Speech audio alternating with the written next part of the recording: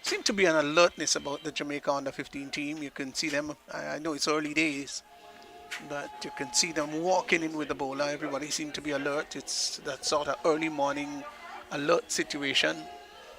As Jade Moore in bright sunshine, we've got the sun peeping through the clouds now. It was rather heavy set this morning.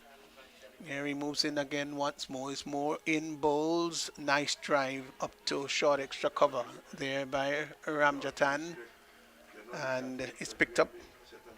Ball not hit very hard. Just caressed up to extra cover. So we're in over number 2. Just to try and see if we can complete. Dimitri Ramjatan, of course. Adi Ramsaran. Zain Mirage, Sion Charles, as here once more as we break, is Jade Moore would move into bowl to Ramjatan. He's in now and bowls, tucked up. Ball pitched just about midland leg onto the back foot and just turns it in front to square on the leg side, to mid-wicket rather. And it's picked up there. Total remains on 1 without loss. We're in over number 2, bowled by Jade Moore. Has a nice ring to his name. Like it, there's some cricketers who just got a lovely ring about their name. I always like the Sri Lankan's name. Here he is once more in and bowls, and ball that just rose on him about hip high, looking to turn it out on the onside. The ball maybe taking the hip and going out to a very short cover. And there is no run. Over number 2 in progress, bowled here by Jade Moore. Dimitri Ramjatan looks up, sees that Moore is turning from the top of his mark, and begins to move in now. And bowls to Ramjatan, who is off the back foot and forces it that through the covers. Their runs here, it's not going to go all the way. They should get at least 2 here. They come back for the second. The return is going to come to the keeper's end, no to the non-strikers, and they get 2. Well played. Onto the back foot, got under the toes, used the crease well, and stroked the ball nicely through the cover area. So he's got to 3 in the total. 3 without loss. Trinidad and Tobago under 15. Very classy shot onto the back foot, and really timed it well. It was never in hurry. Nice timing, nice posture, good shot. Moore, once more, to Ramjatan, who is hitting that in the air and almost resulted in a cotton bowl. I think he was a little bit surprised. That's the bowler in Moore, that the ball was spiraled out onto the onside, but no harm done in the end. Might have been hustled a little bit, and maybe the bounce is what caught him by surprise. So 2 overs gone. Good start here by Jamaica under 15. Trinidad and Tobago, they're 3 without loss. Trinidad very cautious, of course, winning the toss and choosing to bat. Although now the sun is out, I think they will be a lot happy that they're seeing the sunshine. And of course, just taking the time watching to see what the Jamaicans have to offer. So, Batu Singh, left-handed batsman, as here is the 3rd over coming out way outside the off stump. This time confirmed the wide by the umpire. The left-handers have not been getting the Raiders right. We saw that yesterday in the Windward Islands versus Ghana game. Opening fast bowler for the Windward Islands, just spraying it about. I think it's such a wonderful opportunity for left-handers if the coach can work with them so that they can get the angles right and bowl wicket to wicket. I think that one swung quite a bit too. Silveria moves in to bowl to Batu Singh, who leaves it alone outside the off stump. This one didn't have great carry. The keeper collecting it by his shoelaces. And there is no run. And that's the thing, there's a naturalness about left-handers, Ali, that they get the ball to swing, and they can be so lethal and dangerous, not only getting the ball to swing, but having the ball to move laterally off the turf. He's doing it for sure. Quite a lot of swing here. Silveria moves in once more to Batu Singh, who is doing the right thing, pitches the ball up, Yorker-like, had to come down rather heavily on it, sparred it out just behind square on the offside. Couldn't score, but definitely that one was pitched right up.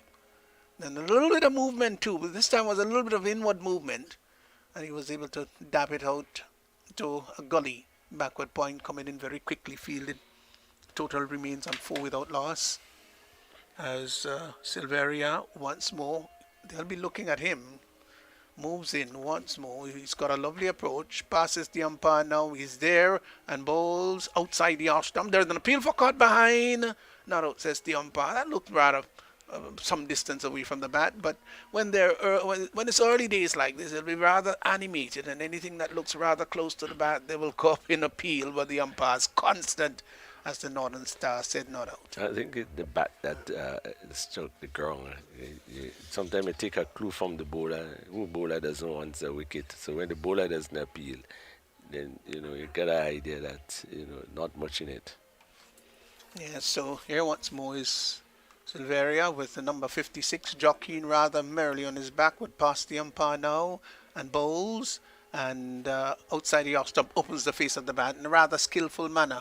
Batu Singh glides the ball down to third man, gets his first run, so he's off the mark, and the total has moved on by 1 to 5. Trinidad and Tobago on the 15. But it really is a fantastic time, Ali, for these young players to showcase their skill. And we see that there are obvious potential among these players, and if they could be harnessed and talents identified and again harnessed, then you know what, the future doesn't look dull at all. Here once more is Silveria, moves in this time to bowl to Ramjatan, who gets that down the leg side wide, signaled by the umpire, and the total is gone by 1. So extras already starting to get off the ground.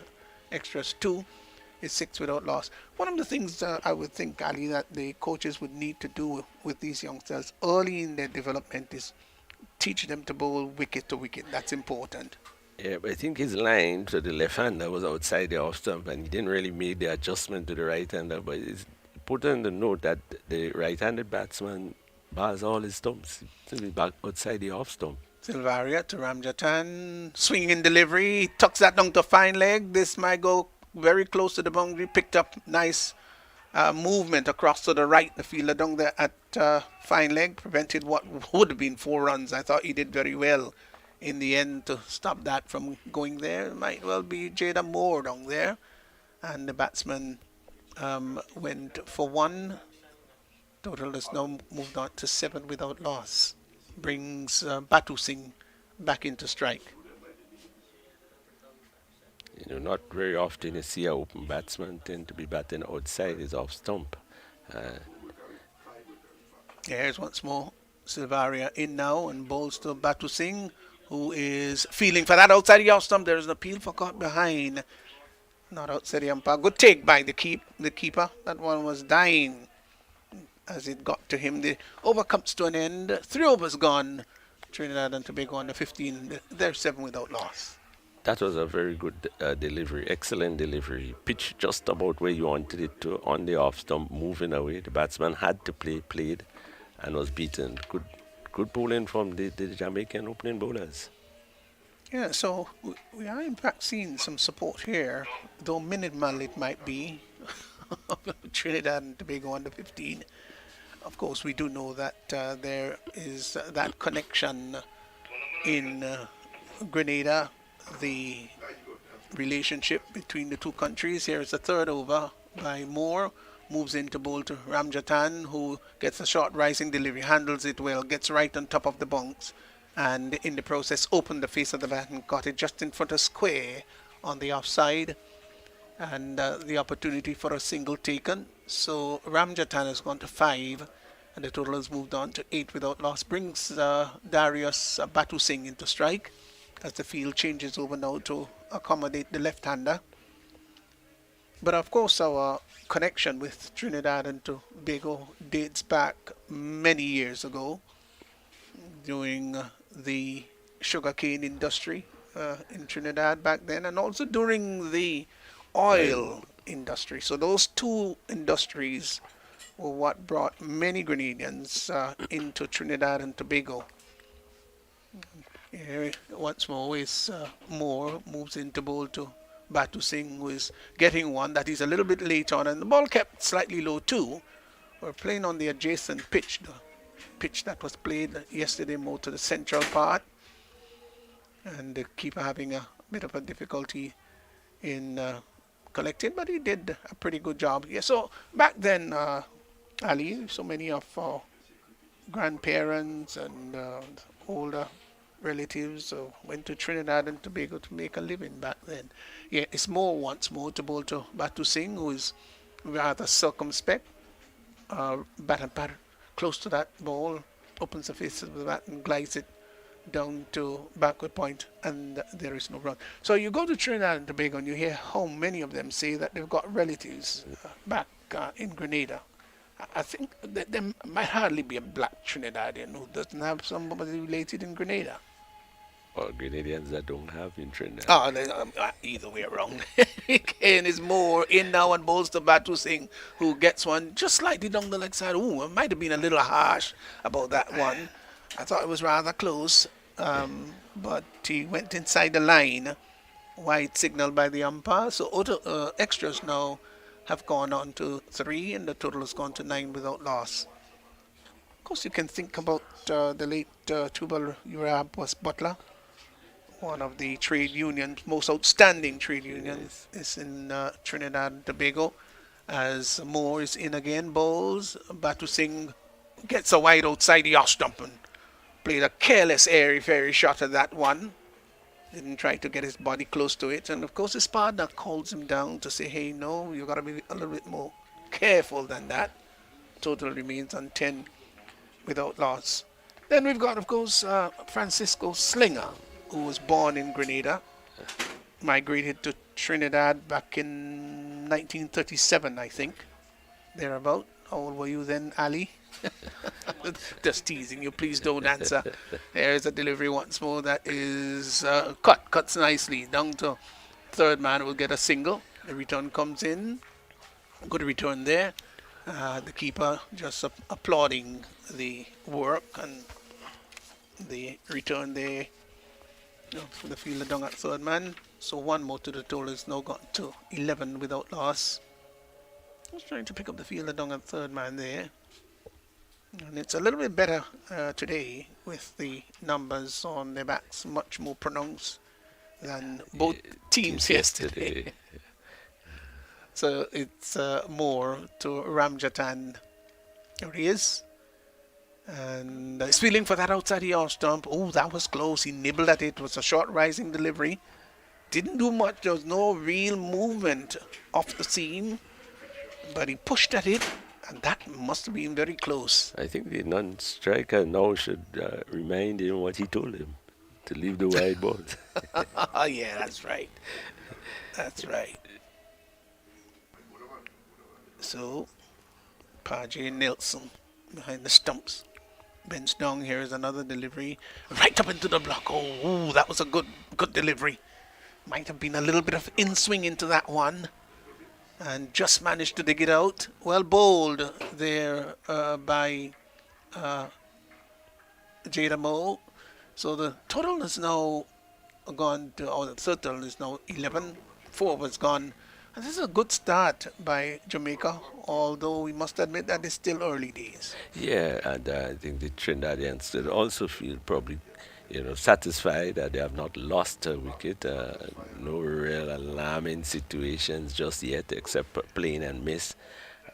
So I think both teams probably pretty comfortable with their position as it stands now, even though it's very early days. Yes, how important it is to maintain and keep your wicket, have wickets in hand for the lower end of the innings, so to speak. As Silvera will get ready again, and he's going to move into bowl to the left-handed Batu Singh in bright sunshine. Bowls Batu Singh is coming forward rather easily and competently pushes the ball out to short extra cover, and there is no run. Total remains on 11 without loss. Important match for these two teams. Yeah, 'cause they didn't get the opportunity. They didn't get any points yesterday, and so Guyana would now probably top the table after round one with the victory yesterday. So, Yeah, once more is Silvera in and bowls outside the off stump. Now that's what he wants, and if he can even bring that alley, I think a little closer. It's still, in my opinion, just a little too wide. If he can bring that just closer, then you can lure him into indiscretion. He's got two slips there waiting in the shallow. I think he must be chided. He is guilty of just spraying the ball a little too far outside the off stump, and it goes away with the angle. Wouldn't cause much difficulty for the left-handed batsman. Again, that one is outside the off stump. You could see that there is swing attached to it. But you've got to get it straighter, get it closer to the batsman's body. yeah, you need to try to get the batsman playing a straight bat and to come onto the front foot playing with the bat straight. Once it's playing a flat bat, chances are is a cutter, so you miss. But with the four defensive straight bat, chances are getting the edge is far better. Yeah, so we know now that he can obviously move the ball away from the right-handed batsman and into the right-handed batsman and away. Delivery again, swinging. I thought that he waited for the swing and played it late, tapped it out to gully, and there is no run. But you could see that he's a little bit more tentative when the ball is bowled directly to Closer him. to, yeah. Yes. And it's unfortunate that I think he has only bowled one or two balls to the right hand. I think that in swinging ball would probably create much more problem to the right-handed batsman. And he's about to end his spell and didn't get much opportunity to bowl to the right-handed bat. So very up. Bowls. Balu saying, "Ooh, that was the line. That's what we're talking about. Get it closer." Straight bat, swing away. What is there appealing? There is no replay, so All is well. They say all is well that ends well. I don't think he would have gotten the edge that easy. The ball seems to pass under the bat, or rather, he missed in trying to jam it. It would have been pretty close to the off stump. Oh, here again once more is Silvera moves in and bowls to Balu Singh, who gets one, beats the keeper, beats the first slipper, goes down to short to a third man area, and they go through for what is confirmed now as a bye. It was wide outside the off stump, and the keeper missed it.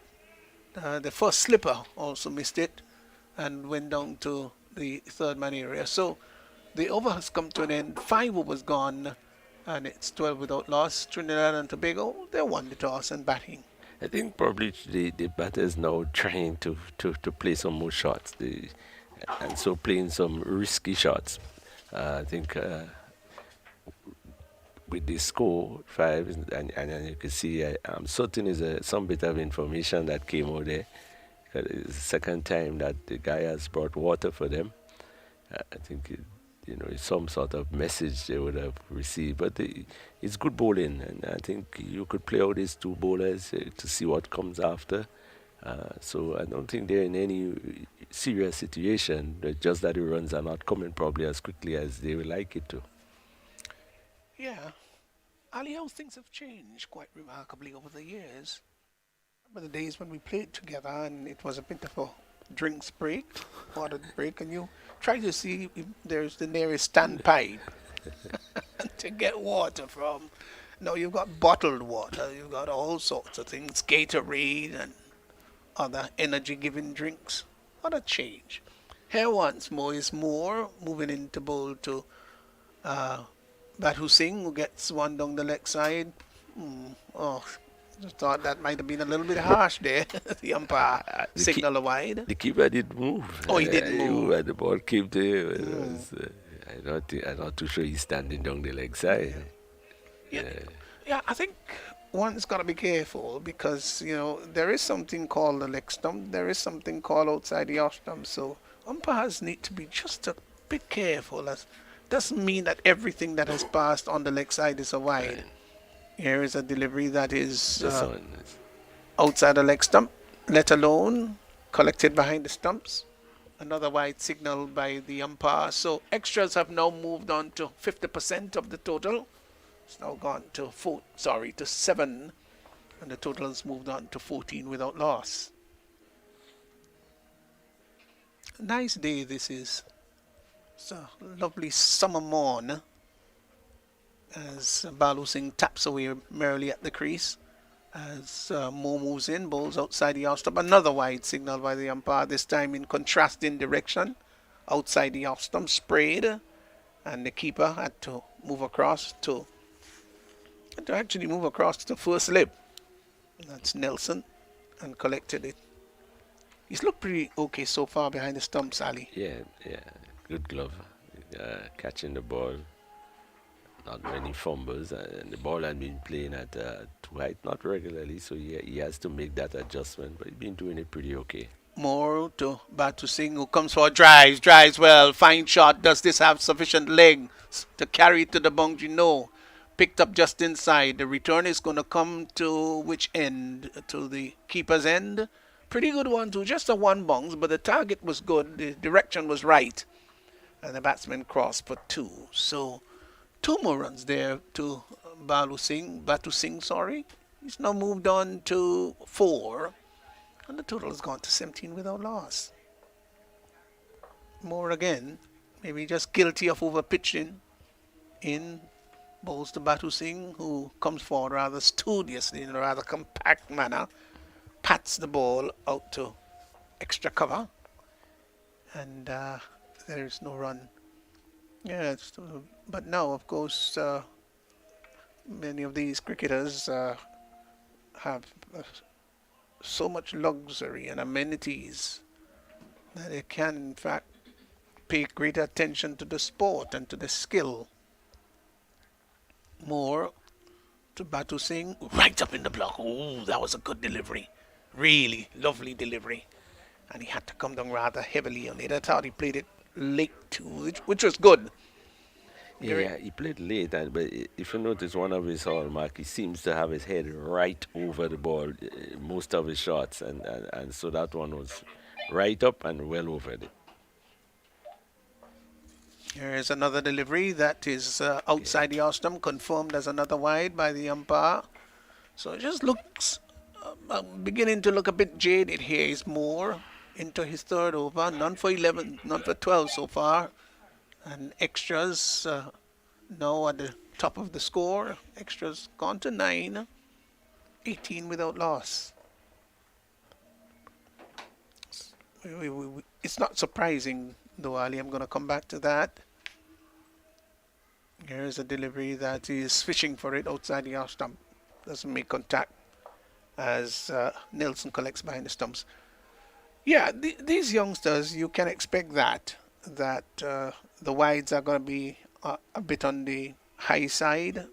They're learning the art, learning the skill of bowling within the line, within the legal lines, and that's going to be perfected as they get older. More to Batu Singh, who is turning that up on the onside to mid wicket, and again there is no run.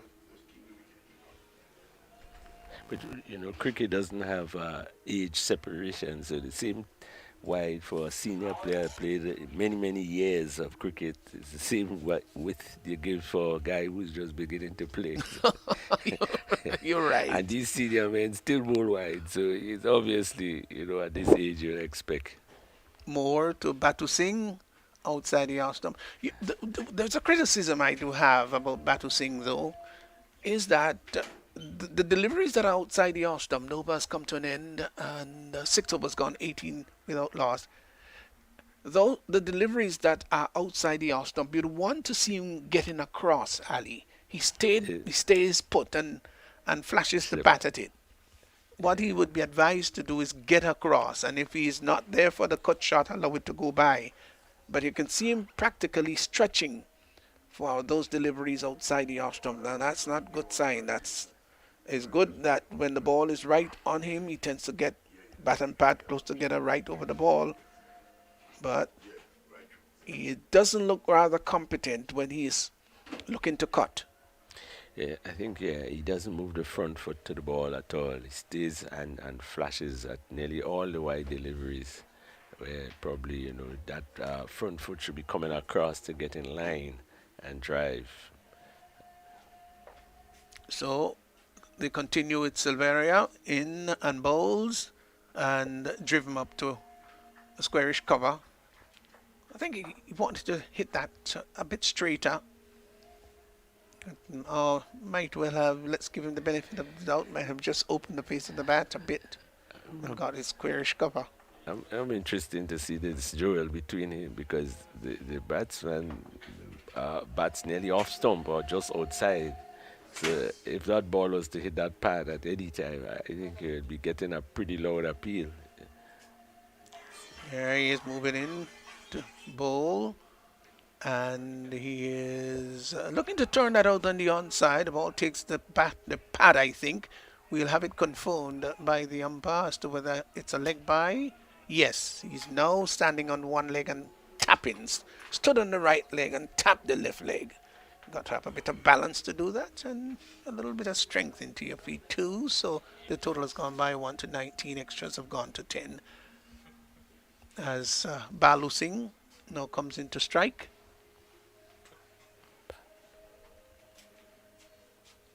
Field maintained with the two slips. Third man backward point, extra cover the mid off on the offside. There is a delivery outside the off stump. He doesn't have to play. Left alone. Collected behind the stumps. I think obviously the open batters it's one of the roles, although in the limit over I expect probably a little more aggression, but it's to see the fast bowlers off, and I think they're doing a pretty good job so far. Not many balls that they need to play at. I think that's one of the probably weaknesses of the bowlers. So I think they'll be pretty satisfied what they have done so far. Silveria moves in again to bowl to Batu Singh, and he is leaving that alone outside the off stump. Good judgment this time, and collected behind the stumps by Nelson, who we said a little early on looks rather compact and neat behind the stumps. He's got his arms looks rather relaxed, and that's one of the things you want to pick up about a keeper, how relaxed he looks behind the wicket. Not too relaxed, and the sort of carry that he has, and how soft the ball goes into his hands. I know that Ali Develop was no wicket keeper, but those little fundamentals, he's aware of them, don't you? Aren't you? Once more is Silveria in now on balls. Balu Singh opens the face of the bat and glides it in a rather skillful manner down to third man. Will get his fifth run, and the total has gone on to 20 without loss. Ali, did you try any keeping Yeah, at all? just going to You tell did? you that's one probably of a few mistakes you have made. Oh, oh my I golly. did wicket keep in wind ball cricket. Fortunately, buys were not No, included in the. Oh. nah, pretty good at wind ball, right? It Up. wasn't bad. Yeah. Oh no, you're right, Ali. To think about it, I'm gonna come back on that. You're right. Here is Silveria moves in now to bowl to Ramjatan, who is driving inadvertently. French cut, they call it. Gets it down to fine leg. That's not where he intended. Ball taking the on the edge and going down to fine leg, but you could see him reaching for it and looking to drive it to extra cover. Total has moved by 1 to 21, and he's now gone on to, is he 6? Yes. That's a pity that he spelled, I think, 4 overs, so it should be coming off probably the bowling. But that was what the drill I was really looking forward to see. This in swinging from the left-hander to the right-handed batsman, and probably that's third or fourth delivery that he faced, and saw what happened there. Got the inside edge and missed the stumps. But again, good bowling, on line. That's a probably not enough at attacking the stumps, probably, but probably a good opening spell. Yeah, it looks as though there's a change of bowling from the far end. Joel Williams is called into the attack. Yes, you talked about it, and I remembered, of course, the good old days playing wind ball cricket. That's what we call it here in Grenada. Of course, other parts call it softball cricket. And you were good behind the stumps. That's true. So here's Williams in, bowls to Ramjatan, who comes forward and plays the ball out to a short extra cover, and there is no run. Just a gentle medium pace is Williams.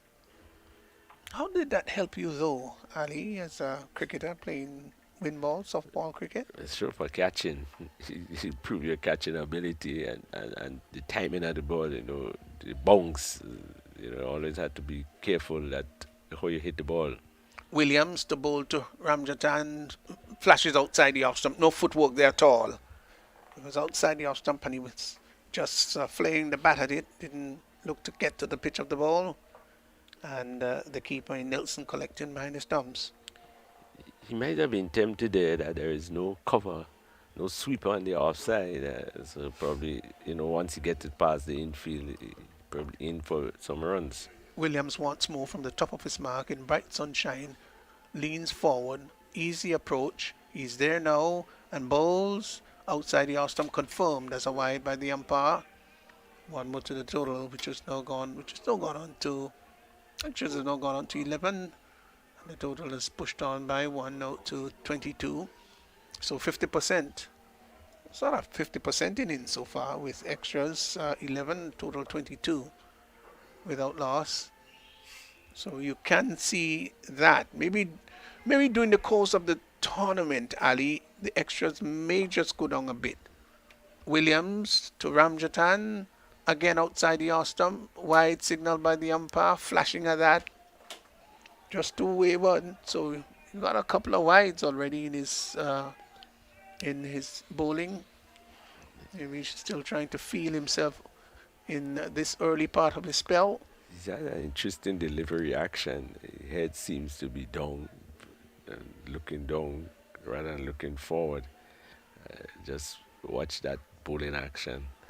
I don't know if it has anything to do with the wide deliveries. Down the leg side again, it's called a wide. This time maybe trying to overcompensate, you'd call it.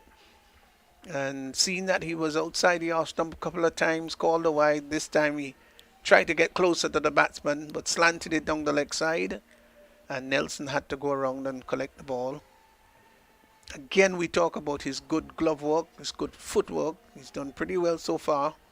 Would love to see him keeping up to the spinners.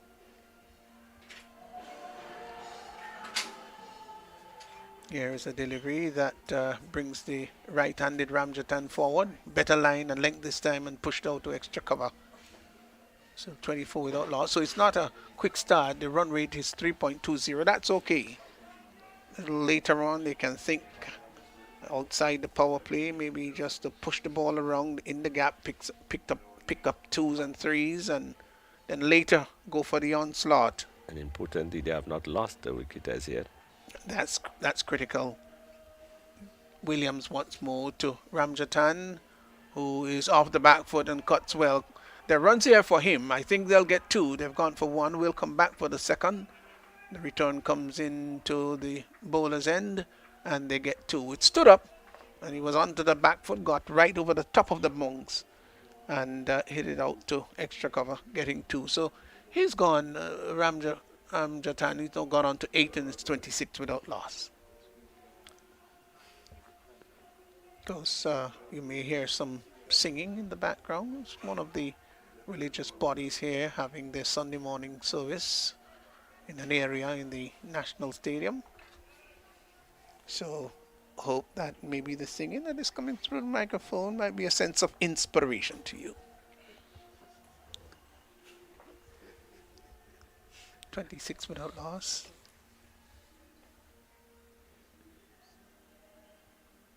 Did you go to the garden this morning, Ali? No, it has sufficient time. Yeah, what's more is Williams in now, bowls to Ramjatan, who is clipping that nicely through mid wicket. Runs here for him. They've gone for one. They won't come back for the second.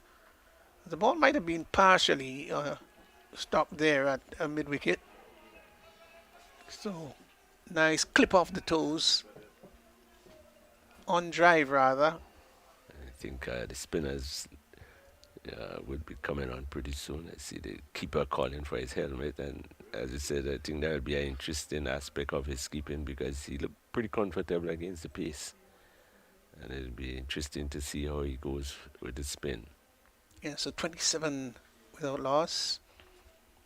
And talking about keepers from Jamaica, of course, the one that is going to stand out most would be Jeff Dujan, kept for the West Indies starting as far back as 1984, succeeding two Murrays, Derek and David Murray, one from Trinidad and Tobago, the former, and the latter from Barbados, not related. And then still Junior Morris. Yeah, Junior Murray that came. True Morris kept posting. Interesting that. Junior Murray, who started back in 1991-92 on the tour to Australia. So it's very rare that you find three wicketkeepers with the same name Not represented, unrelated. So it's going to be Giovanni Gray who's going to take over. It's got this skip and a hop and he's in, bowls outside the off stump looking to cut. And then saying, this is what I should have done. Leave that alone. Outside the off stump, Nelson collects behind the stumps, 27 without loss. Gray.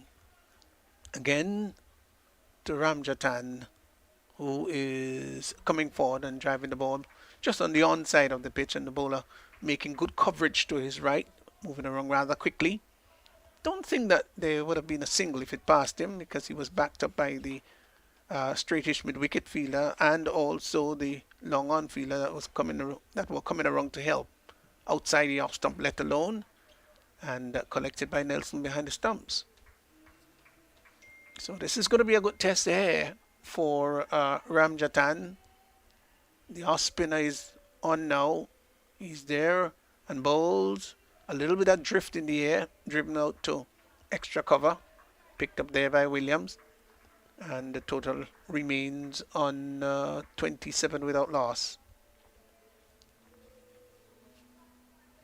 So he started well. This Gray moves in again and bowls. Shorter line and flatter trajectory onto the back foot he is.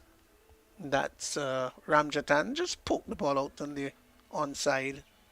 Picked up there at the shortish mid-wicket. So he's bowled well so far. Here's the final delivery coming up in his first over. Outside the off stump, driven up to mid-on, where Fleming's there fielding. And so the over comes to an end. A good over, maiden over there, bowled by Gray.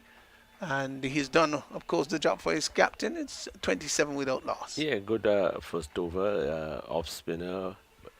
Didn't turn the ball that much, but his line and length was pretty effective. There's no loose deliveries really, and a good start to a spinner. Some spinners has that problem of starting, and I thought that was a pretty good over. Certainly was. And that's how important it is, of course, for your bowler to get a good start and make sure that he's pitching right, not necessarily getting turned early, but can work that a little later on, as Williams would move in to bowl to Batu Singh. There now bowls. Good delivery. Well played, I thought, too. The ball was coming into the left-handed batsman, pushed it out to extra cover, and there is no run. Yeah, it goes around the wicket now, and probably hasn't that difficulty in the previous over with his with the wides. Adjusted to the around the wicket, and first ball good, run line, good length, a bit of movement. Let's see if probably he's more comfortable there. So it's going to be what's more Williams in to bowl to Batu Singh, who is tucking that neatly down to backward square and will get a comfortable single. So he's moved on by one. He's now gone on to six. Gosh, he's six. He's looked as though he's been there for such a long time, and the total has gone to 28 without loss. He has been for quite a while, but of course, he's the open batsman. The old days, the open batsman, as I said, was to see the pace bowlers off, and I think he has done his job pretty well so far. As Williams, this time he's coming from over the wicket in now and bowls to Ramjatan, who leaves that alone outside the off stump, quite sagaciously too, picked up behind the stumps by Williams, sorry, by Nelson, and there is no run.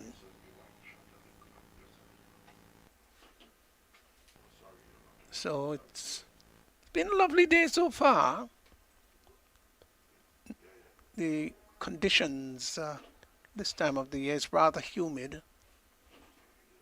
As Williams again is in now and bowls to Ramjatan, who is leaving that alone outside the off stump. Collected there by Nelson. Much better over so far. He has eliminated the wides. He's much more in line and length. I think, the jitters, as we said in the first over, probably all gone. And now he's bowling a beautiful line and length. Sure, right. I'm just talking about keepers, of course, coming out from Jamaica, and Jeff Doshan standing out quite remarkably. Here is a delivery that was a lovely one, really lovely, well bowled there by Williams. Brought it a bit closer, and you could see him feeling for that. Ramjatan didn't make contact, and Nelson collecting by the stumps. We had a wicketkeeper, Hubert Chang, who was also a prolific run getter, playing for Jamaica before Jeff Dushan. Well, playing for Jamaica during Jeff Dushan's time.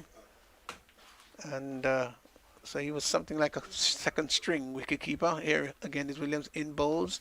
He is in defence. That's Ramjatan. Opens the face of the bat, glides it down to backward point. The over comes to an end as there was no run there in that final delivery. So 10 overs gone, and after 10 overs, it's 28 without loss. I think the Jamaicans would feel good here that the first over, not having produced a wicket, but they've restricted Trinidad and Tobago under 15 to 28 without loss. Yeah, I think both teams might be feeling a bit of satisfaction. Not many runs scored by the Trinidadians, but then they have not lost a wicket.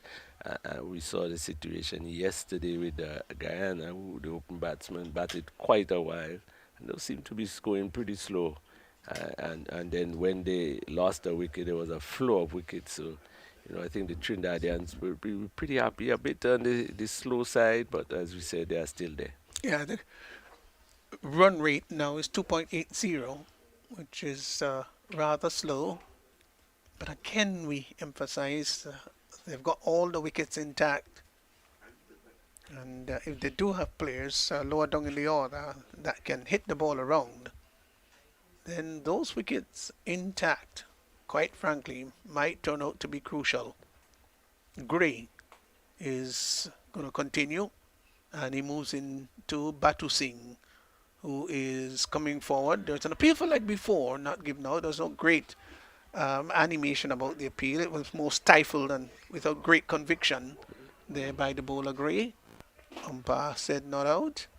Total remains on 28 without loss. A little skip and a hop and in and bowls, and Batu Singh is coming forward, pushing the ball out to short extra cover. Again with the same result, no run. So there is a slip in. There's a cover square, extra cover, sweeper right back on the boundary and a long off. Here is a delivery given greater flight. Ball goes down to fine leg. That's not where he intended it to go. They will come back for the second. They've got to hurry. The return comes into the keeper's end. Not the best one in the world, but they got two. So two more to the left-handed Batu Singh, who has now gone on to 8, and the total has moved on to 30 without loss. Yeah, I think bit of luck there. That one, he's not turning the ball that much, just slight movement, and that one went with the arm bowling around the wicket, took the inside edge and went past the leg stump.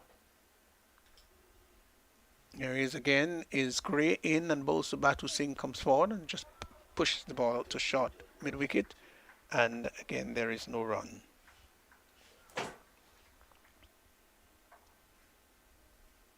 Nice cooler condition now, but it's going to get warmer and warmer as the day goes on. Down the leg side, looking to swing that down to backward square. The keeper is beaten. We're going to see where that, what the umpire would signal. I think he would signal wide, yes. Signal wide, and the batsman did scamper for a single. So just looking a little bit on the stats of Herbert Chang, who played, I think, only one test match he got to play, Herbert Chang. Here's a delivery that brings the right-handed Ramjatan forward, plays it out in the offside.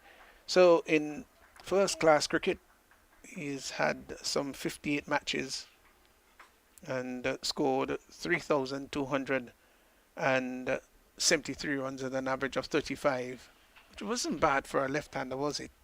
Right. And I think a lot of his games came probably when West Indies was on tour, and Dujon probably was not there because I think they played around the same era. Yeah, he was diminutive left-hand. He was from Chinese origin, actually. Well, the name speaks for itself. Yeah, Herbert Chang. Diminutive left-handed batsman. But he was rather difficult to dislodge. So back here. 32 without loss. Williams will continue from the far end. And he is going to move into bowl to Balu Singh. Will we see an increase in the scoring rate? We've seen no indication of aggression so far. Here is Williams moving into bowl to Batu Singh, who is off the back foot and turns it just behind square on the leg side. It's a little bit of a fumble there by the fielder there. That seemed to be Scott, I make it, but recovered rather quickly and sent the ball back. 32 without loss. Who are the? We had another Chinese cricketer, Ah Chong. Could be a little story about that, Ali. Delivery that is down the leg side, swung down to the fine leg area where Silvera is fielding. The return comes in, good one, really good return. And the batsman had time to cross for a single. Total moved on to 33 without loss. I think it was, one of the English batsmen, can't remember the name, who was bowled by Ah Chong from Trinidad and Tobago. And he was a left-arm Chinaman googly bowler. And that's where the name Chinaman really came from. I'll give you the story. He's there now on bowls, and he's off to the back foot. On the back foot is Ramjatan, just pokes the ball out to mid-wicket. So the Englishman said, fancy being bowled by a bloody Chinaman. And the ball, the name for that delivery, of course, remained since then as the Chinaman. The Chinaman should be probably the reserve to the Dojois because the left hander and the right hander is the Dojois. Yeah. Yeah. Here he is once more in bowls outside the off stump, opens the face of the bat, thought about the single, made a few exploratory steps and decided against it.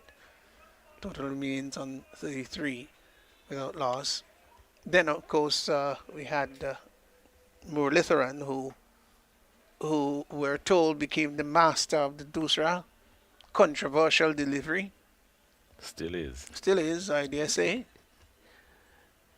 And you would have got 900 and something plus test wickets. Here he comes in again and bowls outside the off stump. Ooh, that was a close one. Was feeling for that one. With no great conviction outside the off stump. And I think he was really indecisive. Should he go for the drive off the back foot or not? In the end, he played rather tentatively. Almost brought about his downfall, that Ramjatan. I Well think bowled there by Williams. I think too they are so on the defense that the initial movement is to defend and then adjust to trying to play attacking shot. Yes. I think they've got to begin. You're now seeing the ball rather well. Williams, the ball to Ramjatan, who is getting a good delivery right up in the block. Oh, how did that miss the off stop? You would never know. And, well, the over comes to an end. And an applause, of course, for a good over there, bowled by Williams. 3 overs, no mids, none for 8. And after 12 overs, Trinidad and Tobago under 15, they've won the toss, decided to bat their 33 without loss. But it's the first over that Williams bowled where he tend to bowl a couple wide deliveries. He has been bowling excellent. A lot of sort of Yorkers right into the block hole that creating just a bit of problem to the Trinidadian batsman, and he's been bowling pretty well. Uh, Good recovery from his first over. Well, things going at a relatively slow pace. Here is Gray, who brings Batu Singh forward, just plays the ball out on the onside, and there is no run.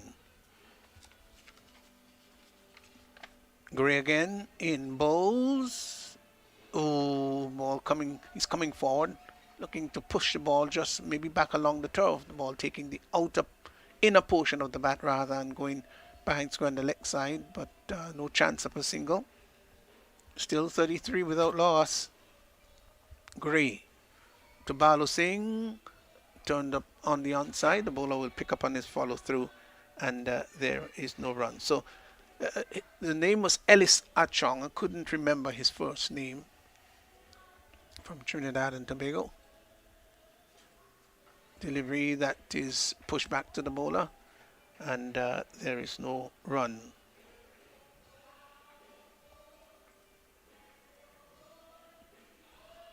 Here once more is Gray. In bowls outside the off stump of the back foot, and they will get a single this time as he cut the ball just down to squarish cover. So one more to his total, and the total is now moved on by 1 to 34 without loss.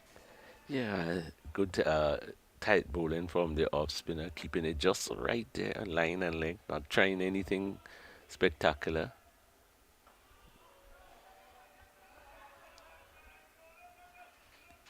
Very defensive type bowling, not really attacking the batsman, just putting it on a good line and a good length and being pretty effective. So the over has come to an end. I think that the players would now refresh themselves. So that's the end of the first hour of play. And some after some 13 overs bowled in the hour, Trinidad and Tobago under 15, they're 35 without loss. So they're after a good start from the context that they've not lost a wicket. As Ramjatan is there, not out 10. He is 10 also. That's Batu Singh. And this partnership with 35. The run rate 2.69, which is not very strong really, but we expect that to expand and to increase. 13 overs gone, 35 without loss as the players refresh themselves. Ali, you have some thoughts from you, and then Kerry is going to be on. But I think I would say that the both teams would be fairly satisfied with the first hour. When you saw the Trinidad approach, it seems more for survival. Ensure we don't lose any wickets, which they did, and so they would be pretty satisfied. The Jamaicans were obviously want to pick up wicket, but more importantly, avoid a runaway by the Trinidadians. That didn't happen. So I would say both teams at this stage would be pretty satisfied with their position. Trinidad not getting many runs, which will favor the Jamaicans, and Trinidad and Jamaica not getting wickets, which will favor the Trinidadians. Yes, Ali. Pleasant good morning to you and the viewers wherever you may be taking in the stream from. As you would have mentioned, evenly in his first hour. And the Jamaicans, I think that the opening bowlers and Williams, the seamers, would have done would have bowled quite a number of good deliveries. Would have been hoping that one of those would have gotten an edge behind, as Williams in particular, Joel Williams, coming in from the southern end or river end of the ground. He's in the midst of a good spell. 3 overs, none for 8. Silvera, the left armour, he looked quite good. 4 overs, 1 maiden, none for 7. While Jahid Moore from the northern end, Dabo end of the ground, 3 overs, no maiden, none for 12. And we've seen the off spin of Giovanni Gri, 3 overs, no maiden, none for 6. Very controlling stuff there from the Jamaica under 15 team, as we see here on the boundary ropes in the water break. Just getting some instructions there from the coach, probably getting a few advice as to how we can do better in the second hour of play. The two Trinidadian opening batsmen, Dimitri Ramjatan and Darius Batu Singh, they'll be looking to see if they can up the ante a bit. Both batted for an hour, 38 and 40 balls respectively for 10 runs, and total 35 without loss. Extras very Jamaica has been very generous in serving up the extras so far, 15 extras, and it will be one of the aspects of their matches in this second hour of play, where I'm sure they'll be looking to tighten up a bit. Well, I think with the Pacers, the early swing of the ball in particular created some problem in terms of controlling by the Jamaican Pacers. I think that will have gone, as we have seen. In fact, they have been bowling a bit less wide now. So I think they'll be pretty satisfied with the fact that they have survived this hour with not many runs being scored, but of course they would like to see an improvement in the wicket column. Yes, and this is the second day of the 2022 West Indies CWI under 15 Rising Stars Super 50 Championship. 3 matches carded for today, as we see umpire Fraser looking to get the attention of the score to see that if everybody's set for the resumption of the match. And it's going to be Williams who is going to take up the action from the southern end, and delivery pushed to the offside. And Ali, resumption of the CWI Rising Stars under 15 tournament, certainly a good thing for cricket in the region. It has been off for the last few years, as many things around the world due to the COVID pandemic, but to see the youngsters back out playing cricket, it must be a wonderful sight. Oh, sure. You just have to start at a pretty early age to really develop yourself, and I think it could only be good for West Indies cricket. Most certainly, and as we can see, what we have seen for the last few days, quite a number of talent exists within the region, as this one is shot, a punch through the offside. The fielder there in cover, extra cover, goes back to do the fielding. The batsman crosses over for 2. So Ramjatan moves on by 2 to 12, and the total 37 without loss. A good shot, given a bit of width outside the off stump. He took advantage of it and getting it between the covers, squarish cover and straightish cover, and collecting 2 runs. Yeah, and I think what was noticeable about that shot played by Ramjatan, he didn't look to overhit it, allowed the ball to literally come to him, and then he was able to find the gap on the offside. The outfield a bit on the slow side today, but I'm sure on a normal day that would have been racing towards the rope. And that one clipped off the legs. Fine shot there by Ramjatan over the field at square leg, down to the long leg boundary for 4. It is the first boundary of the innings there. A ball pitched on about middle and leg, angling down the leg side. The right-handed batsman got inside the line, lifted over the onside, and 4 good-looking runs there to Dimitri Ramjatan. Yeah, ball that he kind of strained a bit down the leg side, and he took full advantage of it. Of course, there's only one person outside that circle on the leg side, and he's at 5 legs. So a pretty safe shot, and probably, as we said, the tempo seems to be on the increase now. They seems to be scoring a bit quicker. This watches that one there, looking to show a bit of restraint there. Probably would have said I picked up 4 from the 2 previous deliveries. This one was just a good length outside the offside. Probably because he can pierce the offside field, but he was able to show some restraint and allow it go into the gloves of the keeper. A good teasing delivery, the type of one that you could play at and find the edge, and of course the slip is there waiting. So good restraint by the batsman. Joel Williams into his fourth over. That one is wide and caught and straight to the fielder. Backward points and he drops it. A disappointment there from Jamaica. It was short, it sat up, and Ramjatan didn't hit it as well. Hit it straight to the fielder number 76. That is Tyson Gordon Jr. and he made a meal of it there. There goes the first wicket begging for Jamaica, and they would rue that. Hopefully, they would not rue this opportunity later on today. Well, just the delivery before we talk about the restraint, and he couldn't restrain himself with that one. It was a similar delivery, and he went for it, and luckily he's still there.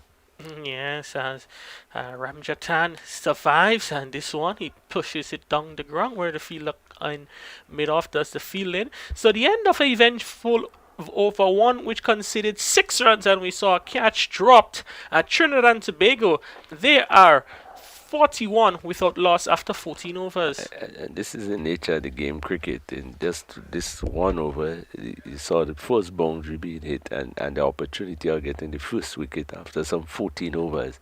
Again, Williams, with that sort of teasing the deliveries outside the off stump, giving you an opportunity to play shots. He did succeed in the first one, treating it through the covers, and the second one straight to a fielder that dropped the catch. But again, good over. Yeah, it's going to be the off spin of Giovanni Gray. Italian sounding name there. A big appeal there from Gray. First delivery in the over. The umpire is not interested there. So the batsman, they survive. Another dot in the computer of the scores. And delivery on the off middle stump, push back to the bowler to do the fielding of his follow through, and it has been certainly a busy period for cricket across the region within the last few months. We're now witnessing the under 15 championship, Rising Stars under 15 championship, CWI, and happening simultaneously is also the under 19 championship, which is ongoing in St. Vincent and the Grenadines, and we've also had the girls under 19 tournament in Trinidad a few weeks ago. So it's been a lot of youth cricket happening across the region in this summer of cricket for Cricket West Indies. A full delivery there, missed opportunity from the batter Batu Singh, a full delivery on the line of the leg stump. He was looking to hit it through the onside, but he didn't connect. Instead, he would have done some damage to his hands. Well, yeah, he would have surely lit up there, because one of the few bad deliveries on the off spinner down the leg side. He swung at it.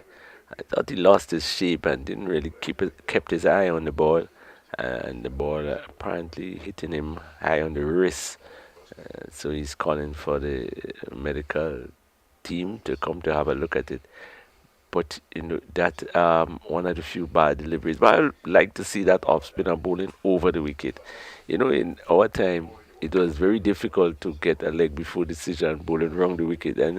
These days you see people getting it, but it's the ball always with just the natural delivery tend to be going down the leg side, coming from around the wicket. And he has had 2 or 3 appeals so far, not out. So, I wonder, probably you shouldn't try bowling over the wicket to see what the results will be. Yeah, most certainly, as you say, it's a modern day approach to off spinners to the left-handed batter. As we see, the batsman is getting some attention there. The magic spray being applied by the physio Kelton Warm, and Ali, the spray, does it really do the magic, or do you think it's a mental thing that once you see that bottle come out and that cooling sensation on your arm, you're instantly healed? Well, scientifically, they say when you put ice on pain, it should ease the pain. So I'll take your word for it. Of course, you would have heard the joke with the deodorant, that the guy mistook the deodorant for the ice spray, and it still worked. Yes, it is. So we're going to see the resumption of play. Darius Batu Singh, he's given the all clear, and he's heading back to the batters to take strike, as Giovanni Gray. We saw him at the top of his mark. 3.4 overs, 1 maiden, none for 6.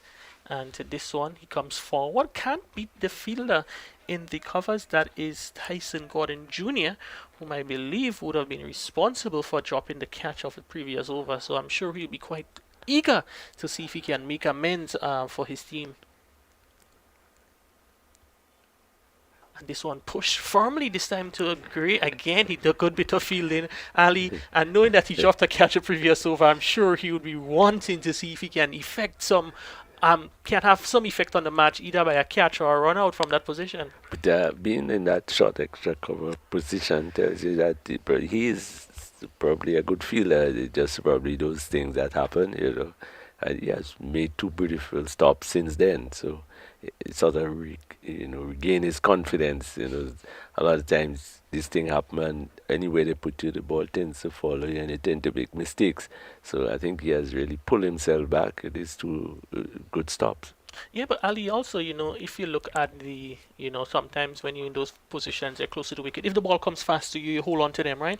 But normally when it's a loop in and you have a lot of time to think, that's when the problem comes in, because that drop catch in the previous over, it was short wide, but the ball was a bit slow, and it took forever to reach the batsman. And when the batsman hit the ball, it took forever to hit the fielder. So I think probably that would have played some trick on his mind. But those deliveries, which was pushed firmly to him, he got behind them quite well and stopped it. So Gray would be not Gray, but Gordon will be hoping that the ball can come to him with a bit of pace. As we see, it's going to be a change of bowling from the southern end. It is going to be just going to wait to see who is the that's Kevon Fleming. That's number 97, another spinner coming in from the River Road end. Good bit of turn there, Ali. First delivery from the spinner. Yeah, and it's always nice to see the young leg spinners flighting the ball, and he did that. Got some turn. I think the slip has been put in there, so it's an interesting period of time. Yeah, Captain Mackenzie puts himself in for a slip as we see Fleming again. Nice flight there from Fleming, a bit shorter when the batsman went back and pushed to the fielder. That is the Marco Scott there in short extra cover. But 2 deliveries so far from the young leg spinner Ali, and it's looking quite promising. Definitely getting some turn.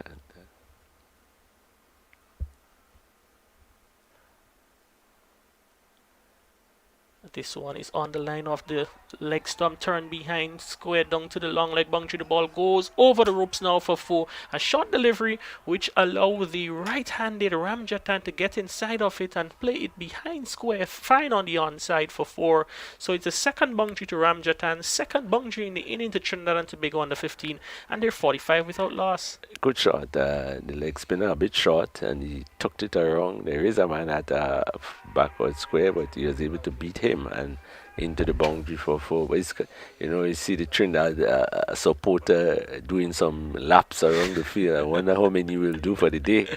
Yeah, well, the weather is quite fine, so I'm sure the weather will not be an impediment, as this one is bowled, Ali. That one pitched on the line of the leg stump and turned across the right-handed batsman. I make it to knock the off stump. Ramjatan was playing the line of that delivery, and it spun across him there. Excellent delivery there from Kevon Flemings, effecting the breakthrough for Jamaica, and the first wicket down for Trinidad and Tobago on the 15. Dimitri Ramjatan goes for 20, and TNT on the 15, they're 45 for 1. Perfect leg spin bowling, pitch just about probably middle and leg.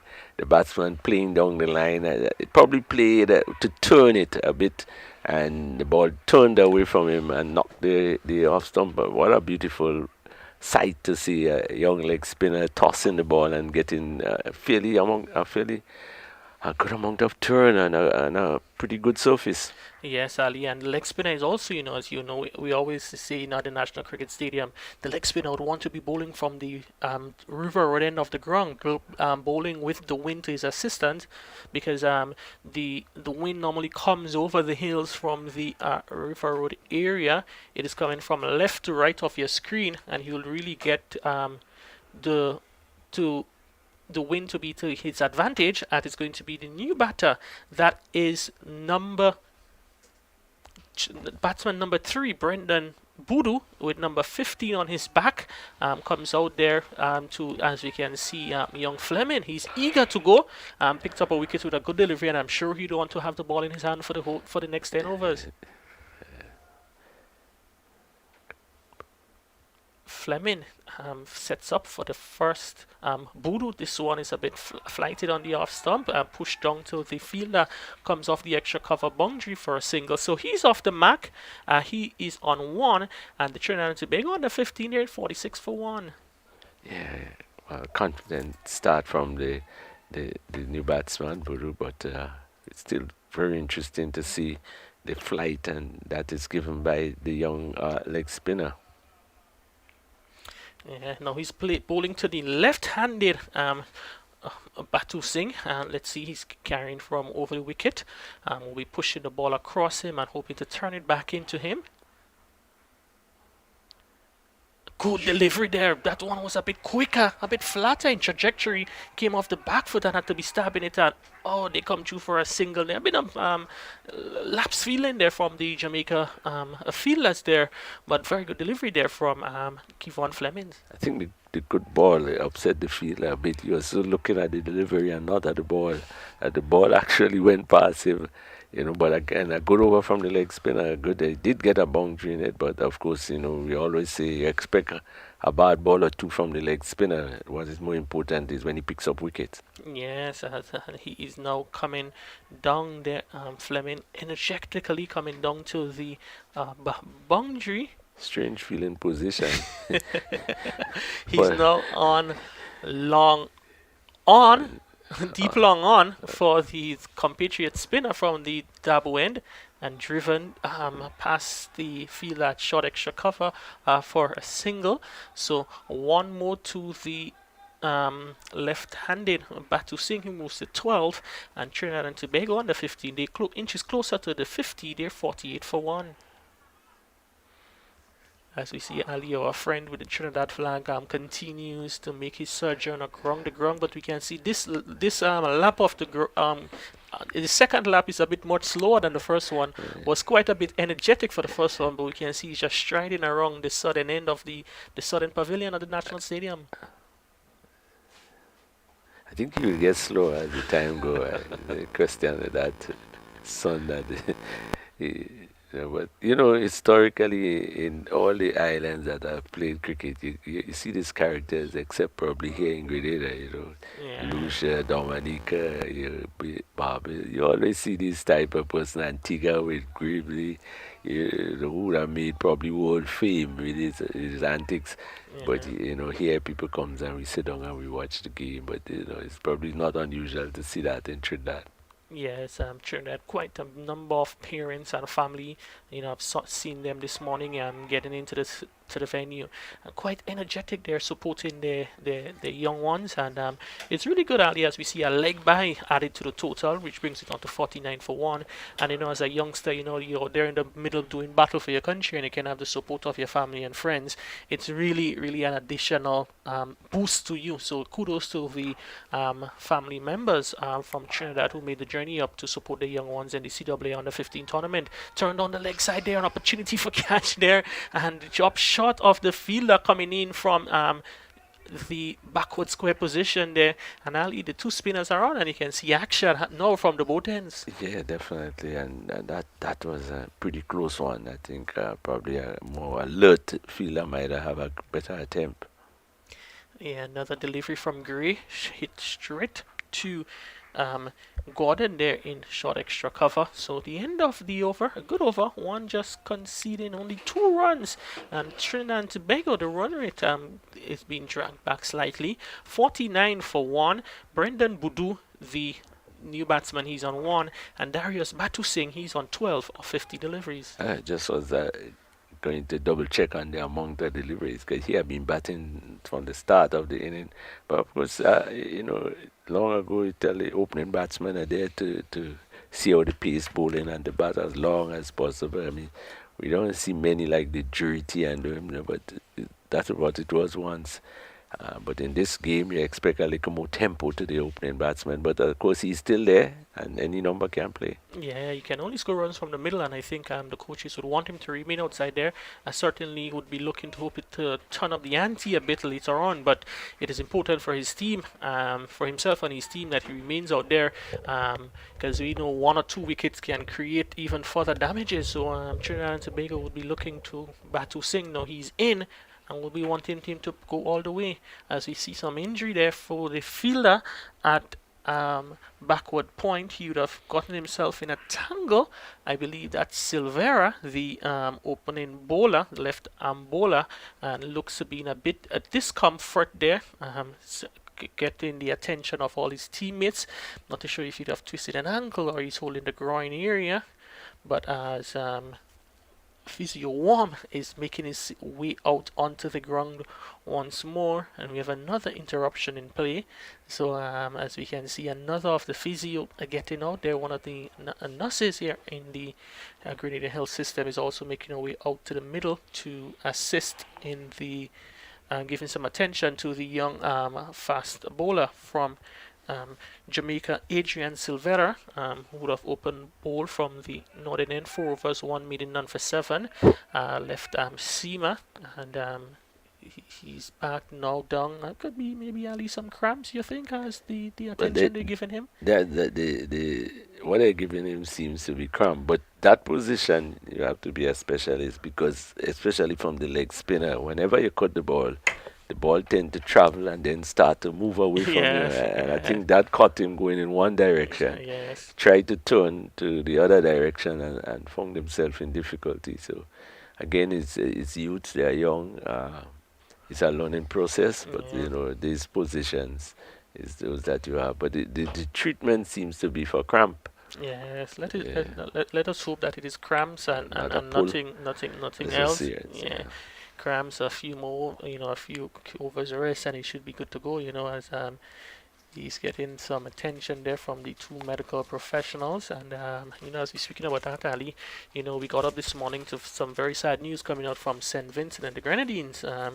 The death of one of the long-standing servants of cricket in the Windward Islands, Irvin Warrican, who would have been a player for the Windward Islands for a number of years, also a coach at the under-15, Windward's under-15s, under-19s, and he would have, the news coming in this morning, he'd have passed away. So we'd want to extend our condolences to the Warrican family and also to the cricketing fraternity in St. Vincent and by extension the Windward Islands for the loss of a great servant of the game of cricket in the Windward Islands. Yeah, definitely. He did play quite a bit of cricket. I think spin a bit, and played Windward cricket, and of course, long as you said, particularly for St. Vincent, and of course the Windward. So yes, I join with you in sending out sympathy to his family and the whole of the cricket family in St. Vincent. Yeah, so I've seen a number of the former cricketers. He's person seed of coach at the under 15s and under 19 levels for the Windward Islands. Preston McSween would have been one of them who would have been offering their condolences. And speaking of the influence that Mr. Warrican would have had on his development as a youth cricketer coming through the system, as we see Silvera, Adrian Silvera, is making the way off his field. He's not aided in any way by the 2 medical professionals, but I think they're probably just taking him off a bit to give him some further attention. And one of the substitutes will make their way on, and that position, that is Noyan, number 32, Tedane Noyan is the substitute fielder who has replaced Silvera, who is going up into the dressing room to see if he can get some further attention to whatever the impediment may be. And the backward point position is replaced there by Giovanni Gray, so the spinner would be looking to provide services in what normally is a busy area of the field of the spinner. So Flemings to continue. Good flighted delivery there. I think a moment there the batsman probably would have been tempted to go on leg side-ish, but decided at the last moment to play it back down the ground to the bowler. Yes, tempting to sweep. And he played the correct shot. Yes, it's quite a bit of battle there between the 2 spinners from Jamaica. Another flighted delivery there. That one even got more pronounced flight there from young Kevon Flemings. And Ali might be a youngster, but he's quite aware of what he's attempting to do with the ball. And he's brave, because to send the ball up like that, to be brave. Yeah, and he has long mid on and mid off in. That one is short and wide, cut down to the back the extra cover position where the fielder comes off the boundary. A strong return there from the substitute fielder Noyan into the gloves of the keeper. And looking at the field for the left-hander, it's a bit more relaxed field with more men on the boundary, and the 50 is up for Trinidad and Tobago in 17.4 overs, 50 for 1. Batu Singh is on 12, Brendan Boudou on 2, and for the left-hander, we see 1, 2, 3, 4, 4 fielders outside of the circle, 5 fielders in, and looking to turn on the leg side. Big appeal there for LBW. Umpire Matheson is unmoved. So the end of the over, the end of 18, and Trinidad and Tobago under 15, they're 50 for 1. It's youth, so they're not yet fully. But as we look at the groundsmen getting ready, so they must be rain. In fact, they are being called on. Yeah, it's gotten a bit darker lately in the last few minutes, and I think the umpires, they're taking the necessary precaution. The standing umpires for this match, umpire Kevin Sinet from Barbados and Michael Fraser from Carriacou, the state of Grenada. The two umpires who are in the middle there officiating this match, and we see the first the smaller of the covers on to cover the plain pitch, and then after that will be followed by the larger covers, which is going to cover the entire plain square. So it's a bit of a process in getting it out, and normally the bigger covers is a bit heavier, so it will take a little longer, but the umpires, the groundsmen, their intention is to quickly cover the plain square so that we can prevent it from any damage from rain. And so far so good, as the second cover is almost onto this to the plain pitches, and we hope that we do not have any long interruption. Just to remind you that we're into the second day of the CWI under 15 Rising Stars Super 50 Championship. Yesterday was a day in which we've had one completed match of the 3 scheduled. Guyana defeated the Windward Islands here at the National Stadium, and there were no results in the other 2 encounters. Today we have Jamaica versus Trinidad on the National Stadium up at Progress Park. It would be the home team, the Windward Islands, versus the Leeward Islands. And at Lassajes, we have Barbados versus Guyana. If we have any words for you from those other encounters, when we have words for you, what's the status of those matches, we're going to share it with you on the other side of the break. But in the meantime, as the rain starts pouring down here at the National Stadium, we're going to take a short break, and we'll resume. We will join you when we have any further words to share with you. So do enjoy your Sunday morning.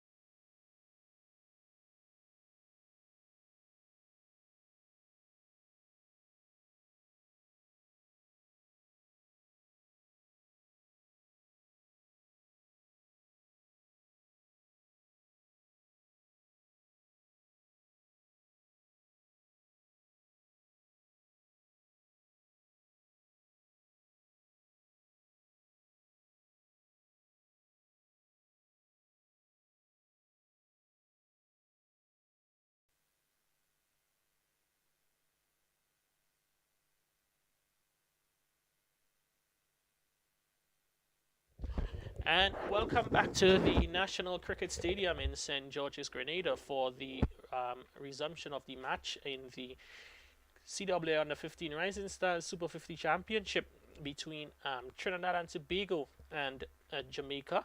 We've just had a short interruption there for rain. Luckily, it was not a lengthy one, and the match will resume from where it was positioned with the under 15 Trinidad under 15 team. They are 50 for 1. Brendan Boodoo, he's on 2 not out of 8 deliveries. Darius Batu Singh, he's on 12 of 51. And they'll be looking to see if they can keep building on this budding partnership, and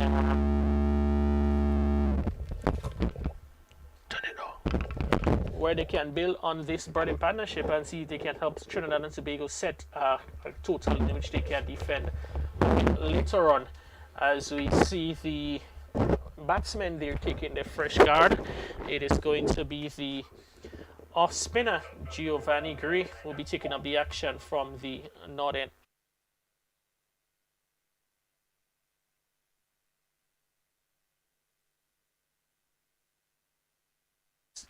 First delivery on the resumption played to the on the offside where there is no run. Giovanni Gray so far quite economical, 5.1 overs, 2 maiden, none for 7. Will be hoping that he can get a digit in that fourth column, which signifies a wicket. But so far he has really been on song and keeping the Trinidad and Tobago batters in check. As Gray is what 2 fielders, just 1 fielder outside of the circle, and that is a fielder mid wicket, deep mid wicket on the onside. And we can see it's an intent of the Jamaica team to keep the new batsman Brendan Boodoo to face as much of those deliveries as possible.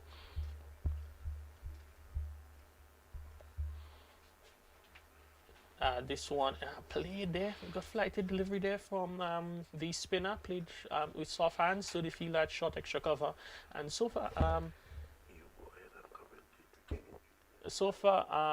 the ballot, we can see that the 2 spinners, they're using the flight and quite a bit.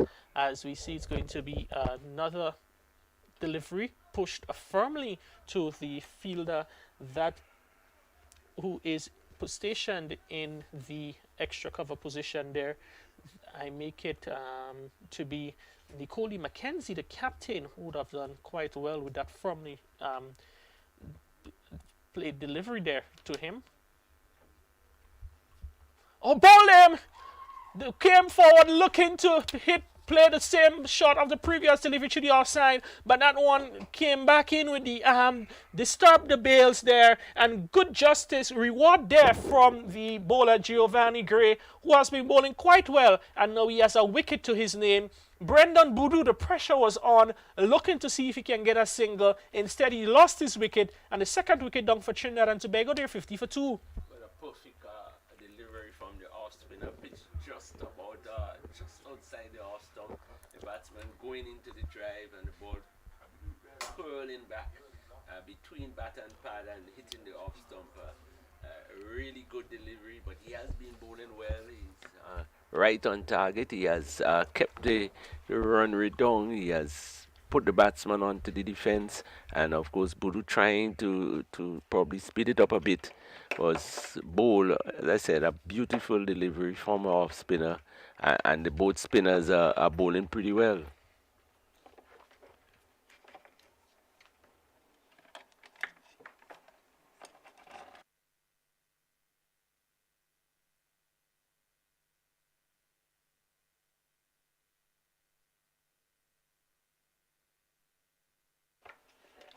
So it is now the new batter. He's to the crease, number 10, Skeon Charles. He's on the non-strikers end, as that was the delivery. The dismissal came off the last delivery of the previous over. So it's going to be Batu Singh to face up against the leg spinner, Kevon Flemings.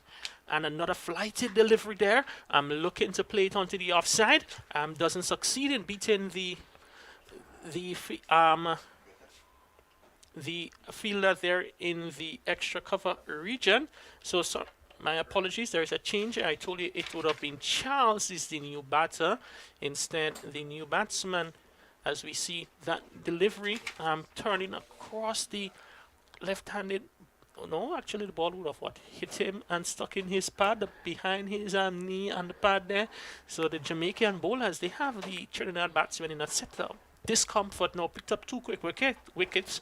They've pulled back the scoring rate, and certainly they're on top at the moment here at the National Stadium. Trinidad and Tobago 50 for 2. Short delivery, tucking on the onside, goes in the air. Loops can't beat it doesn't reach a fielder coming in from the deep backward square boundary there. The ballot, but Jamaica, the 2 spinners, they are creating some problems for the Trinidad batsmen. Yeah, it's very lucky. Their 4 fielders actually trying to convert on it, but none got close enough to take the catch. But again, he's turning the ball, he's spinning the ball. That will create problem at that age level. And he's bowling on a pretty good line and length and flighting the ball. And what a beautiful sight to see a young spinner flighting the deliveries. Yeah, so it's going to be the new batsman. It's a right-handed batsman, Zain Mirage, with the number 10 on his back. He will be taking up strike to the leg spinner. Good flighted delivery, came forward and just pushes it onto the offside. And Ali, that young spinner, retrieve the ball quickly and rushes to the top of his mark. He shows that he's really enjoying what he's doing, and he wants to bowl as much deliveries as quickly as possible. He's excited. Yes, it's going to be Fleming once again. Oh, short delivery, shorter and faster. This time placed towards the onside, where the batsmen, they go through for a single. So 1 more run to the total. Zain Mirage is off the mark, he's on 1, and the Trinidad and Tobago on the 15, they're 52 for 2. 1 delivery short of over number 20. Yeah, well, again, you can see the joy and the excitement of the spinner. He runs back to his bowling mark, which is not a very common sight to see that. But, of course, he's young, he's excited, and he's bowling well. Yes, a final delivery of over number 20. Delivery wrapped on the pad, looking to turn it on the offside is Batu Singh. There is no decision coming. Actually, the decision from the umpire, Fraser, is that of not out. So the end of the over, after 20 overs, Trinidad and Tobago, they're 52 for 2.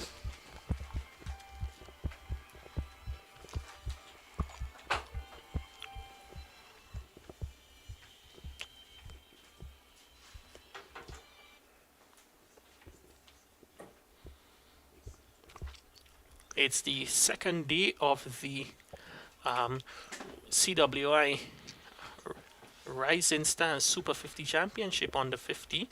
It is Jamaica versus Trinidad and Tobago, and it's always a big matchup in these regional tournaments, whatever is the tournament, whether it's the under 15, 19 seniors, women, Trinidad versus Jamaica. It's always a big matchup as we see the yellow versus the red, red and black, yellow and black versus red and black here at the National Cricket Stadium in St. George's, Grenada. Whether it's football, cricket, athletics, all sport. This one is short delivery, played well, pulled behind square on the onside, goes into the boundary for 4. A rare bad delivery there from Giovanni Gray, and the batter Zain Mirage, he was able to capitalize on that one, drag down delivery, and he was able to play it behind square on the onside for 4. So an important boundary to Trinidad and Tobago. They're moved on by 4. The total moves on to 4 to 56 for 2. Yeah, good shot. As you said, pretty short delivery. Of course, the rain has sprinkled, so the gripping of the ball might be just a little more difficult. And that one was short, and it was well played. Zain Mirage in, that goes back and comes forward and pushes it onto the onside, where the fielder with number 76 on his back, Tyson Gordon Jr., does the fielding, so there is no run.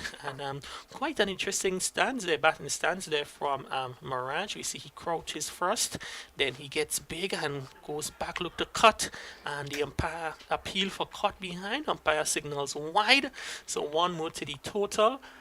It moves on by 1 to 57 for 2.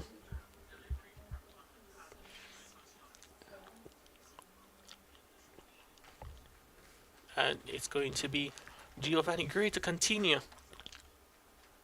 Oh, beaten outside the awesome there, fiddling for that one there. Ali the Bellat. Unfortunately for him, he didn't get a nick onto it. He kept a bit low, and the outside he didn't turn as much, but he's batting deep in his crease to a spinner, which gives him more chance to see the ball, but the ball is closer to him, and so it creates some problems in my opinion. That one again is just a length outside the awesome, punches off the back foot to the extra cover fielder for no run. So Jamaica looking to keep a number of fielders close to the batter, the new batsman. We see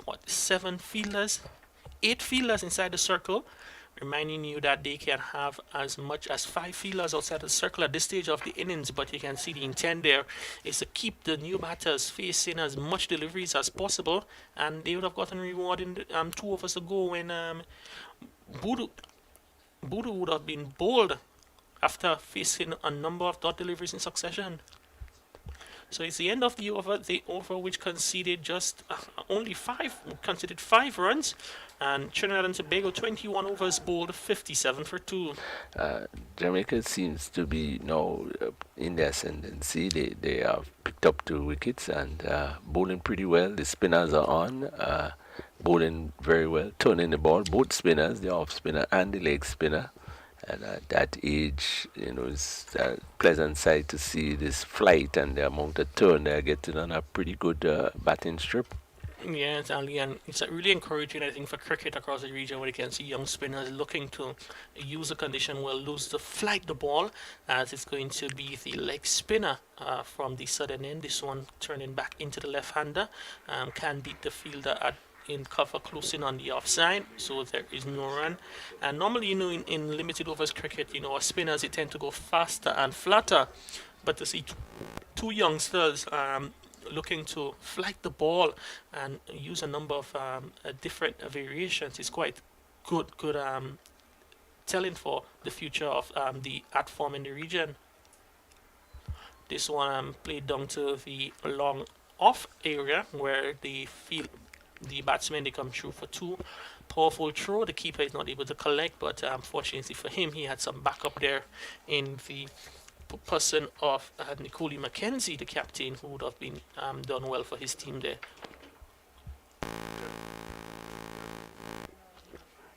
And again, you can see the bowler is asking the fielders who was back on the boundary to come in a bit. And the 2 fielders in long on and long off, they're now shot in to mid on and mid off to keep the new batter, Maraj, facing much of the deliveries.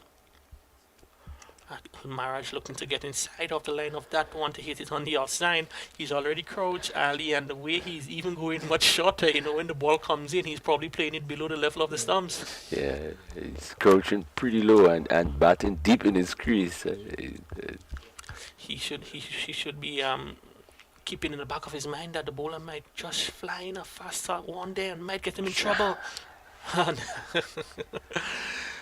Ali is like almost read our minds there. That one did come too fast. The keeper is not able to connect cleanly. Neither is it was able to be stopped by the keeper Mackenzie. Instead, they go through for 2. 1 by, I make it. So just 1 by there. And 1 more to the total. Well, there might have been a stumping chance there because he came down the wicket and slipped. The ball beat him and also beat the keeper. But it kept a bit low. And it was a difficult take for the keeper.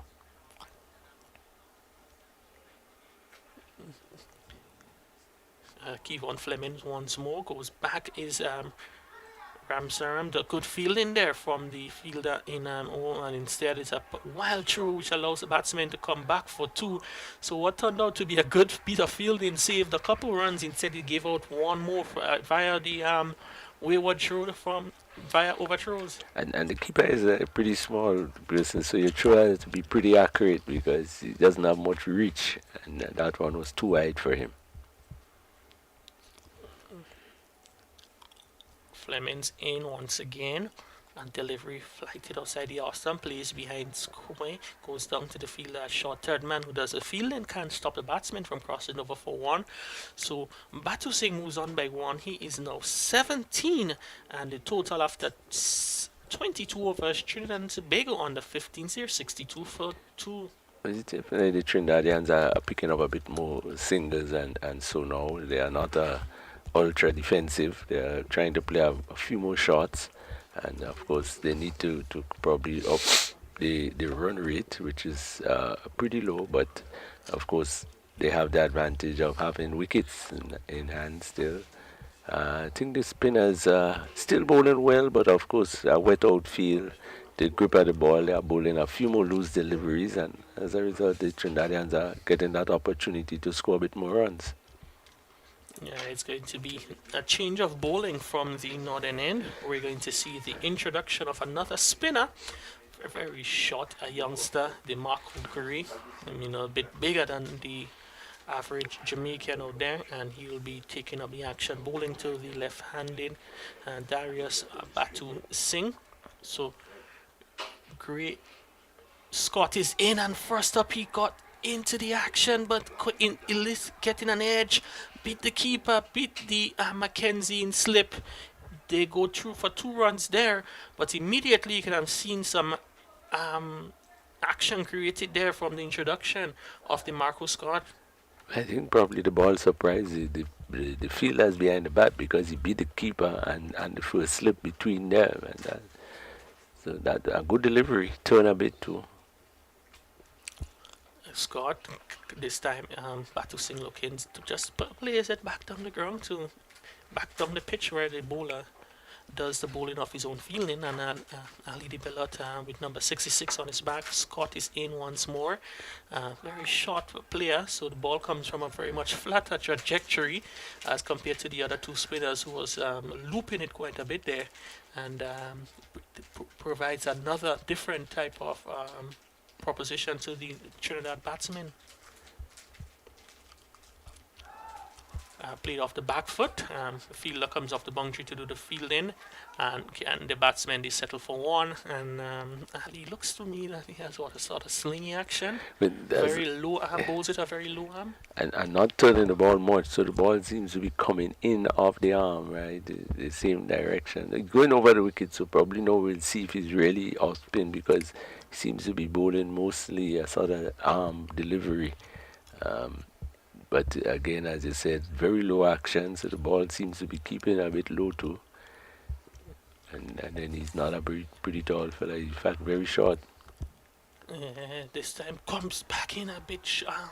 This delivery got himself there in a tangle a bit, but fortunately for him, he was able to play down to the fielder at the backward square boundary as he come through a single there. That was Zain Mirage, and I always feel, the way he's batting, Ali, he looks susceptible to a faster delivery there, and might just find himself in some trouble. LBW. He's pretty low and pretty high bat lift. Shot on wide delivery, played firmly to the fielder at the short extra cover, who does well to stop it from batsmen from getting a single there. So it's the end of 23 overs, the end of the first over from the Marco Scott, which went for 4 runs, and after 23 overs, Trinidad and Tobago under 15 there, 66 for 2. Well, he must have felt that he got the missed out there, because it was a pretty short delivery outside the off stump, and couldn't be the cover field. But again, his ball seems to be keeping up low, and as you said, a sort of slinging action, so ball not getting in the middle of the bat, so effective with what he's doing. Yeah, it's going to be the leg spinner to continue from the southern end of the ground, and that one pushes the batsman back, Zain Mirage, and the can score as the ball goes through the fielder at mid-on. So no runs to the total. Trinidad and Tobago, they remain on 66 for 2 in over the start of over number 24.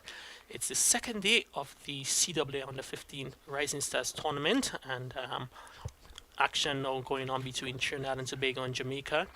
2 other matches scheduled for this round of competition, where Leeward Islands would play the Windward Islands up at Progress Park, and at Lassages it would be Barbados versus Guyana. A short delivery, got inside of it, played well down to the fielder there, and a bit misfield there on the boundary, and the ball goes into the boundary there. 4 runs to Zayn Marat. Short delivery pulled to the leg side there. The fielder beat the fielder in a circle that would have been Gordon, but it was really a disappointing effort there. The fielder down on the deep backward square boundary, who allowed the ball to go through to him and into the boundary for 4. So 4 welcome runs to Trinidad and Tobago on the 15. They're 70 for 2. And another delivery, this time punches off the back foot. Maraj back to the Kevon Flemings, who is bowling from the southern end of the ground. Trinidad and Tobago, the partnership between Maraj and Batu Singh is 20, and we'll be hoping that these two can bat much deeper into the innings. And Maharaj, who tried to play multiple shots there off that single delivery pass to him. At first, he was looking probably to aim to hit that to the onside. Then he realized that he was spinning across him. At the last minute, he decided, you know what? Let me leave it. Let it. The keeper do the fielding behind the stumps. I think they realized that they're going at not so quick a pace, 2.94. So trying to up the tempo here.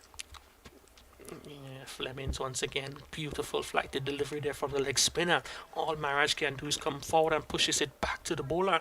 And Pastor Ali and I was speaking earlier on the leg spinner, he looked quite good, using the flight quite a bit. And to see you have a young leg spinner who is not afraid to flight the ball, in cricket is really an encouraging sign for the art of leg spin in the region. A couple of advantages, of course, when you're going to be flighting the ball. When you flight the ball, you allow the batsman to look up. Then he can't be in two minds as to whether he should come down the track or play from the crease.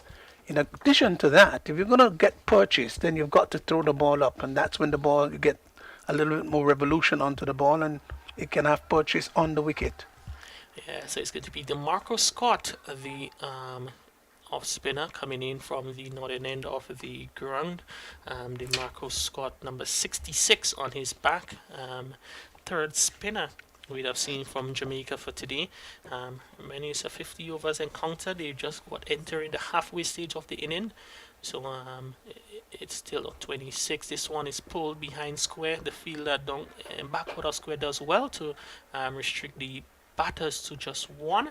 So that brings now Batu Singh, who has been there from the start. Darius Batu Singh, left-handed opening batsman from Trinidad and Tobago. 21 of 65 deliveries.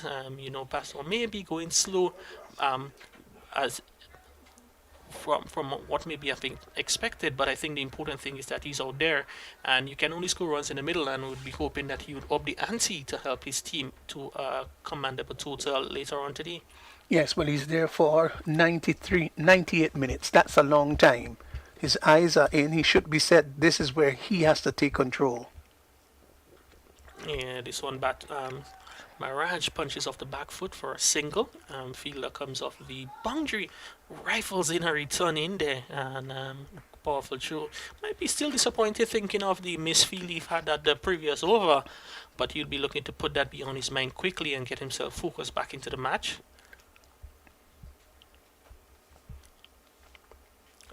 Delivery there, appeal from the fielders behind the stumps, none from the bowler, tempting the batter Batu Singh into a shot there. So dot delivery there. The Marco Scott into his second over, 1.5 overs, none for 8, and that one was thrown up a bit. Comes forward is Batu Singh, picks up a single. Thus the fielding is the substitute fielder Noyan. We haven't seen the opener Adrian Silvera return to the action as yet, and we'll be hoping that he'll be alright and he'll be able to take up his spot on the field soon. And at the midway stage, Trinidad and Tobago, they won the toss and batting first. They're 75 for 2, scoring at exactly 3 runs and over at the midway stage. Pastor Warm, for the next 25, I'm sure they'll be looking to up the ante a bit. They want to get this up maybe to the 4 runs per over mark. That's 75 for 2.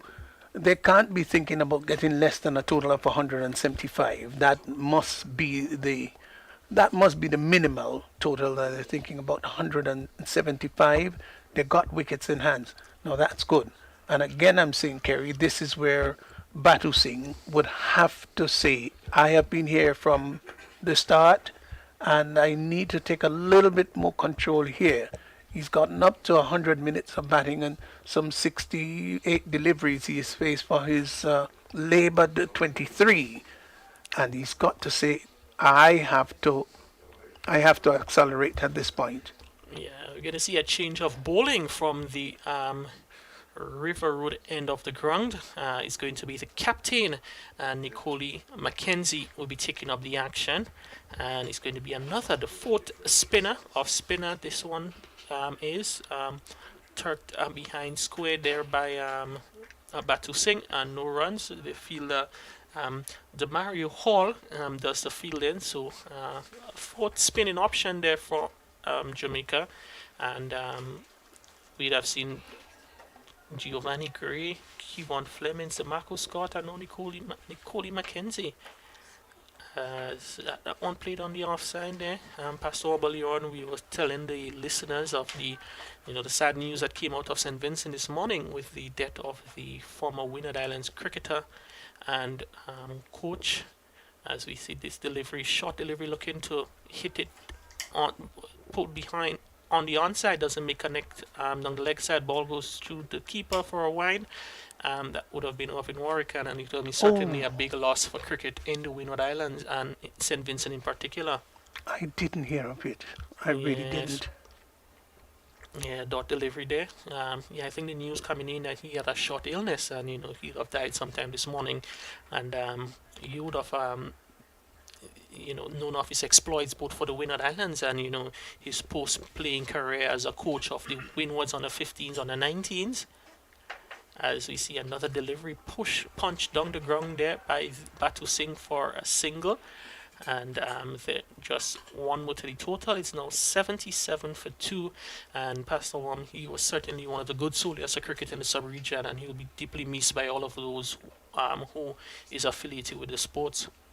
Yes, sorry to hear that he is passed on. You're now delivering the news to me. I was in the adjacent room when you spoke about it with Ali de Bellat. And that is sad news for families and friends and cricket as a whole. Yeah, as we're going to see Captain Mackenzie wrapped on the pad, big appeal there, and he's given LBW. Mackenzie strikes the end of Zain Mirage, and we have spoken earlier on of the tendency to go low and in front of the wicket, playing back, and that one wrapped on the pad came back into the right-hander from outside the off stump. Umpire Fraser took a while to think about it, but Pastor, when you see that replay, I think he was dead in front. Yes, he looked rather suspiciously at the umpires, if they say, please, umpire, please. But he was pushing out, but the ball turned back, broke back into him, struck right in front, and I don't think he could be upset with the umpire for giving that out. It was, in fact, plumb. Yeah, so that's a third wicket down now for Trinidad and Tobago, 77 for 3. The end of Zaid Mirage, LBW to Nicole Mackenzie for 12, as we see the new batter rushes into the crease. Ade Ramsaram is the new batter for Trinidad and Tobago, with coincidentally number 12 on his back. He'll be facing up first in the final delivery from the 26th over from Nicole Mackenzie. And Jamaica, after a very quiet and sedate first over where they didn't pick up any wickets, they've picked up 3 so far in the second hour of play. Yes, and I think Jamaica would feel very happy with their position now. Oh, came forward, played it on the onside. There is no run. So the end of 26 overs, and after 26 overs, Trinidad and Tobago on the 15 after winning the toss. They're 77 for 3. Yeah, just going back on the news there of Urban Warrakan, who passed on at the age of 56. So that's not a ripe old age, but we all go at different ages and stages, don't we? So heartfelt condolences to families and friends, and also the cricket fraternity in St. Vincent and the Grenadines and the Windward Islands as a whole. Yeah, certainly a great man he was, and he'll be missed by many, and he would have had an impact on a number of those current cricketers, even those who would have played for Windwards for the last, maybe finished playing for the Windwards for the last few years. He would have been instrumental in the development as cricketers and young men, and I'm sure they will be. It's really a sad day for cricket in the Windwards as we see DeMarco Scott coming in to bowl to. Batu Singh, and the punch off the back foot down to long off for a singer, and now moves on by 1 to 25 and a total to 78 for 3. Yeah, he played only 6 first-class matches for the Windward Islands between 1990 1996 thereabout. Did have the opportunity to do a few matches as a commentator while he represented the Windward Islands. Affable gentleman. Yes, as it's the new batters, Jamaica has made it customary. They want to keep the new batsman on strike for most of the deliveries. So what they do when the new batter is on strike, they call in long on and long off. They allow Batu Singh to get the single and keep the new batter facing as much as the delivery. It's a brave, move, but so far it has paid off quite well for them. And that one looking to play to the offside, doesn't beat the field at short extra cover and pass the warm. Just looking at the field, you can see that Jamaica has total control. At this stage, at 26 27 overs in the match, they can have minimum of 4 fielders inside the circle. Instead, they have only 2 fielders outside the circle. Yeah, that's right. They're putting the pressure, piling the pressure on. And of course, you've got Batu Singh, who is still there. And don't forget, he's not a cavalier like approaching batsman. He tends to more look for angles, push and prod, pick up the odd singles and twos, but not aggressive. Oh, that one was faster there. Had to get the bat down very quickly on it. Ade Ramsaram, and the ball trickles onto the offside, where the fielder at extra cover, that would be Kevon Fleming, does the fielding, as we see. So it's gotten a bit darker lately, and this one a bit slower there. And pass the warm to the western part of the ground, over the market area. It's a bit grey, and we can have a light drizzle. But so far, the umpires, they have not called for the ground staff, who are now circling over the covers and waiting for instructions for the umpires. And I think umpire Sinet is waiting for maybe some advice from his local compatriot Michael Fraser as to whether they should continue for another few deliveries or whether they should call on the covers.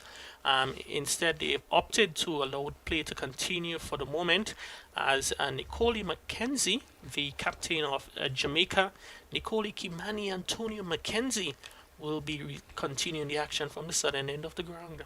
That's why it's important to have a local knowledge to say to the foreigner, hey, listen, we can play on a little bit here more. That one punched off the back foot to the field at short extra cover, and there is no run. And Pastor Holm, the unique thing about cricket, like for example names in the Caribbean, when you hear a certain name, you can automatically think, oh, that's either Barbados, that's Trinidad.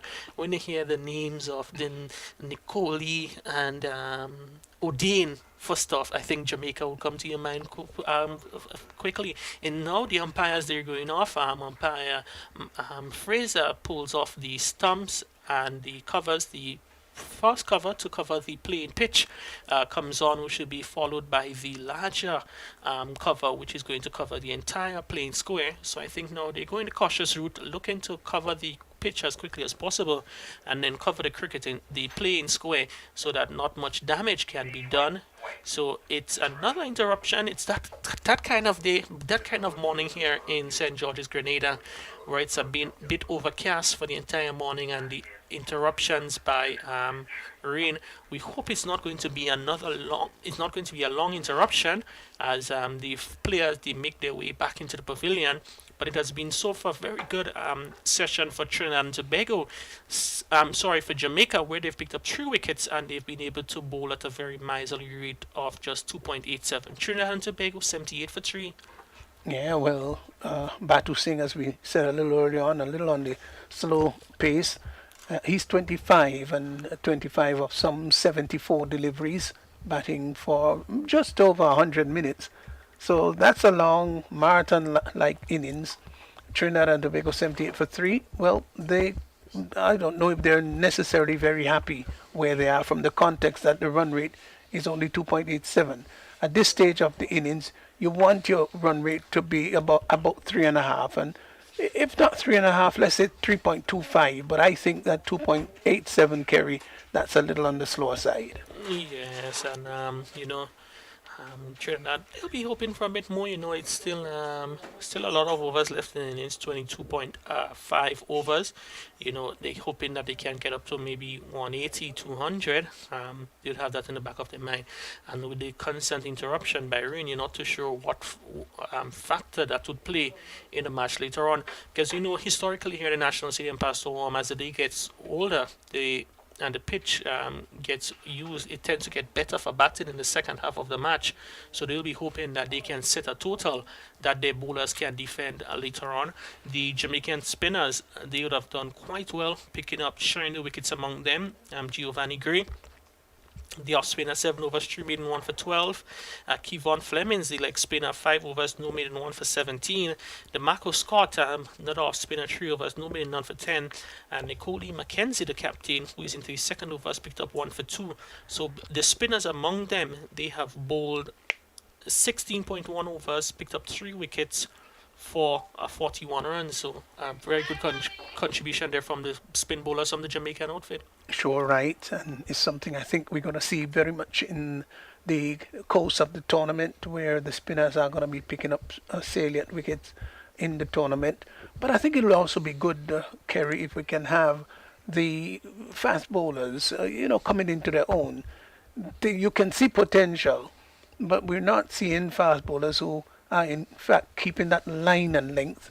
Couple of left arm seamers, one from Windward Islands I saw yesterday, and here for Jamaica. Silvera. Yes, they are seaming. Not only that, they are in fact swinging the ball, but they would learn in the passage of time how to bowl wicket to wicket, so that you can make your bowling more productive rather than with the ball swinging away, let's say from the left-handed batsman, and continuing to go further away.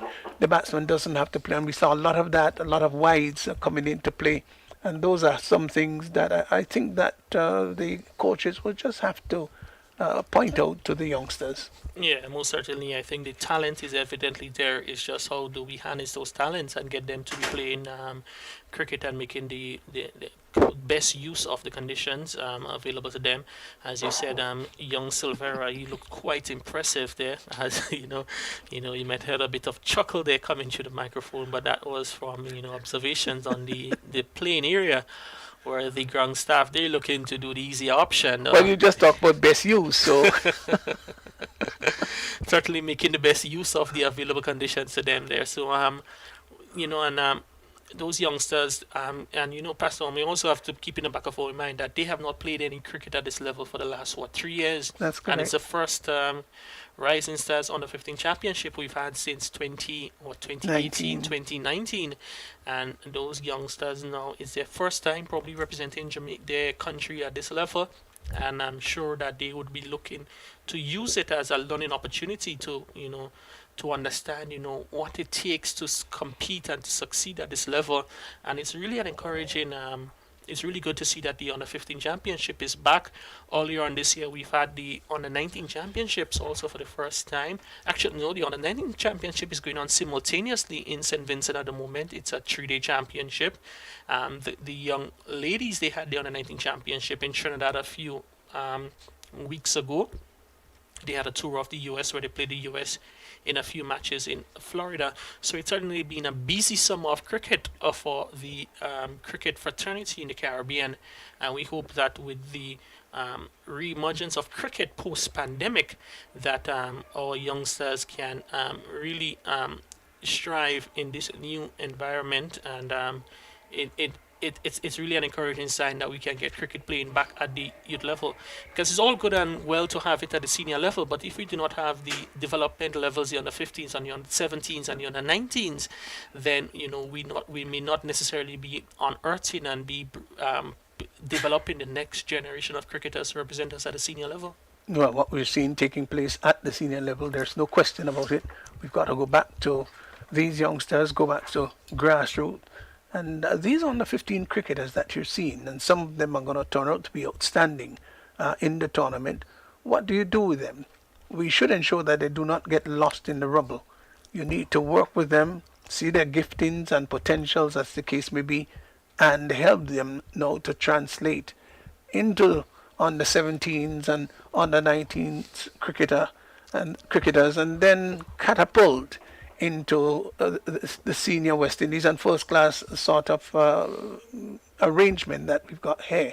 So it's a lot of work, I must say, that needs to be done, and we need to put the right people in the right places to ensure that these youngsters, their potentials are seen and their performances are harnessed, and they can get to be at the best they can be as youngsters. And the ultimate goal, of course, is to represent the West Indies at whatever level, whether it might be 2020 or one-day internationals, or for that matter, Test match cricket. Well, even though currently past home that there is a lot of opportunities in cricket now, and players no longer need to play international cricket to be make it successful within the cricketing scheme of things. So I'm not really going to go into divulge much into this, but cricket remains a sport where there's a lot of opportunities where a youngster, for example, from La Poterie in St. Andrews can make it big, and not being biased towards cricket, but cricket is one of the few sports in Grenada that you can see where our local grassroots players can move from a promising, talented under 13, under 15 cricketer to be a professional cricketer, either within the Windward Islands setup or on our West Indies contract. So there's a lot of opportunities there, and as you alluded to, it's all about creating that pathway from the development level, the grassroots level, to the senior team. And I think it also goes back to us, Pastor Om, as individual territories and countries. One of the things, for example, in Grenada that may have impeded our development in cricket in recent years has been the absence of cricket at the primary school level. And if we're waiting for these cricketers then to only reach the secondary school at the under 15 level to start to expose and identify talents, then it might be a few years too late for us. Well, I think as a whole, not just cricket, but the other sporting disciplines, that we need to get our children outside. Bring those children outside, please. It's a healthy thing. It's also good for their physical development, and let them get onto the field of play and just play, enjoy themselves. And it may not necessarily be always competitively, but let them enjoy themselves. They're going to develop some important motor skills. They're going to develop stronger bodies and brighter minds and keener mental aptitude. All of these things are critical for the overall development of our young people. Now, I'm not very happy what I have seen, and I'm just coming home here in Grenada, not that we don't have other territories, but the tournament is being held here, so let's just sneak in a little bit, won't stay too long on it. But when we look here, we have not seen the sort of energy put into sport as a whole. And we can sit back, Kerry, not here in Grenada only, but across the region, and continue to blame the pandemic for all our problems and difficulties. The idea is we live in a very uncertain time, and we live in an uncertain world. We can expect disasters to happen, pandemics to come, different other challenges that we would face. What are we going to do? We cannot throw up our hands in resignation and say, that's it. There is a situation on hand which is grave, which is disastrous or demanding. I understand that.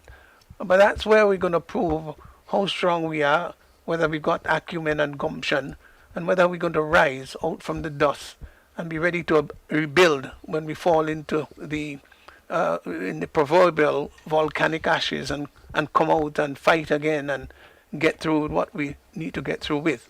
We have to stop blaming, and in the Caribbean we've been blaming all sorts of things. I hear a lot of people blaming the electronic era in which we live, the devices that many of our young people now have access to, the cell phones, the smartphones, you name it. And I'm saying, what's the issue with this?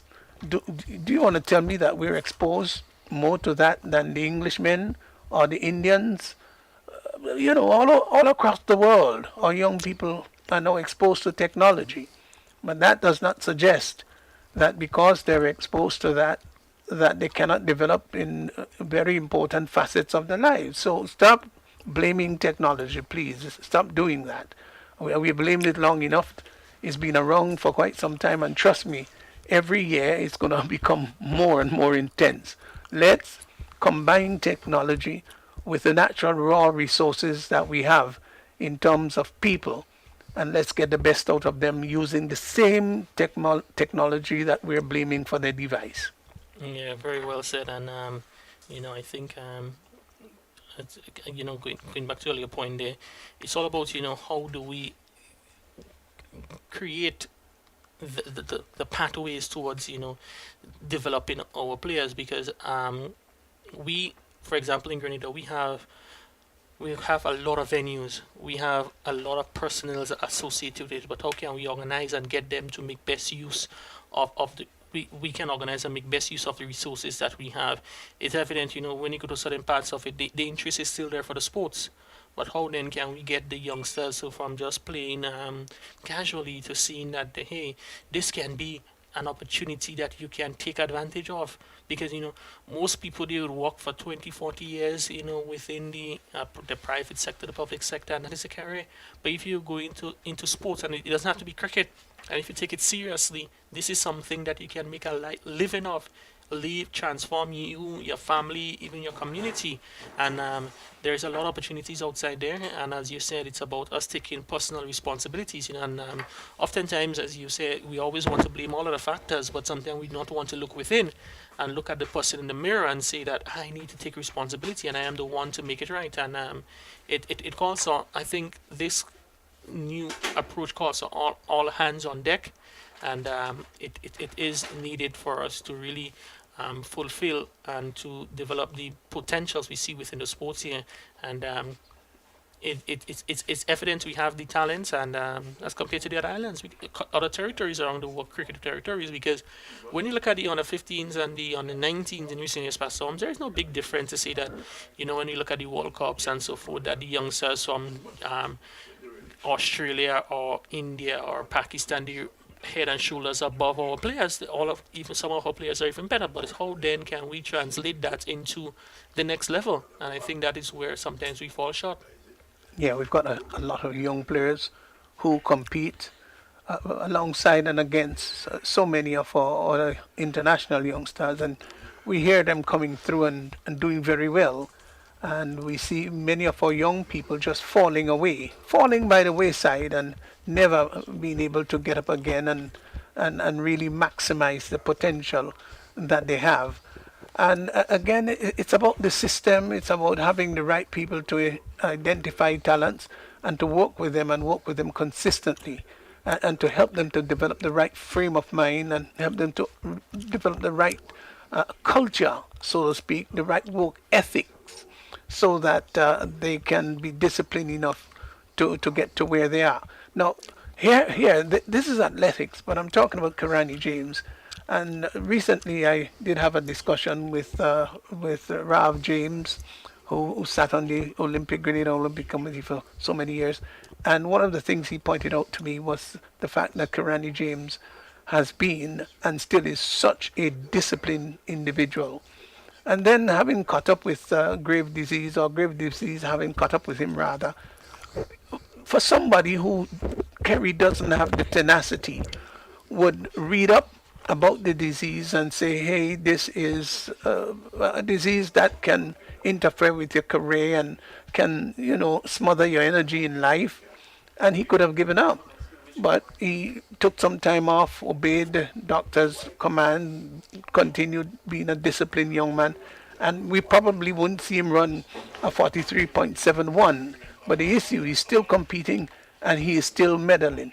That is what's important. And that's the kind of character, the people that we need to have around, people who are willing to work and work hard and go for things that they need to achieve in life, and to be ambitious as a whole.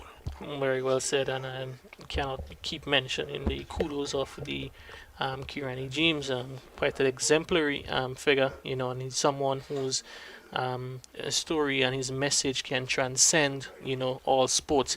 As the rain continues, unabated here at the National Stadium, we thought it would have been cleared up by now, but it's shaping up to be a lengthy interruption as the entire ground, the area is covered in dark clouds, even to the south, over the sea area where the weather will go towards. It is that area is blocked up by some dark gray clouds. So we hope that we may have some easement in the rain soon. And in the meantime, we're going to take a short break. It's now just over 12 o'clock here in the Eastern Caribbean. So do enjoy your lunch if you're stepping off to lunch. And as soon as we have action here at the National Stadium, we will rejoin you to bring you the rest of the Trinidad and Tobago versus Jamaica second match on match day 2 here in the CWI under 15 Rising Stars Super 50 Championship. So do take care and be safe, and we'll rejoin you shortly.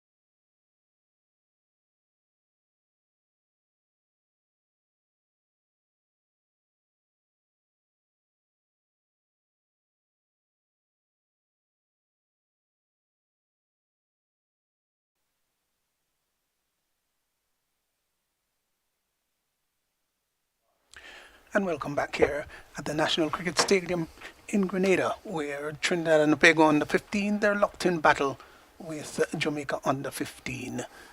And we have a very interesting situation developing here. Of course, the rain came, not torrentially, but it was consistent enough to hold up play. And when that happened, Trinidad and Tobago under 15, they were 78 for 3, and that's when the rain came. Well, we've got a revised target set for Jamaica.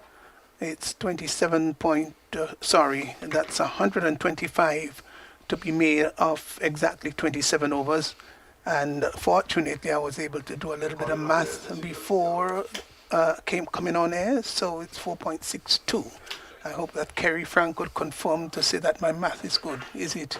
Well, first of all, I must say maths has never been one of my favorite subjects in school, but if you say it's 4.62, I take your word for it that it is 4.62. Well, our statisticians obviously would confirm.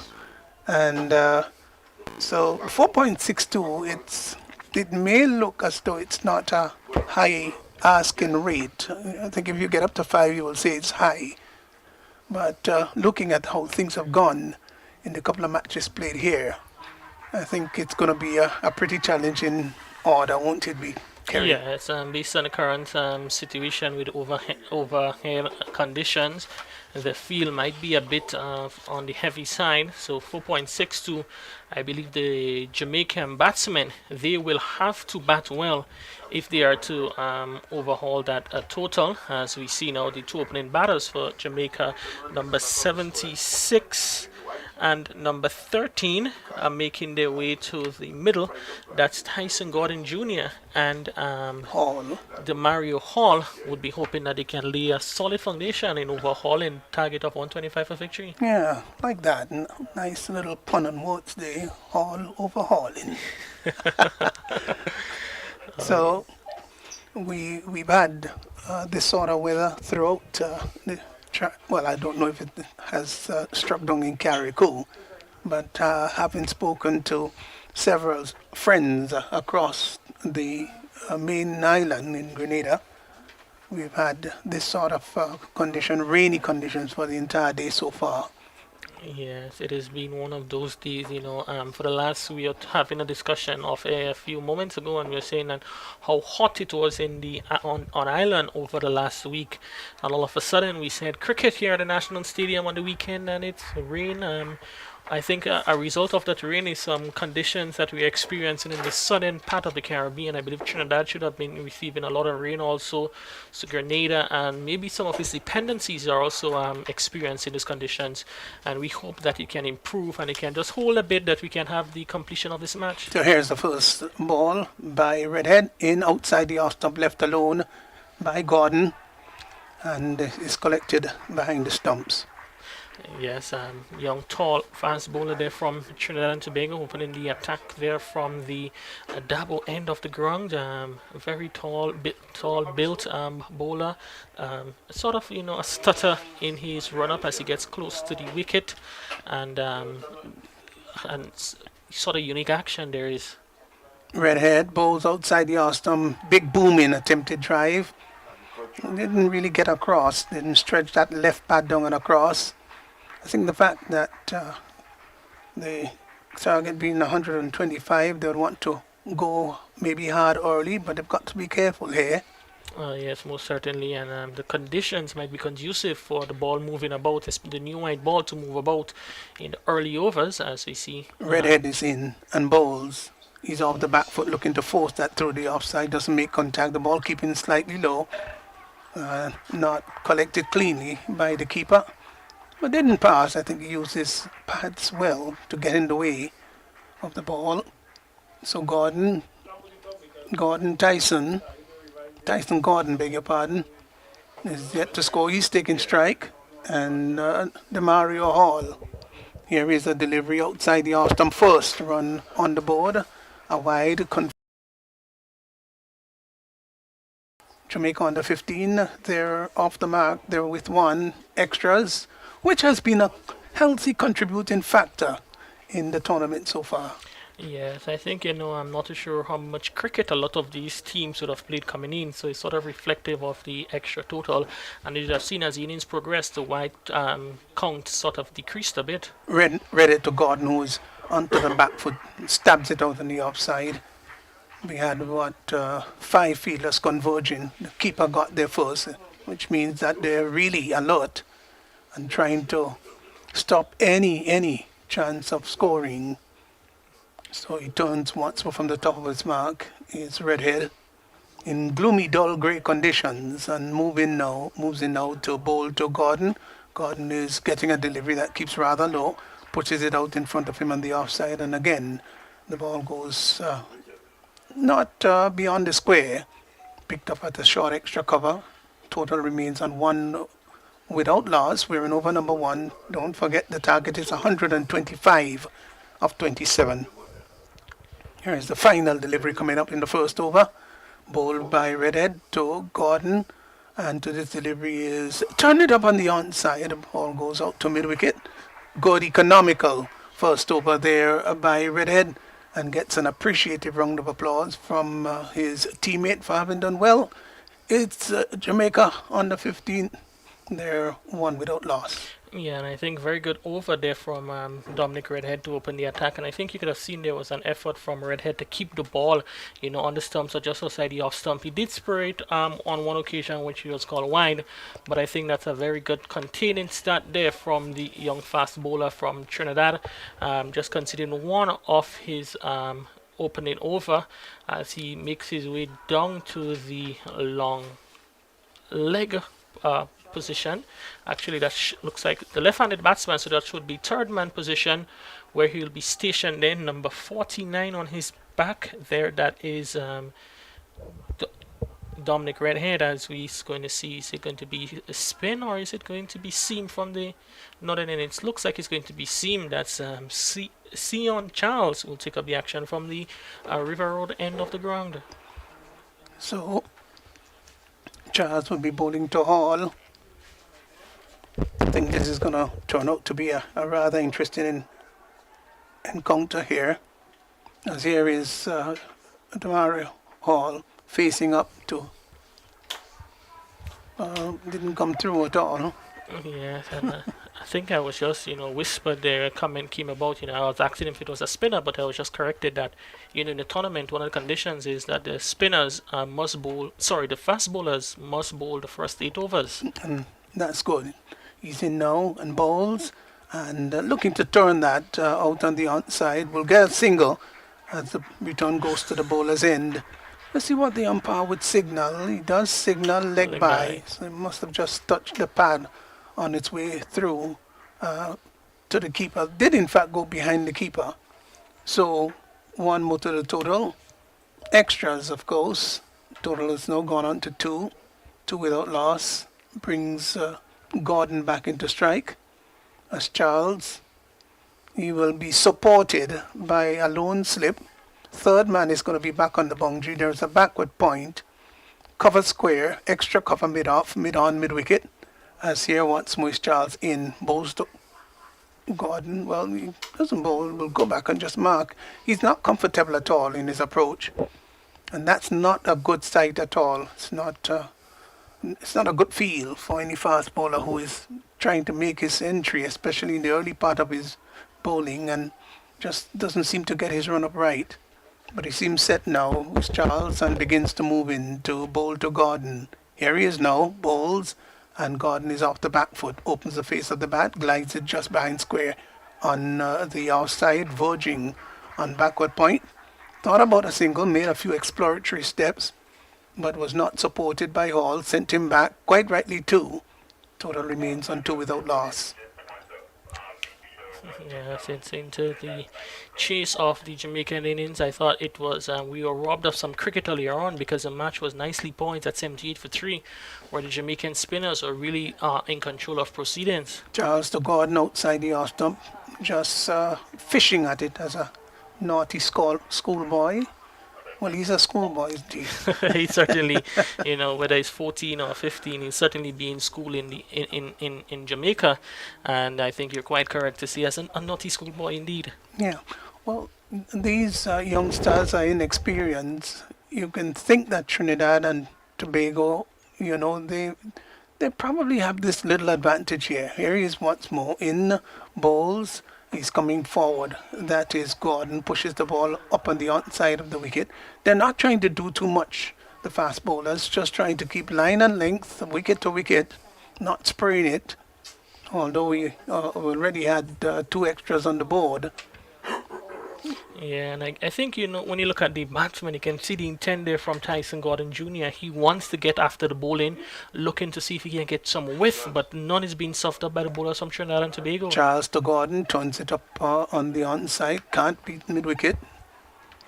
He's off the back foot, just turning the face of the bat onto the ball, squeezed it in front of square. So the over comes to an end. Has it? No, there's still a ball to go, is it? Well, the umpire was in fact moving from square leg to. I think then it was realized that still one ball to go. There was a wide, wasn't there? No, leg by. Leg by. Okay. Here he is once more in balls outside the off stump, cuts off the back foot. Good shot, but will yield only a single. And the ball goes down to third man. So that was shot outside the off stump onto the back foot and cut it. He's off the mark is Gordon, and Jamaica under 15, remembering all the time that they got to score 125 of 27 for victory. They're 3 without loss. Yeah, solid. Tight continuing start there from the Trinidad and Tobago opening bowlers, conceding just 3 runs off the opening 2 overs, 1.5 runs, and knowing that from the start Jamaica they needed to score 4.62, and after 2 very tight overs from Trinidad, the required run rate is close to 5. It's 4.88. Yeah, 4.88, and we want to be careful not to let it get up to that 5 mark. It's important, especially to use the power play to stick around that 4.4.5 thereabout. That's important. Don't want it when it comes down maybe to the final 5 carry that you've got to be scoring at 7 runs per over. Most certainly, and the conditions here, I don't think it really lends itself to scoring fast. So you need to score consistently throughout the overs, because the outfield would be a bit on the heavy side, as it's going to be redhead to continue. He's in and bowls to Gordon. Gordon is flashing at that outside the off stump. Again, he's guilty of not putting that left pad down and across. Now, if you're going to cut the ball outside the off stump, there's a cardinal technical movement you've got to make, which is stretch the left pad down and slightly across, and then it gives you what you need to cut the ball. But when you're standing there, to stand and deliver for a cut shot, quite frankly, more likely you would not get it off.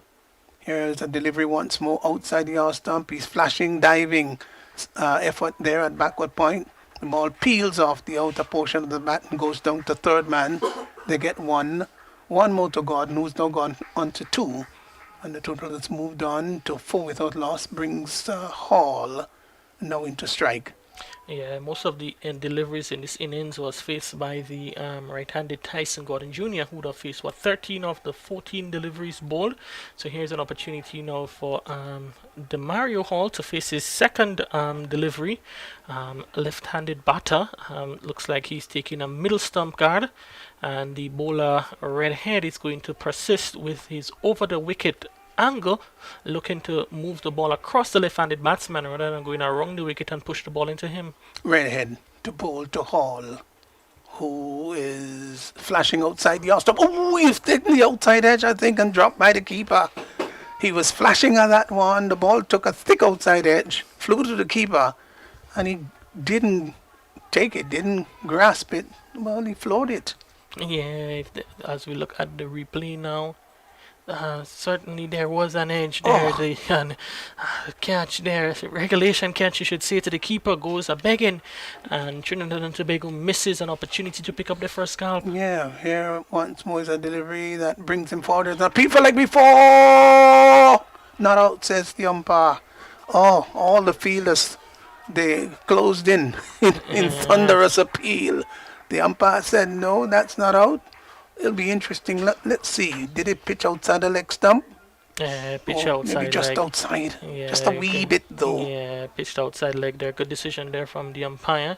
And you can see young Hall is struggling, got an edge dropped and wrapped on the pad for big shot for LBW. Redhead once more to Hall. Hall is driving outside the off-stump, dropped again. Yes. Oh. It is all happening in this over. And they will go for a single. It is all happening. What a comedy of errors. It is 2 drop catches by the keeper there. Look and see that one thick outside edge there. And he reacted late trying to get the left hand down. Really made a meal of it there. And Trinidad and Tobago had the opportunity of picking up the Mario Hall on 2 occasions in this over. And they have missed both opportunities. Oh, is that Christian Lyle? Well, that looks bad. Trust me, that's regulation. Here he is once more in bowls outside the off-stump. Driven drop! Dropped that extra cover. And if he had taken it, it would end a miss run out too. Had he taken that catch, it would have been an outstanding catch. But I think Redhead has all the reason to be very upset indeed, as it's Boudou who dropped the catch, that extra cover. Yeah, so that over had it all past the warm. 3 not drop catches, a big shout for LBW, a miss run out. It all happened in that over. Yet at the end of the over, Jamaica, they're 6 without loss. Very interesting that, really. But just maybe we can go back to the couple of chances that went up begging behind the stumps. None of them looked as though, both of them never looked as though they were going to be caught at all. Yeah, the keeper doesn't look too sure there behind the stumps there, reacting a bit late, getting up from his crouch position there. The second one, when he saw the ball coming, he just flung himself to see if he could get a palm on it. But the youngster is really having a horrid day behind the stumps and will be looking to see if he can make amends quickly for his team. Yeah, well, he better do. He's got to do that. There is no over. Ball pitches just about middle and leg by Charles, beg your pardon, as Gordon came inside the line and just tucked it in front of the square. Total remains on 6 without loss. Well, what an over that was.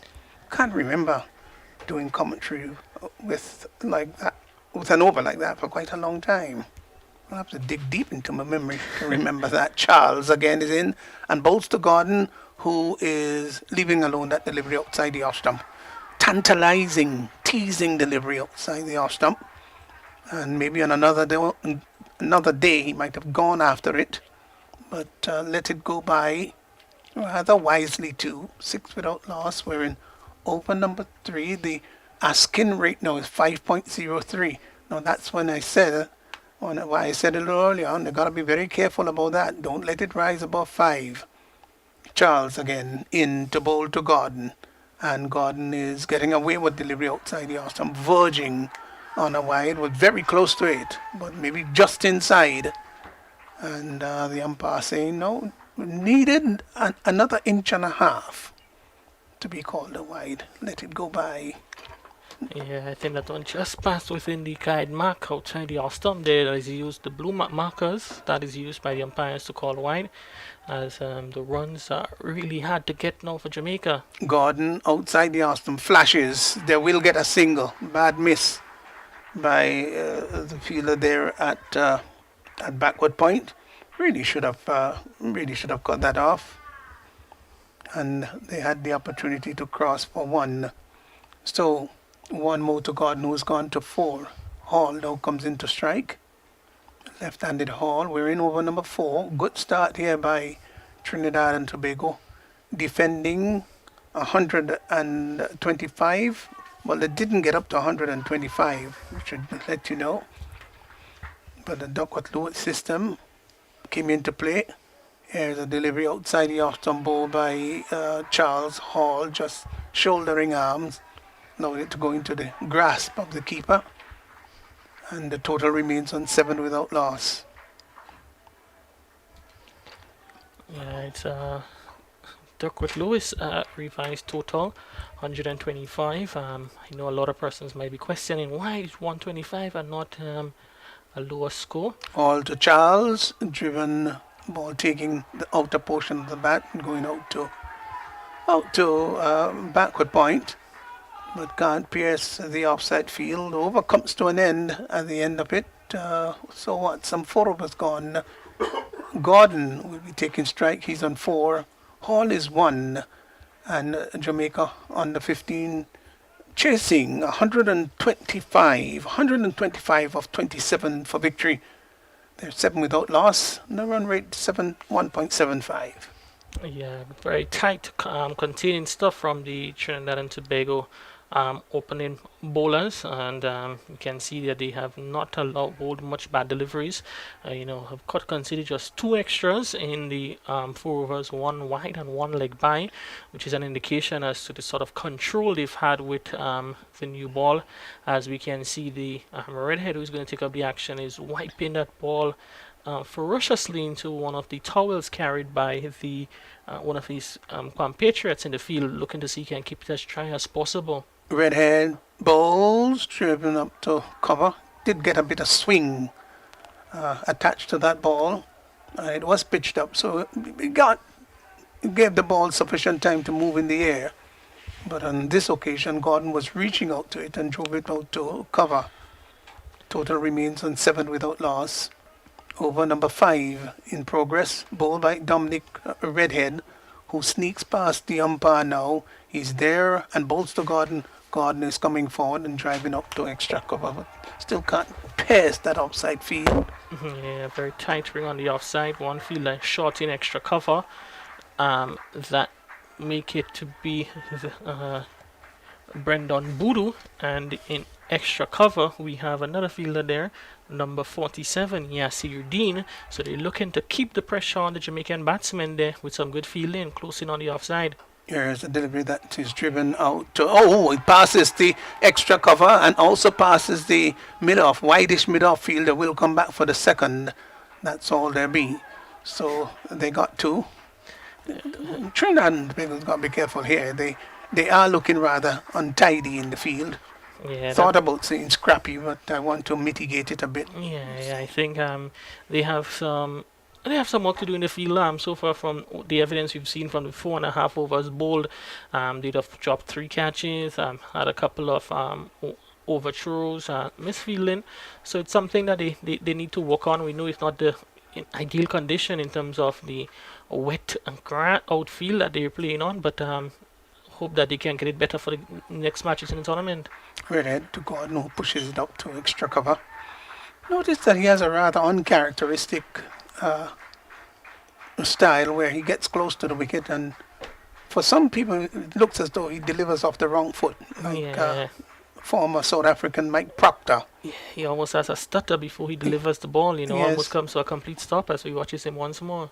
Yeah, look at him here. That's what I'm talking about. Those of you viewing it, the ball takes on the edge. It's going very close to the boundary. Will it run away? Does it have sufficient leg to get there? It doesn't. They will come back for what would be the second run. The return comes into the keeper. They get 2.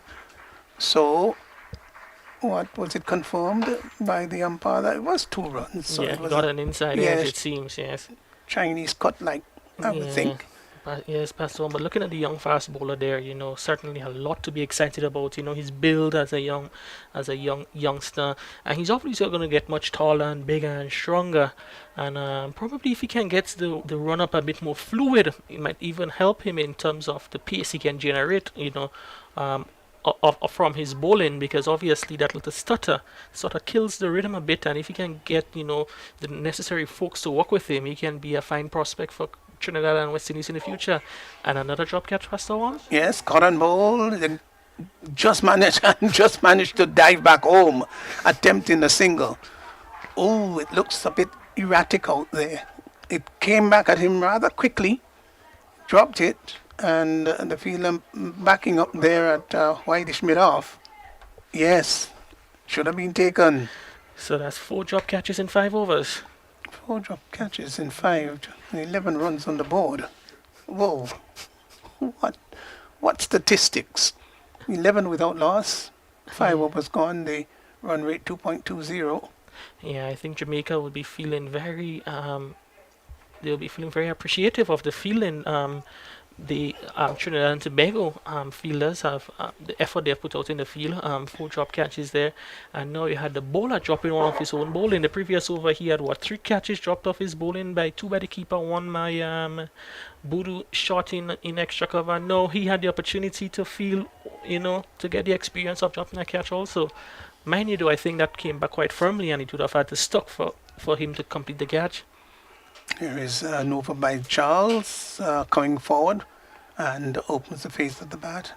Don't think he really wanted to get that ball that square of the wicket on the offside or in front of square. I think he wanted to play that straighter. Whether there was a little bit of a way movement attached to that ball, not sure. But no harm, the ball went all along the ground. So, once more Charles moving in from the far end, the River Road end, and he's going to bowl now to Hall. He's there and bowl. Hall is coming forward and turns the ball up on the outside. Easily fielded there at shortish mid-wicket. Total remains on 11 without loss. So you may hear quite a bit of encouragement coming through the microphones, whether they're Jamaican supporters or Trinidadian supporters. Here once more is Charles in bowls, and he's driving that out to squarish cover. Thought about the single. In fact, was scurrying down the track, and Gordon said to Hall, "No, you go back." And they remain in the end in their respective creases, 11 without loss. Yeah, looking to get the scoring taken over a bit is the Mario Hall. Cut scored just 1 run of the 9 deliveries he has faced, and I believe that 1 run came off via overthrows. So he'll be looking to see if he can get scoring much quickly. Charles bowls to Hall, who comes forward and pushes the ball back past the bowler, gets it out to mid-off. Again, a dot ball.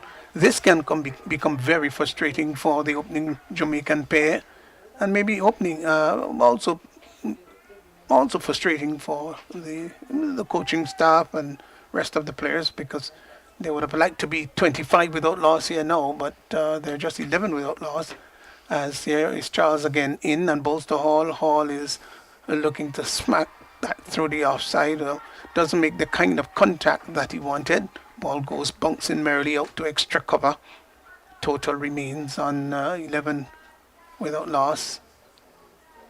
So we've got an interesting match here now. Not the way that I think Trinidad and Tobago wanted it to go, especially with the revised target, as Jamaica that is, in bowls outside the off stump, opens the face of the bat, glides it down to backward point, but can't score as the ball is picked up there very quickly by Fonella.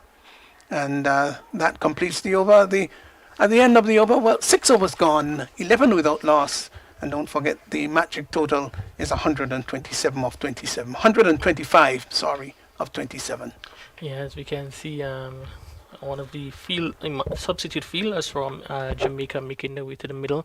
I'm sure it will be some instructions they're given to the 2 batters from the dressing rooms. As you can see, the coach of the Jamaica team pacing the boundary ropes very close to the players' pavilion. He seems not to be too happy with the proceedings out there, and probably send a message to the batsmen to see if they can up the ante a bit, because as we speak, the current run rate, the required run rate is close to 5.5. It's now 5.43 runs and over, and they're scoring at 1.83, just 11 runs off 6 overs, and require another 114 runs to win in 21 overs. So here is once more a delivery that is hit in the air. This goes over the infield. It's not going to go all the way to the boundary. They've gone for 1. We'll come back for the second. The return comes in, and they get 2. So, definite aggressive intention there. Just trying to heave that over the wideish mid-off area. Yeah, Gordon looks like a batsman, even from his makeup and his stance at the crease. He looks like someone who likes to go after the bowling, and that one was thrown up a bit further into his half, and he would have elected to go over the top, 2 runs to him. Malik Lewis was going to make the catch, but it was way over his head. Now they've pushed him back further, just about 10 yards off the boundary rope down at long off. If he were back there at the shot, well, he could have come in. But when you've got to run back, it always makes it much more difficult. Here is once more delivery outside the off and beaten. That went very close to the blade. Half-hearted push at that one by Gordon, who is on 10-13 without loss. Well, we've got the third one-day international between New Zealand and the West Indies, played at Bridgetown in Barbados. And we had some weather situation there. And West Indies 101 without loss. Encouraging start there from the senior West Indies men team. Yes, very encouraging. Let me see if I can give a little bit of information concerning the individual scores there in that game. So Kyle Mayers is on 62 of 74, 8 fours and 1 6. That's Shea Hope, I beg your pardon. And Mayers is 63. Oh, and let me just give you that over. I'm going to go that back again after this delivery, which is driven out to a wideish long off.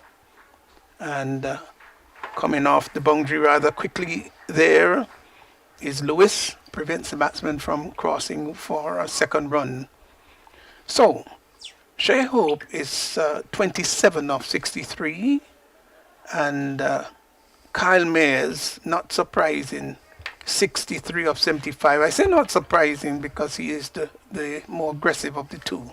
Yeah, he's really one to go after the bowling quite early, while Hope tends to let the innings be built around him, as West Indies solid start there from the two Barbadian openers for the West Indies, as that one is tucked off the legs there. The fielder, who was backward of square on the onside, goes into the boundary to retrieve the ball. So that's the first boundary for Jamaica, and a welcome boundary for Jamaica. The Mario almost a 5, and the total is 18. Yes, welcome indeed. Needed that, and especially to climax the over.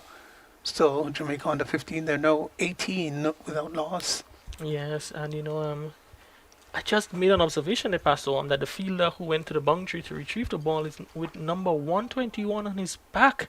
That is Malik Lewis. And when I look at the team sheet, I realize he's the only one from Trinidad and Tobago with 3 numbers on his back, while Jamaica has 2. In cricket, you tend to most common numbers are the 2-digit numbers. So to see 3 numbers, it's sort of still a rarity, unless you are Chris Gale, with those what was it, 333 on his back, or Time later on at 800. But seeing 121 in youth cricket, it's really an interesting sight. Yeah, well, Savio Jones, he's carrying 111, and we've got Jade Moore. Is carrying 105. Yeah, it's not very often you see the triple figures jockeying on the back of these players. So here is Gordon facing up once more to Charles, outside the off stump, let alone there, as the keeper collects behind the stumps. So just a slip in, there's a third man right back on the boundary.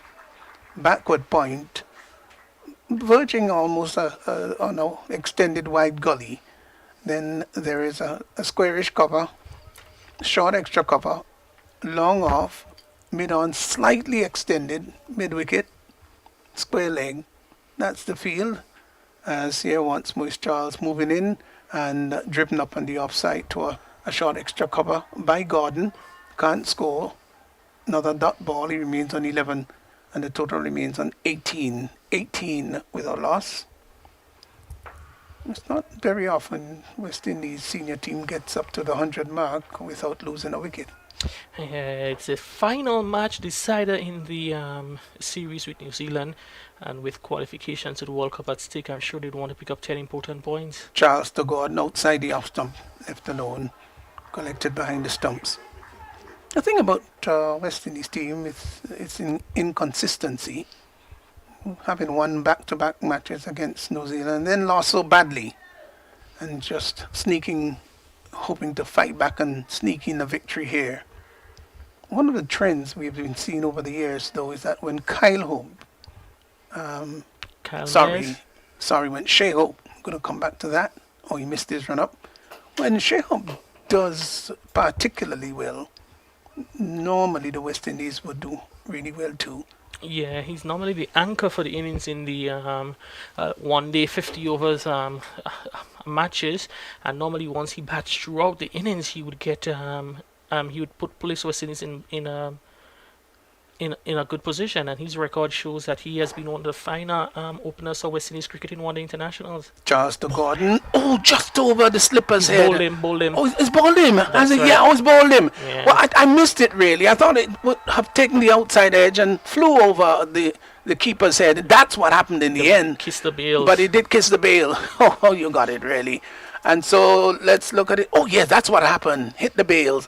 And then went down to third man. So it was jubilation on the part of the Trinidad and Tobago players. Batu Singh, who was feeling there in the slip area, was a little bit surprised. What was he running forward to? When you realize that he was comprehensively beaten and bowled. So Jamaica under 15, they lost their first wicket. 18 for 1 as Tyson Gordon Jr. goes. Yeah, I think what happened there, that ball came in with the angle outside from the right-hander outside the off stump, and I think Gordon can be guilty of not really covering the line of that delivery, just allow the ball to come in and play at it. The ball beat his pushing bat and was able to hit the top of the off stump, looped over the head of the fielder, had slipped there. So first wicket down for Jamaica, and the Trinidad and Tobago players, they related. They have Jamaica 18 for 1. 18 for 1, so Gordon has gone. Giovanni Gray has come in. He's come in on a very grey afternoon. And as to whether he can use the grey condition with maybe the pedigree of his name to bring Jamaica to some sort of desire to get to that very important target, we'll have to wait and see. So yeah, he has 2 deliveries left in the over. Very good spell so far from Sion Charles. 1 for 2 in over number 4, and very tight stuff from the young fast bowler from Trinidad and Tobago. They did bank on these two, the opening pair, to do well, and they've done well. He comes in now and bowls to Gray. Gray is coming forward, drives rather stylishly out to a short mid off, and there is no run. I just like the idea though. Even if the rule states that the opening pair would need to bowl a certain quota, I just like the idea, of course, to see them. They're bowling well. You keep your bowlers on if they're bowling well enough. Delivery that's right up, and it's bowled him. Oh, that was a beautiful delivery. He was looking to play across the line, I must admit, but that was right up. And he came forward and played around and over the ball. And so Gray goes back in great conditions, rather disconsolately, goes without scoring. Let's look at it. He's playing. He hit the pad. Yeah. I thought he was playing across the line, but I think he hit the pad and then ricocheted onto the stump. And so he goes back. His shoulders are drooped and head looks downward, of course. Rather miserable look on his face as he comes back to the players' pavilion. 18 for 2, Jamaica and Trinidad and Tobago. Well, they have set the cat among the pigeons. As you see this contemplate look on the expression of Giovanni Gray, goes back without scoring. That brings to the crease number 84. That is Odain Binns, and he will be seeing if they can rescue Jamaica from this situation where they've lost 2 wickets in the over. Double maiden wicket there for Sion Charles. He has 2 for 2 with 2 maidens in 4 overs. That's right. So Binns has got to rescue the perishing, and that's what Jamaica is looking like now. And he'll have to pull. So he's got to pull something out of the hat here to do something well for Jamaica. They've lost 2 crucial wickets, and the scoring rate is just 2.25. So It's now going to be Ronaldo Fornillier who's going to take up the action from the northern end of the ground, and we bowl into the left hand, and we can see now in modern day cricket the trend is for the right arm bowler to start over the wicket, around the wicket to left-handed batsman. So here is Funlier in, and he doesn't bowl. The umpire signaling dead ball. There's a very nice ring to his name, Pastor Warm. Ronaldo Fornillier. Looks more like a footballer to me, though. Yeah, it's one of those Brazilians or footballers, the famous R's, Ronaldo, Rivaldo, Romario. Quite great football greats from Brazil. Funlier moves in now and bowls. He is right on top of that one. Is Hall rather skillfully pushes the ball while opening the face of the bat down to third man and gets a single. He's now got to sixes, 19 for 2. Well, of all the Caribbean countries, I think Trinidad and Tobago is the most varied in regards to ethnicity. So you've got Portuguese, you've got Indians, you've got Chinese, you've got Europeans and Americans, Africans. Oh, it's a plethora of different ethnic groups. And then in recent years, they will tell you that they also have a sizable community from South America, in particular Venezuela. So Trinidad truly a melting pot of cultures and individuals making up the nation of Trinidad and Tobago. So you won't be surprised if you do hear some names that may have a bit of Portuguese or a little bit of Indian or a bit of Chinese in it and a bit of Spanish sometimes. Here once more is Familiar in now bowls, coming back into the right-handed batsman. And just pushes it out in the offside. No harm done. No runs scored. Total remains on 19. 19 for 2 for Nilier, which does have a sort of French ring to it, at least the ending of his name, as he moves forward once more in and bowls outside the off stump. Was very close to a Y there. Bins let it go by, still 19 for 2. Yeah, and I think when you look at the action, it's a very nice, simple action, very upright action. The young fast bowler and very economical in his approach to the crease. Really utilizing energies quite well as he's smooth to the crease. And beautiful action there from the youngster, Pastor Orm. Yes, I like. He's got a lovely, gentle approach, uncomplicated, but rather fluid. Yeah, I think probably the only thing, if he could advise him probably to get a bit closer to the stumps, deliver closer to the stumps, might be more effective in inducing an edge there, where he coming out a little bit wide of the stumps, angling the ball into the right-handed batsman. Nearly bowls that one outside the off stump, and there was a bit of uncertainty on the part of Bins. Just pushed his bat outside at it in a rather languid manner. And the keeper collecting behind the stumps. Total remains on 19 for 2. Yeah, it's really tough going for the Trinidad Jamaican batsman. Bins not from 4, no runs from 4 deliveries. The Mario Hall 6 from 14. The current run rate just at 2.15, and the required rate is creeping up to 6. It's 5.83. Yes, so for Nilly again in and bowls.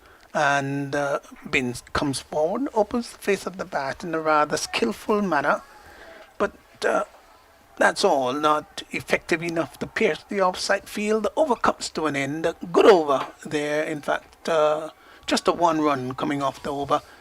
And after some 9 overs bowled, Jamaica going after a victory target of 125, which they need to score of 27. They're 19 for 2. Yes, tight continuance that Trinidad and Tobago will be quite happy with the stranglehold on this inning so far. Not giving away much, and I think one of the unique things we must note also is that 9 overs have been bowled and they've just conceded up 2 extras, which is really an improvement in what we would have seen from the bowlers in the first innings and from yesterday's encounter.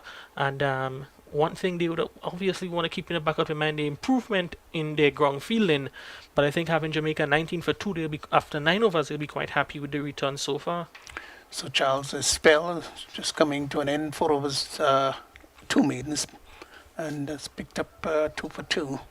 Can't want much better returns than that, can you? Not at all. And now we see a change of bowling from the River Road end of the ground. Is going to be Yasir Dean. That name I like. Yasir Dean, certainly it's a mixture. With number 47 on his back, Pastor Wam, he has the first name of one of the Pakistani greats, leg spinner Yasir Shah, and he has number 47 on his back, a number made popular in cricket by the name Dwayne Bravo. So certainly a lot of pressure on the youngster to perform well. Yeah, well, he needs to do that now. Yeah, Yashir, which is Arab origin, I think.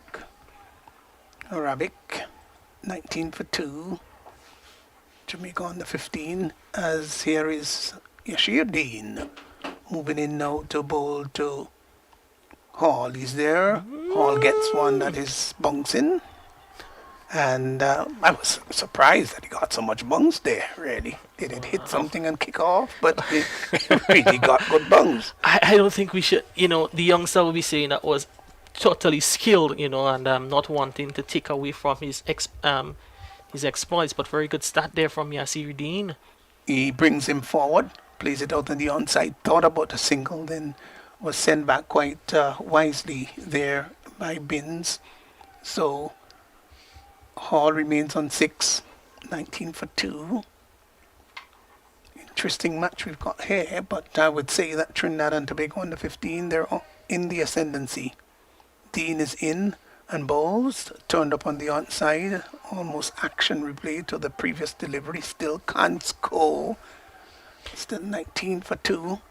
Yeah, nice action there from Yasir Dean. Nice sort of bubbly action, high release point there, and looking quite good there, Pastor Woman. Certainly the prospects we've seen so far over the last 2 days, it really reinforces the point we made earlier on that there's a lot of talent at this age group within the region.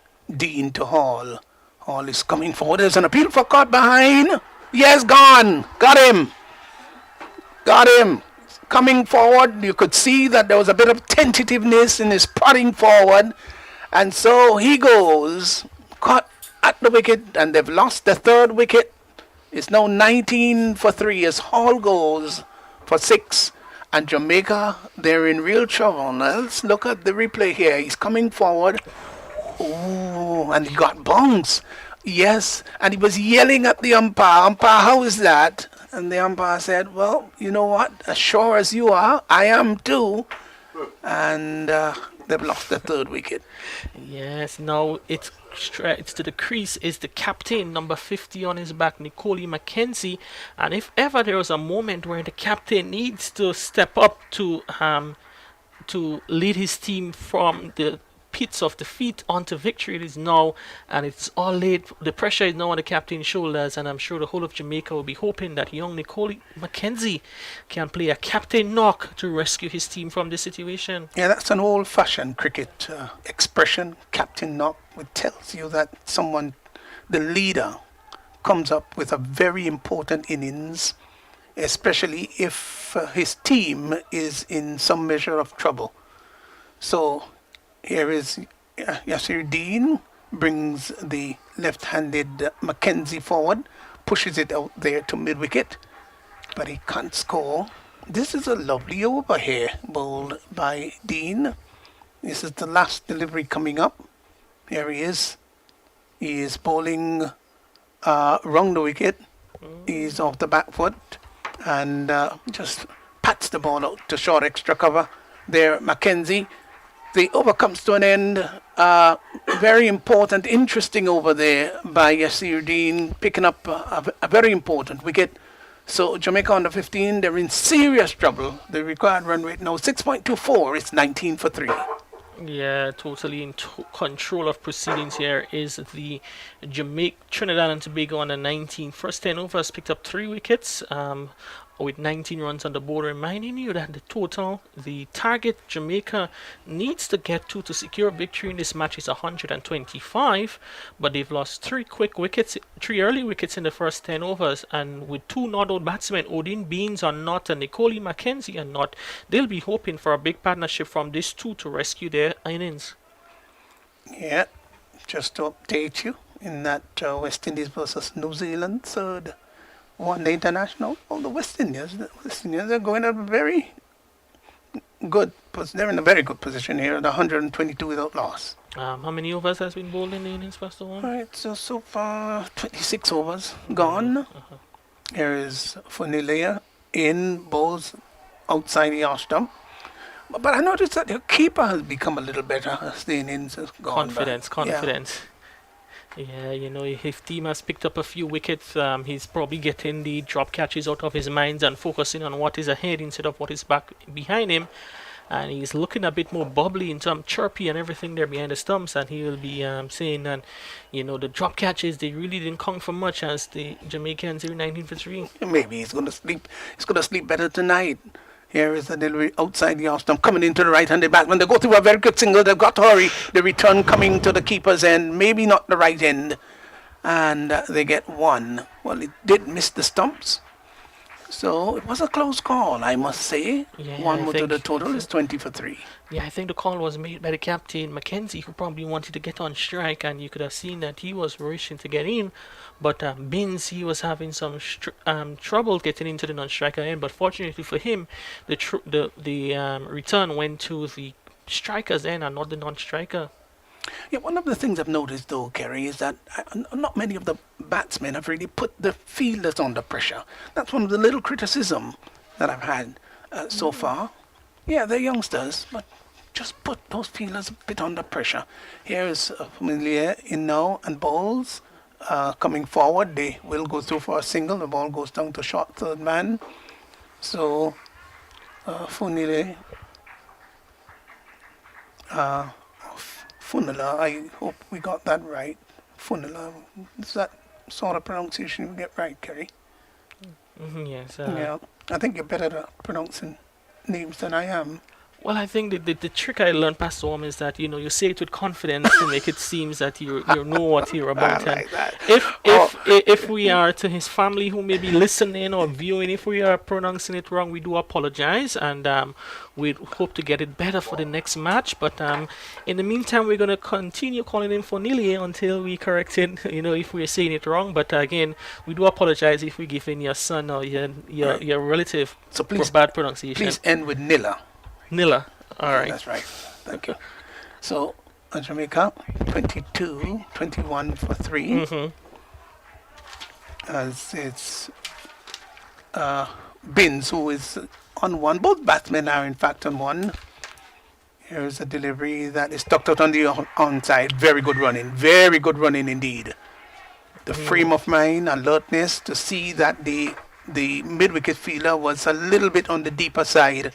Played it, and there was no hesitation. They both took off, saw the opportunity, and scurried home for a single. So one more to the total, which has now gone on to 22 for 3. Yeah, I think Pastor One, what we can see there is a bit more urgency between these two batsmen to get the singles in the partnership.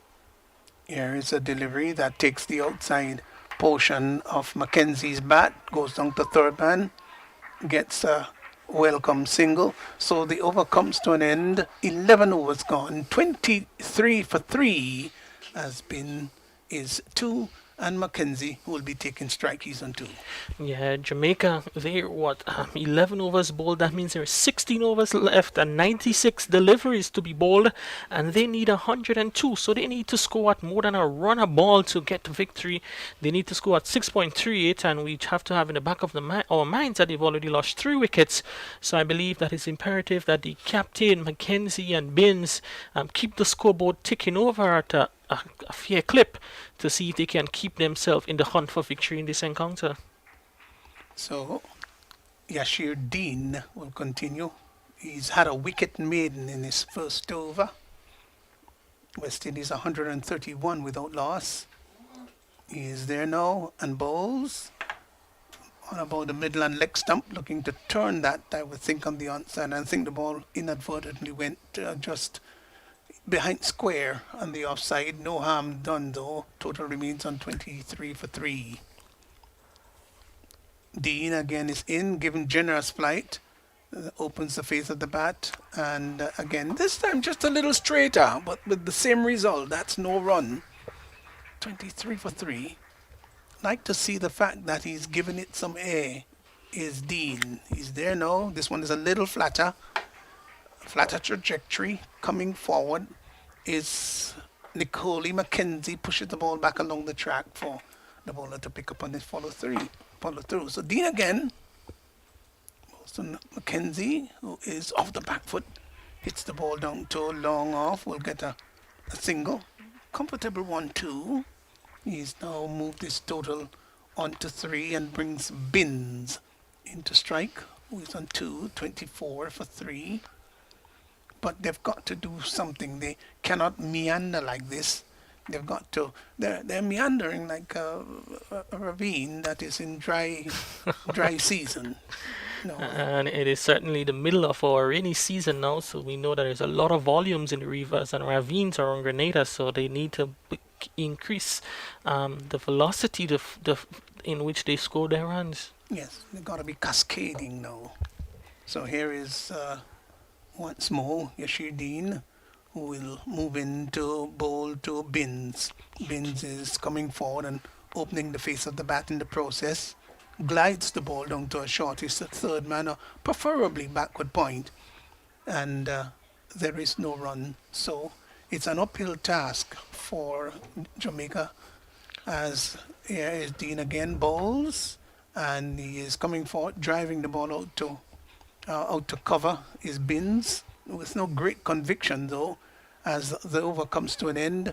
So at the end of Dean's over, he's 2 overs, 1 mean. He's picked up 1 for 1, and 12 overs have gone. Is exactly 2 runs per over, 24 for 3. Yes, I think Pastor Wami, if we just to comment a bit on the bowling of Yasir Dean, we can see that, what I think, notice and I quite like about his bowling is not only the flight that he gives the ball, but also the pace at which he's bowling. He's not looking to bowl it too fast there, giving the ball a bit of air, allowing the ball to give it a nice loop. And you can see the batsmen, they have to wait a bit to play their shots there, and he's really in charge of his craft so far at the moment, reflective in his figures of 1 for 1 from 2 overs, and he has really allowed to keep the pressure on the Jamaican batsmen. So here's Formula in outside the off stump, or just sort of coming into the right-handed batsman, and he pushes it out on the offside. Dot ball. Again, the more dot balls that they encounter, then we know that it's going to be increasingly difficult for Jamaica, as areas again moving in is 4-0 in bowls, and he's coming forward and driving the ball out to a shortish extra cover, but can't score. Now you've got to begin at this point, Kerry, to take some risk. It's not just about keeping your wickets intact, it's about going after a victory target. And you must make an effort. That's what I'm saying. Make an effort to chase it. Make an effort to at least challenge the total. You must not have a completely sedate. Yes, you've lost 3 wickets, but that effort to go after the victory target is so very important. 4-0 is in now. Bowls. He's coming forward and pushing it on the onside of the wicket. And even the body language of both batsmen doesn't really suggest, look, we can play with a little bit of angle here. Yes, as we also have to be mindful of, in terms of the Duckworth Lewis, where Trinidad and Jamaica should have been at this stage. 3 wickets down. Reminding you, we need 20 overs to constitute a match. So first of all, we need to have 20 overs bowled before which a match can be constituted. And after 13 overs, which we are approaching with 3 wickets down, Jamaica, they need to be 55, which is a pass score, and 24, they're certainly a long way behind the 8 ball, and they have some catching up to do. A lot of catching up. Delivery that is turned in front of square on the leg side. This time they go to for a single. They get it. In the end, quite comfortably. So the quarter century mark has been posted. 25 for 3 for Nilla, who was kept in steady. Just just 6 runs, in fact, coming off his bowling. He's bowled pretty well. Jamaica under 15 there, 25 for 3. Well, All right, Pastor, earlier on I just saw a comment coming through the Facebook page, which you just want to share. I think we mentioned the number that is carried by the Trinidad player, number 121. I believe the name to be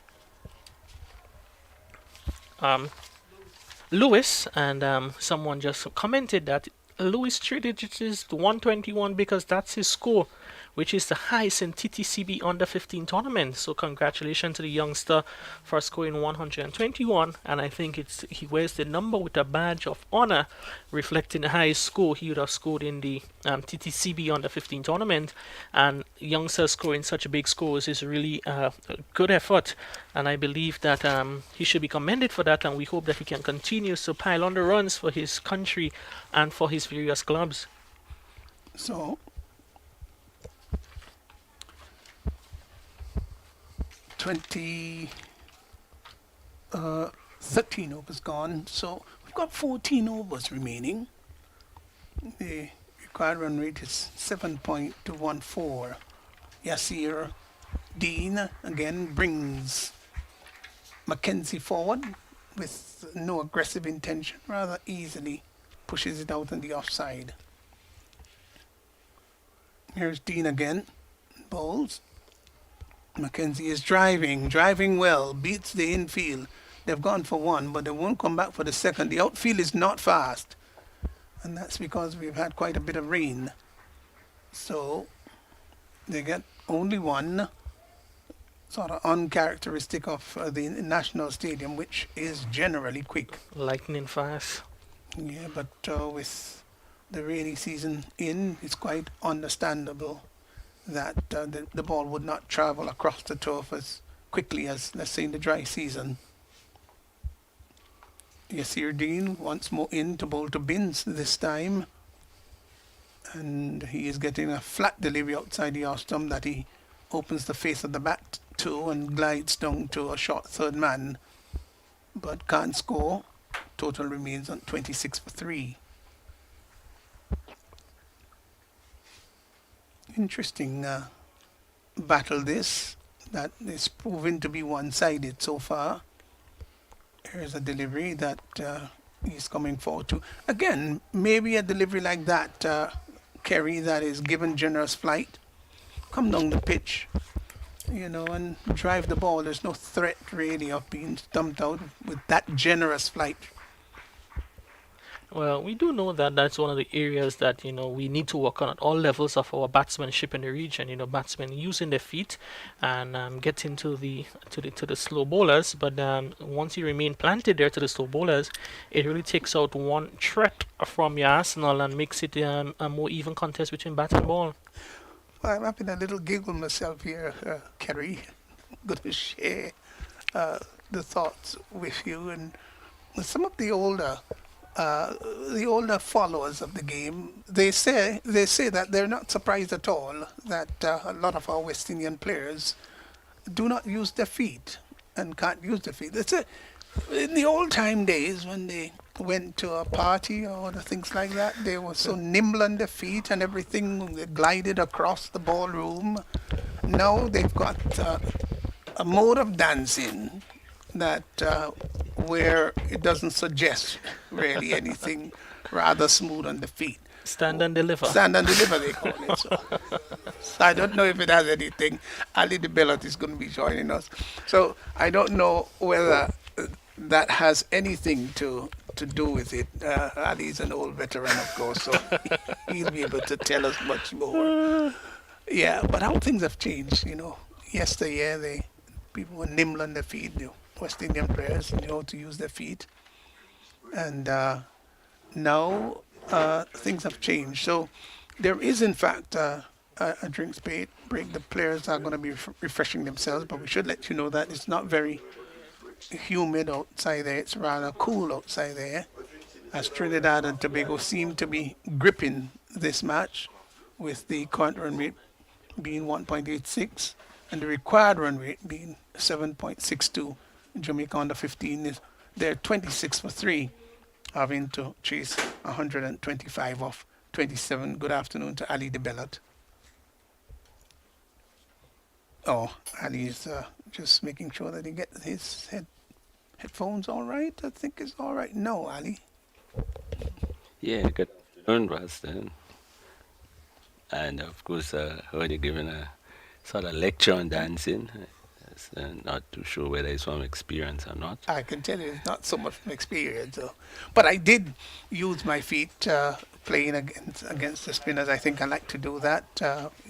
Use your feet at times, come down the track, played up to long off and long on. That was the old-fashioned way we played the game, didn't we? Yeah, in my case, I was pretty happy when I saw people attempting to use their feet.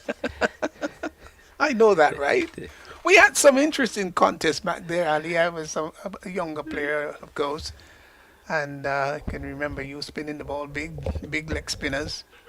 There was one match in Tantine in St. George's, I remember. I think it was Fontenoy against the Grenada Boys Secondary School. And the truth is, I enjoyed playing against you because the contest was so good. Not that I ever thought that I would dominate you, but I could remember hitting you through the covers a couple of times, and when I thought that I pierced it, there was Clary Duncan going and cutting the ball off, and I just could not pierce the field. Yeah, he was a good fielder. He was such a good fielder, wasn't he? Yeah, and he was making fun because I was a schoolboy at the time, and I was bewildered as to how I couldn't pierce the field while you were bowling your leg spinners. Well, I know you're a very modest person, so you wouldn't comment on it very much, would you? No. Yeah. But the strategy of Jamaica on the 15? Yeah, well, I think after the resumption, the pitch seems to be probably playing it a little more uneven. Some of the balls seem to be making some height, some keeping a bit low, and I think the Jamaicans are not sure which ball to choose. But I think they could also try probably some quicker singers, rotate the strike a bit more than trying to hit. At the moment, they are not doing any, and so falling, the run rate is going up steeply, and at some point in time they will have to try. Yes, I agree with you. They've got to. They cannot just fold up their wings and resort to lying flat on the ground. No, if you are born to fly, then you should make every opportunity to fly. There is a change of bowling from the northern or Dabo end. Brendan Boudou is brought into the attack, and he's bowling to Mackenzie, who gets a short one, and he pulls down to the deep mid-wicket area. They're going to get two here. They've hustled for one. They're going to come back for the second run. That's all they're going to be as the return comes into the non-striker's end. So, 2 runs immediately after the break by Mackenzie, and I'm sure that the instructions would be, you've got to up-tempo it. You've got to accelerate now. Let's see whether they would adhere to instructions outside the off stump rocks on the back foot. Good. Keeping there behind the wicket. We did criticize him a little earlier on this time, but this time he's right there, alert, plucking off the pails rather quickly. In fact, he look a better keeper to spin than standing back. Oh, yeah. He's doing pretty okay standing up. Do agree with you. Here is Boudou to bowl to Mackenzie. Mackenzie's off the back foot. Plays a forcing drive of the back foot back to the bowler. Total remains on 28 for 3. Now they might be trying to hit the ball too hard and it may go nowhere. Boudou is in, bowls off the back foot. That's just exactly the thing I'm saying. Hits it hard into the ground and it goes out on the onside. And should be trying maybe to cut that ball rather than trying to pull it through the onside. Mudu bowls, beaten all ends up. He played a nothing shot, and that one just spun through. Keeper didn't collect it all that well. I think he himself was surprised that the batsman didn't hit the ball. And so, more terror here for Jamaica under 15. Mudu bowls outside the off stump, onto the back foot, pats the ball out to extra cover. And I say pat, which really did. And can't pace the field. So the over comes to an end by Brendan Boudou. Good over, just 2 runs coming off it. 28 for 3, 15 overs gone. I think the batsmen, they had quite a few opportunities to try to score, and one wonders why he seems to be playing so easy and not trying to pace the field, not to show if he's a timer of the ball and probably the heavy outfield. But I think there were 2 or 3 scoring opportunities there where he could have really tried to put some muscle into the shot and just really tap it around. I'm not too sure if they're pretty conscious of the run rate and where They've it's got at. to be. Yeah, I think they've got to be conscious about where they are. But they did have a long talk with the coach at the water break, so I suspect he would have enlightened them as to the position. Yeah, so Yashi Dean would move in again, and he's going to bowl to Binns, who is on 2.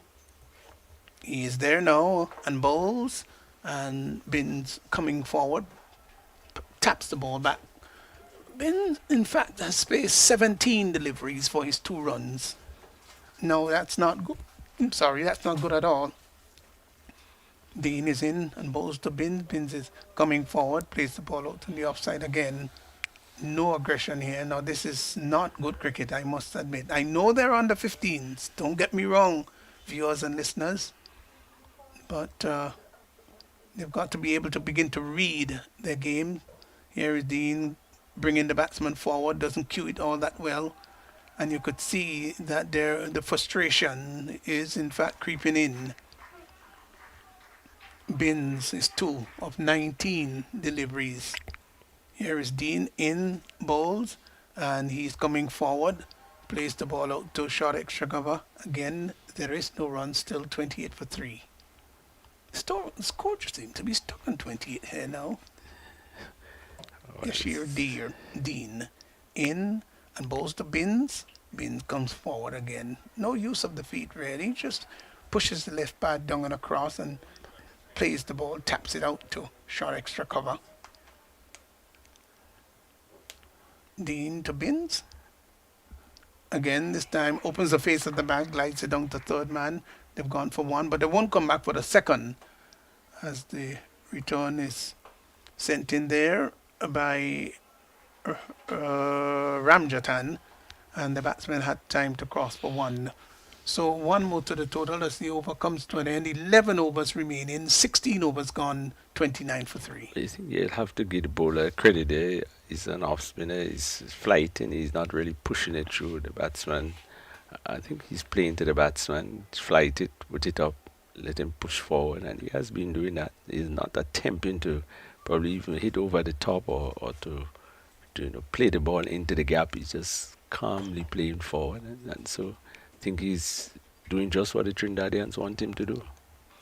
Buru with just a slip in and a backward point, long off, extra cover, moves in to bowl to Binns, who gets a short delivery that he's bowled him, looking to play across the line and really bowled neck and crop, as the ball might have ricocheted from some part of his body, it looks like. The bails are spattered, and so he goes back. Let's look at it, Ali. Yes, that one went straight on, hit him somewhere around the hip area, and then ricocheted onto the stumps. So there goes Binns, bowled by Brendan Boudou. He's gone for 3, and Jamaica, they're perilously perched at 29 for 4. I think, yeah, a little bit unfortunate because it wasn't a ball that was threatening the stumps, and he tried to hit it high. He's a pretty short guy, hit him on the hip or thereabout and fell onto the stumps. I think a bit unfortunate for him, but at least he was trying to attack and didn't succeed. And another good wicket for the Trinidadians, putting the Jamaicans under more pressure. Well, DeMarcus Scott has just come in to replace O'Dane Bin, and he has walked out there in a rather businesslike manner. He's going to take what seemed to us here to be a middle stump guard. Assured by the umpire that that's your middle. What guard did you bat, Ali? I think it was a leg stump, am I right? Yeah, Leg stump. yeah, but I usually didn't give wicket. That's where my feet will be. Yes, the delivery that is turned down to the fine leg area. That's going to go into the boundary for 4. Let's wait, see the confirmation of the umpire. He's going to confirm that they're leg byes. 4 of them. So that's welcome runs there for Jamaica on the 15. They've now moved on to 33 for 4. And I'll try to give you a little bit of update coming out from Bridgetown, Barbados, where the West Indies have been doing very well in the third one-day fixture. They're 155 without loss. Kyle Mayers, 90 of 102 balls. So here is Boudou moving in to bowl to Scott.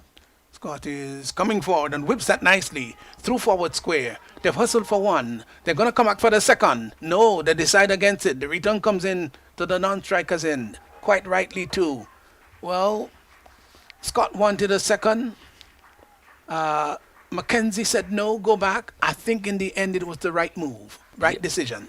Yeah, I think a good throw could have put one of them into problem, but at least he walked out there looking businesslike, and he has played some aggressive shots. I think really building the tempo for the Jamaicans to follow. Well, they would need to do that onto the back foot. That delivery squared him up, but squared him up sufficiently to get a single. 1 more to the total. 1 more to Mackenzie, who's now gone to 8. And the total has just gone on in a very snail-like pace. They've been traveling like molasses on a cold day. And they've gone on to 35 for 4, Jamaica on the 15.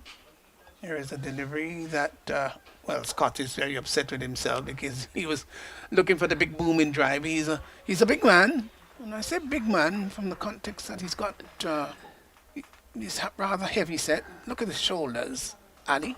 Yeah. Yeah, he could give the ball a thump, I would think.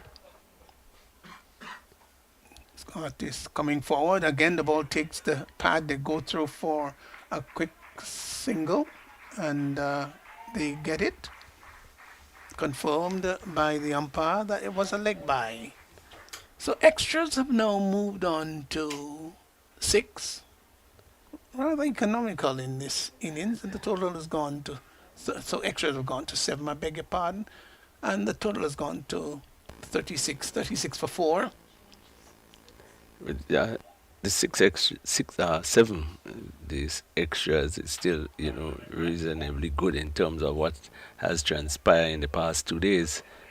The extras seems to be one of the leading scorers, but the Trinidadians are bowling fairly accurate, not spurring the ball about, and the spinners on line and length and creating, not allowing the Jamaicans many scoring opportunities. So here one. So this is going to be the final delivery coming up. He is in now and bowls, and coming forward and whipping that to mid wicket is Scott. Was calling Mackenzie for the single, and Mackenzie said no, that's travelling too quickly, and to the natural hand of the fielder, which is the right hand, and the total has remained on 36 for 4. So here once more is Yasir Dean, who's really bowled very well. Just 3 runs coming off his bowling. He's into his 5th over. He's there now, and bowls, and the ball is pushed just in front of him by Scott on the offside, and there is no run. The Jamaicans really, they really do not look very good at all in their stroke play, or maybe lack of it thereof. Here he is again outside the off stump, looking to cut. And I agree with Ali. Ali develops. He's got very good keen eyes. Ali develops. His power of observation is so good.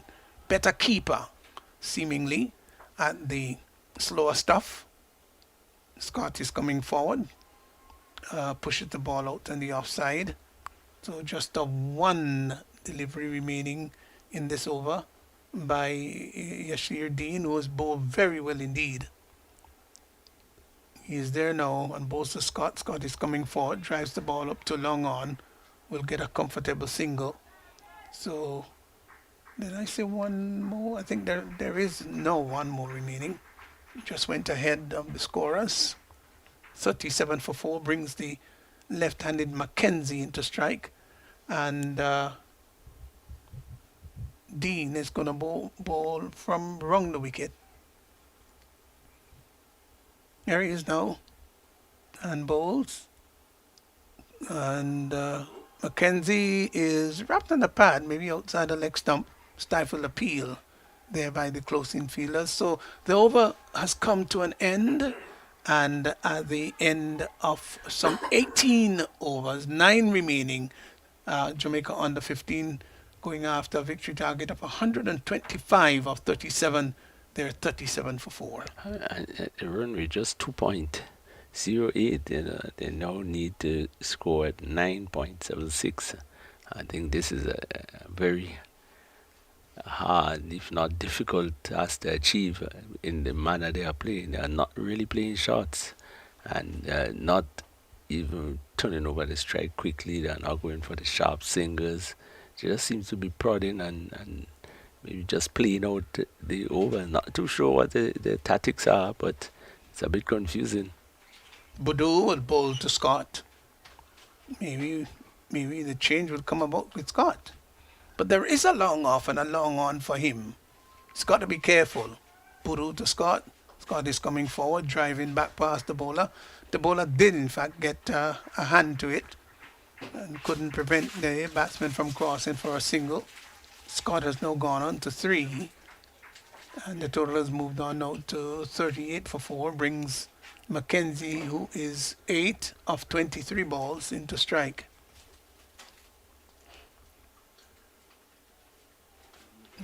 The bowler in Boudou is just making sure that his long on fielder is right back on the boundary, outside the off stump beaten. Collected behind the stumps. Total remains on 38 for 4. We just want to let listeners know too that Kyle Mayers has just brought up his 100. 100 of 106 deliveries. 11 fours and 3 sixes. Beaten outside the off stump. Well, he would argue that Mackenzie, that he played inside the line, but that was well bowled by Boudou.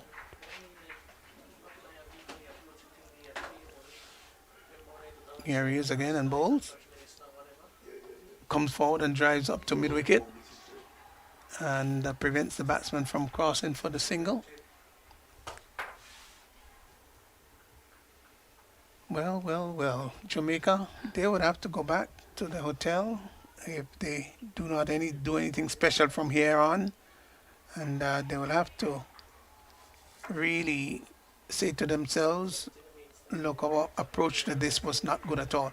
In fact, when the Trinidad and Tobago team was batting, we felt that they were going so very slowly, Ali. Remember that? It probably turned out to be a good. Got the runs on the board, right? And didn't lose many wickets. So the Duckett Lewis went in their favor. Interesting that. Yeah, I don't know much about who is Duckett and Lewis, but something confusing about this, the way of judging this. Wrapped on the pad? No. That was going down the leg side. Yeah. And again, a ball literally full down the leg side, and he was defending. Yes. And didn't really try to cut it away Or to sweep it for that sweep it. matter. Yeah. First game, the Guyanese they really swept out quite a number of deliveries from the spinners. A run rate now of 10.75. And no sign of aggression yet. Well, if there isn't any sign of aggression now, there probably won't be any at all. Not if they go in with the sequence with which they are. So, Budu, 3 overs, no maiden, 1 for 6. No, that's Dean, brings the batsman forward. Dean has bowled so very well. He's 1 for 4 of 5.1 overs, 39 for 4. Here is Dean again in and bowls to Mackenzie, who comes forward and pushes the ball back along the track. This is really, really poor cricket by Jamaica. I must admit it is really poor. They did not really assess the situation very well at all. Not taking anything away from Trinidad and Tobago, mind you. Dean bowled faster delivery. Can see it from here, push back along the track for the bowler to pick up on his follow through. And there is no run, still 39 for 4. Dean in now, bowls to Mackenzie.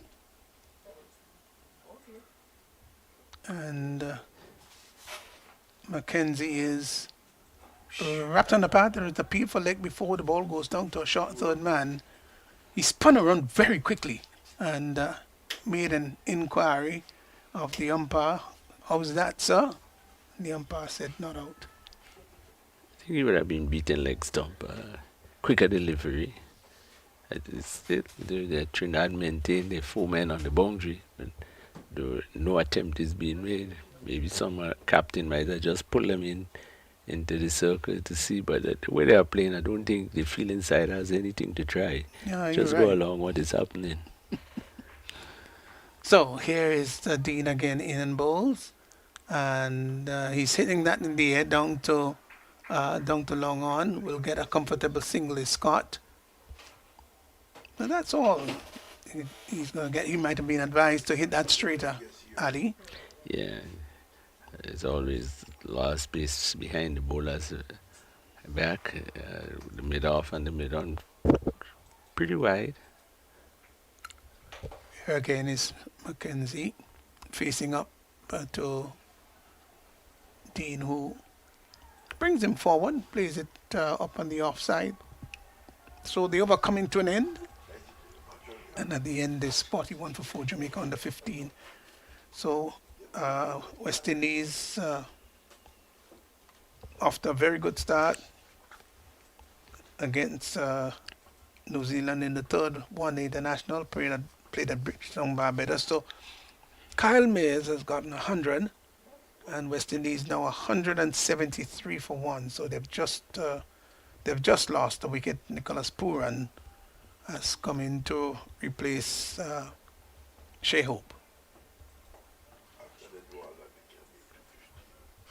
I think that's 7.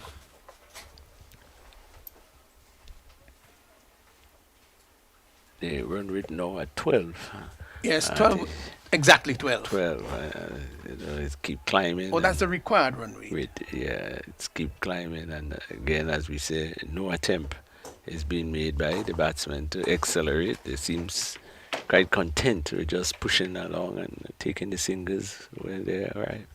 So we're into the final phase of this match, Trinidad and Tobago versus Jamaica. It is going to be Brendan Boodoo to continue from the northern end as the single played with soft hand to the outside to get an over through. So that's going to be 2 more runs to the Jamaican total.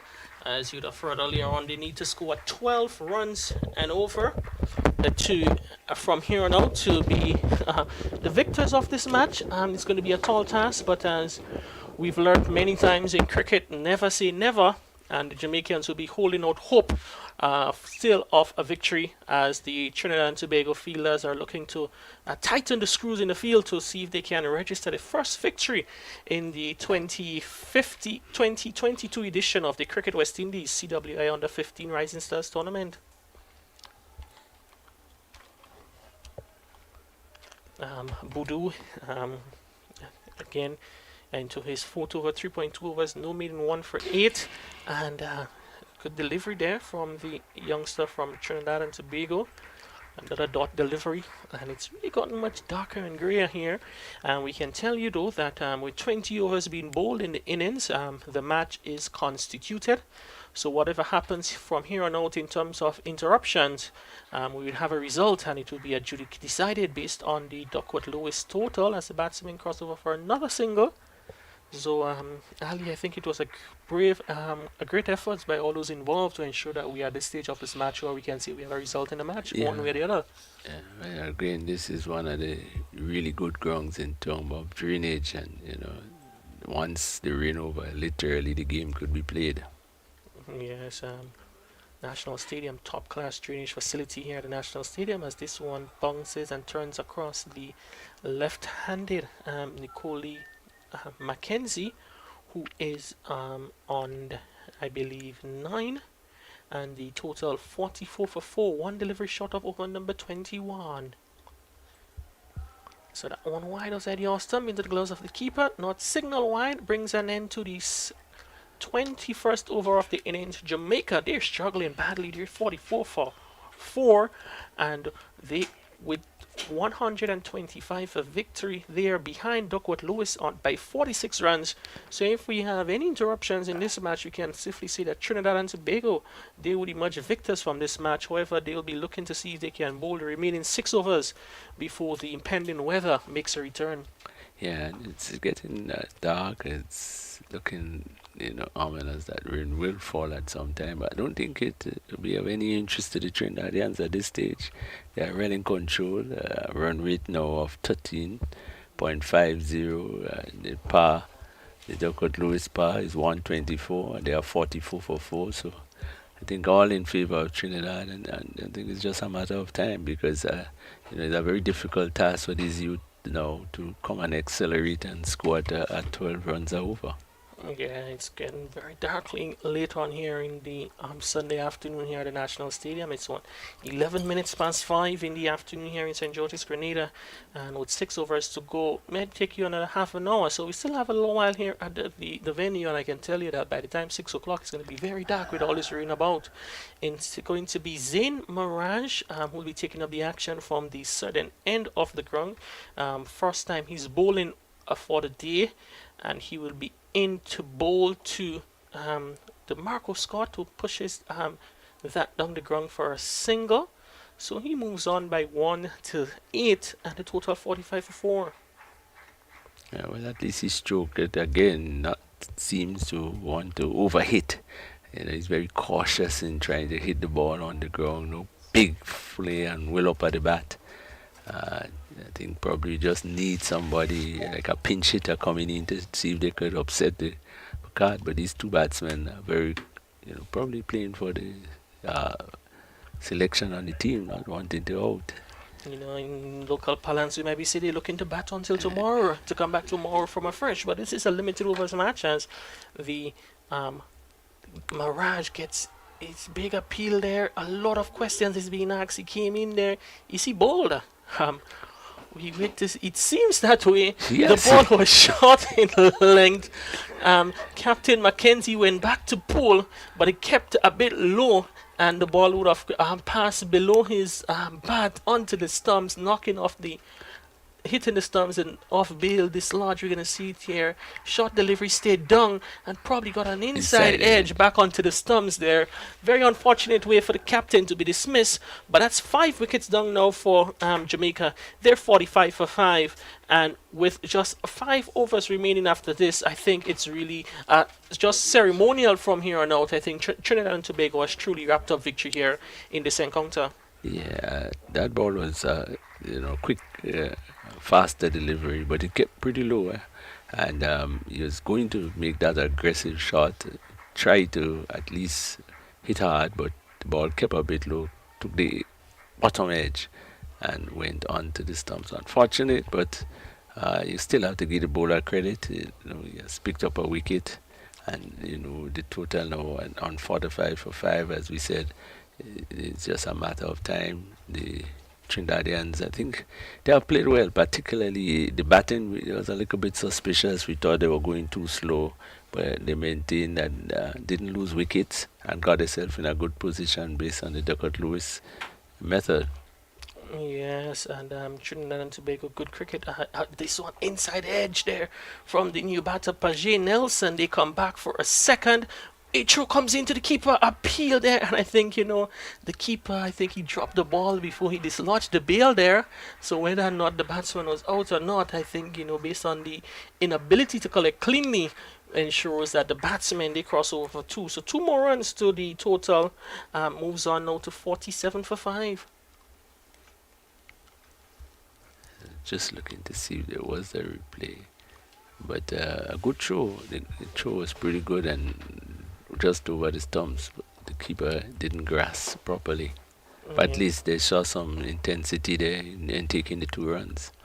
Yeah, it is there, as this one clipped over the onside. The fielder down there at long leg. A long on goes around, does the fielding. 2 more runs to Nelson. Powerful throw in for the fielder down there on the long on boundary. So 2 more runs to Jamaica. Nelson moves on to 4 and a total 49 for 5.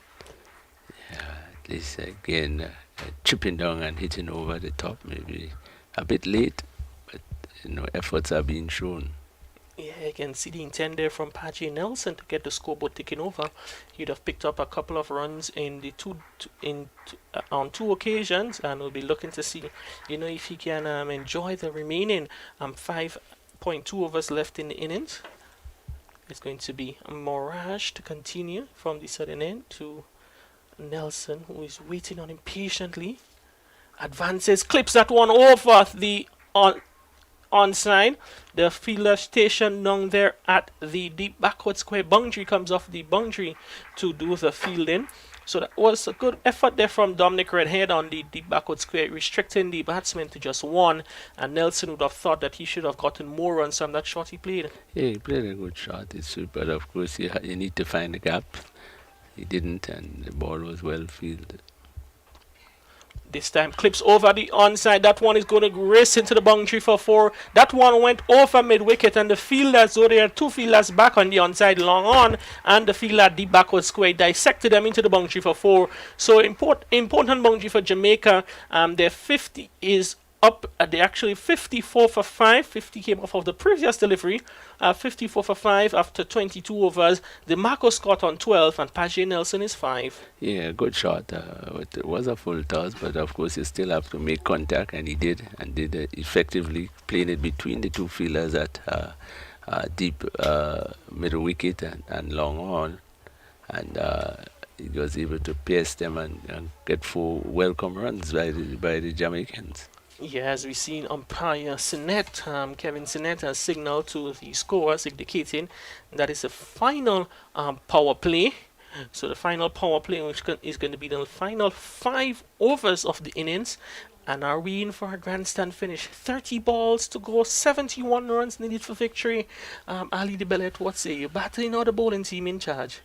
Bowling by far, but unless something dramatically happened with the change of the way the batsmen, the way the Jamaicans are batting, if they continue as how they were going, I don't think it will be much of a challenge.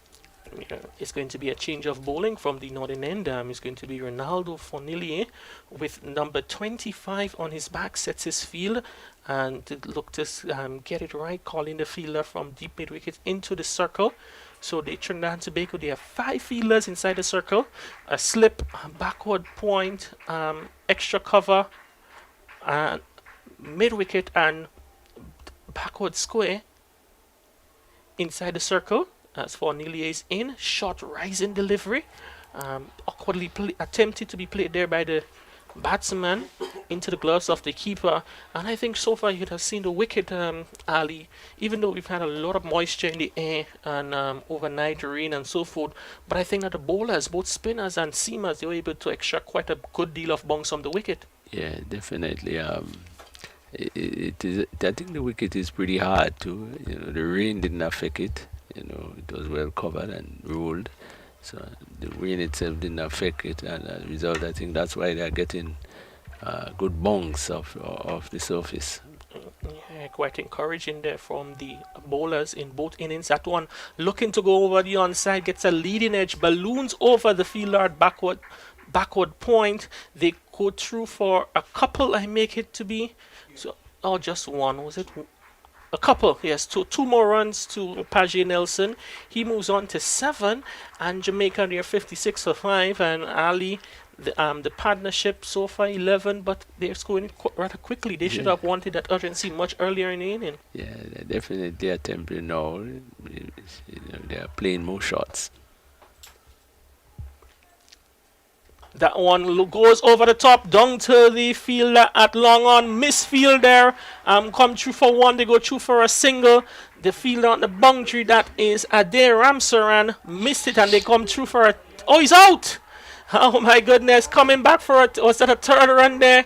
And the umpire's position there, in excellently positioned, decides that the batsman did not make it in time. Throw came in from the bowler to dislodge the bails, and good effort there from the bowler to effect the run out. But 2 runs and a wicket to Jamaica. Of that 2 runs, and they lost a wicket for Jamaica. Just looking at what has happened there. Yeah, as you can see the replay. Ooh, the ball probably just glanced. The ball just glanced the stumps there, umpire in his position. Sinet, he adjudicated the batsman to be out there, but it looked very close on the replays there. But he is the one on the ground, square on, and in better position than we are to say. So we accept the decision of the umpire. Jamaica, they've lost their 5th wicket. They're 56 for 5 in the middle of over number 23. Yeah, well, at least they're making their attempt. Probably, the run was pretty tight. But he made the effort. Of course, they are behind. They need to do something, and they tried. Unfortunately, he got run out. But at this stage, I'm not too sure you could blame him for, trying. Yeah, looking to get that extra run in there. As we see now, it's going to be Joel Williams. He is going to take in the action from. It's going to be the new batter. He's going to be on a non-striker. End, reminding you that the run out was effected at the non-striker's end, so it's going to be DeMarco Scott on strike. Turned off there, clipped off his legs into the mid-wicket position. They run through for a single, and it's all they're going to be there. And 1 more to the total, 59 for 6.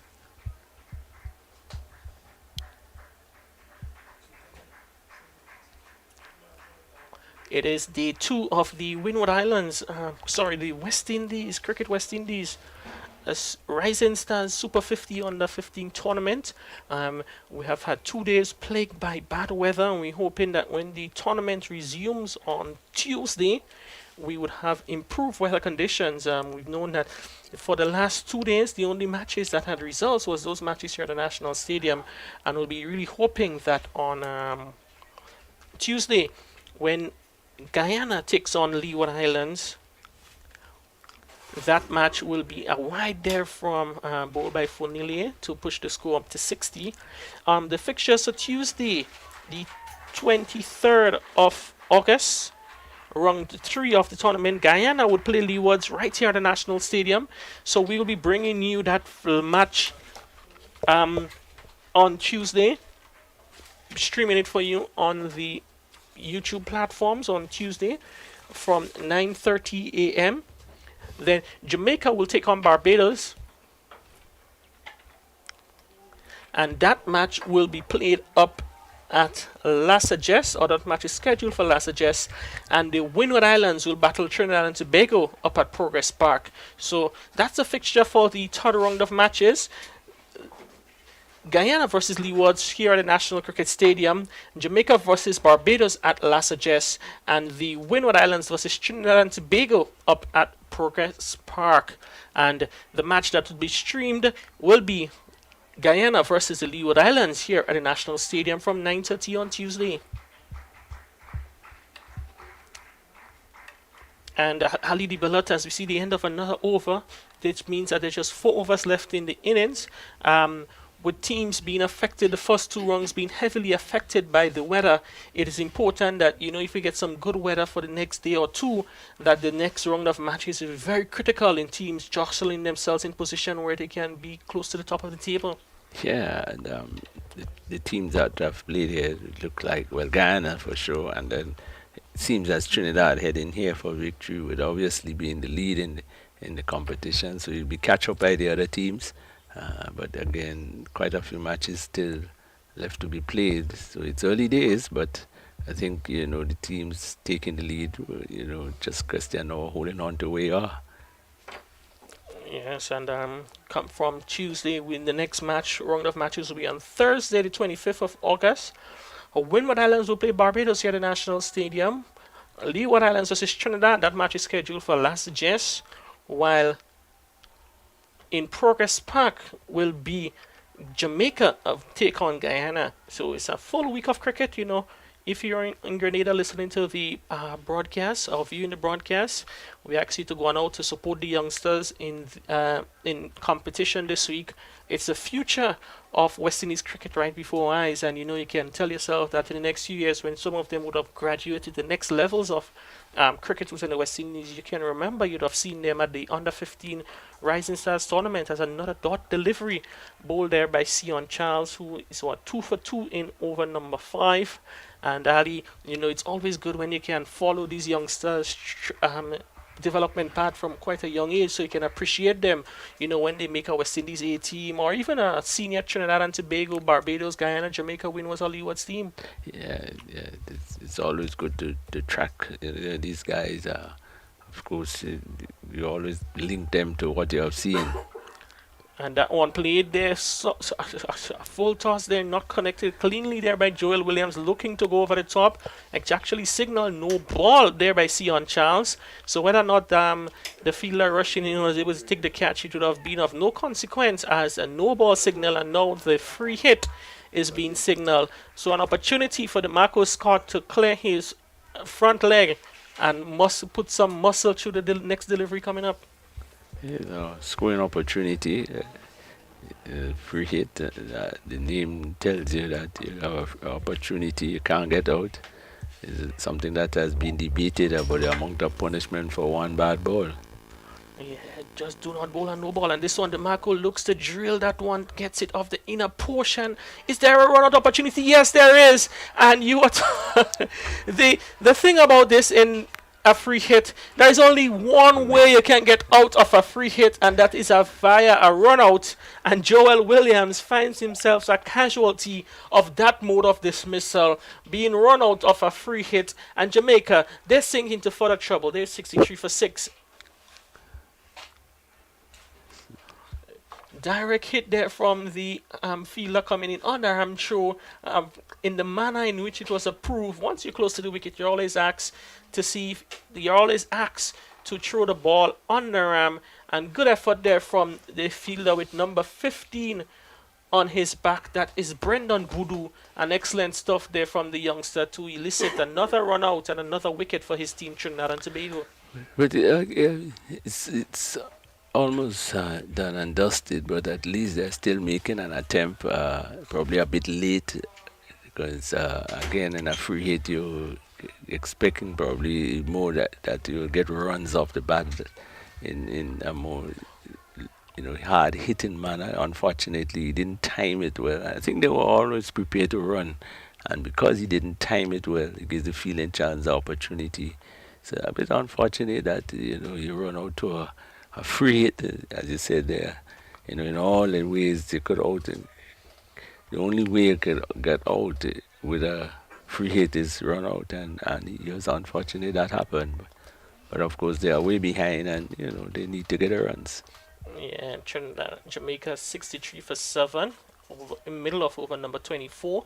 Remind you that they have 27 overs to bat in the inning to get to the target of 125.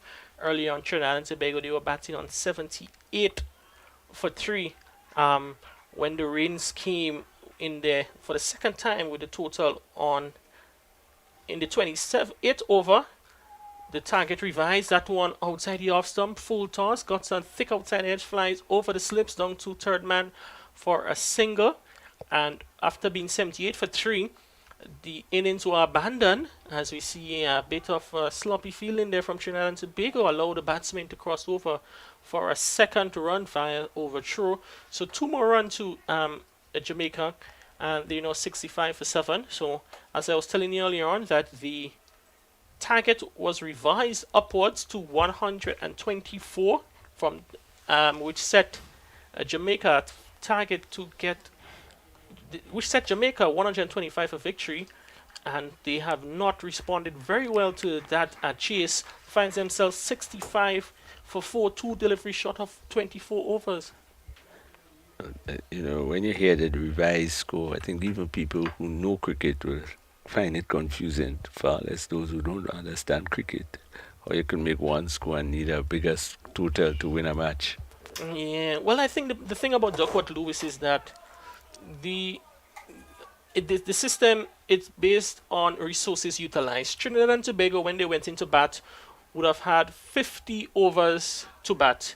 Their innings, through no fault of their own, ended after 27 overs. They could have always said they would have paced themselves, to bat out the 50 overs, and as the innings progressed, they'd have accelerated and hoping to probably would have get 200, 220 runs. However, the rain came and interrupted the innings at 27.1 overs, and the Duckworth Lewis system, which is a software. Once you plug in the data, it gives you the results, and decided that Trinidad and Tobago should be allocated 124 runs on the 27 overs, which means that Jamaica needed to score 125 for 7. I know what I said will be confusing to a lot of people, but that's the Duckworth Lewis method of adjudicating these issues. And I believe at the end of the day, based on the many systems we have utilized over the years in cricket, it is still the most transparent and fairest manner to decide interruptions and so forth in cricket, because back then it would have gone based on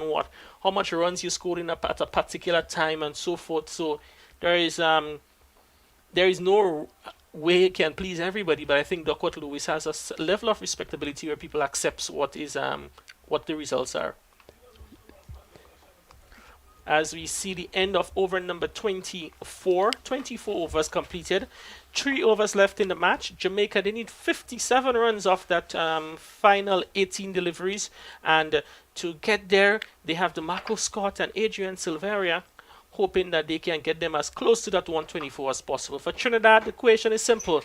Keep bowling wicket to wicket, bowl their 18 deliveries, get off the park, and leave the National Stadium after match day 2 with a much-deserved victory. Yeah, I think with 7 wicket batsman number 18, I think the task is not an easy one. The Trinidadians have been bowling pretty well. The feeling probably is not as as high as the bowling was, but they did feel pretty okay. They didn't give away many runs. They dropped some catches in the early stages, but that went behind the back. They came back, took the wickets, and put Jamaica under a lot of pressure. Yeah, they bowled really well, make up for those sloppy fielding earlier on. Has a short delivery looking to pull towards the onside. Instead gets himself in awkward position, DeMarco Scott, and the ball goes on to the offside. Probably played before the ball reached him, so there was the slowness of the delivery would have deceived him a bit there. So 1 more run to Scott. He moves to 15. Jamaica 69 for 7. Still a long way off from the total, but I think for Jamaica, they'll be looking to probably see if they can finish off the match and gain some confidence. It's only the second scheduled match of the tournament, and they'll be hoping that they can do much better in the next round of the tournament. The next match, they'll be coming up against Barbados, and they'll be hoping to put in a much better all-round performance in that matchup. As we see Fornillier, he's bowling, giving himself some room there. Adrian Silvera to hit over the top. He was through the swing before the ball arrived, and Fornillier picks up a wicket. Adrian Silveria goes bowled by Fornillier for 3, and Jamaica 69 for 8 in over number 25. Well, onto the stumps, you attempt to hit. If you miss, I hit. And that's what happened there. But of course, again, we keep saying that there's nothing else really to do but to try to hit. He was not successful, but at least he made the attempt.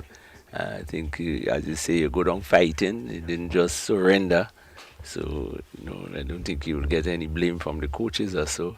But good delivery between wicket and wicket, between middle and leg. If you miss, I will hit, and that's just what happened. Yeah, it's going to be the new batter to the crease is going to be Kevon Flemings, the young leg spinner. He'll be out there to see if he can face the remaining 2.4 overs left in the innings. And we were saying that Jamaica on the matches scheduled for the next round of matches on Tuesday.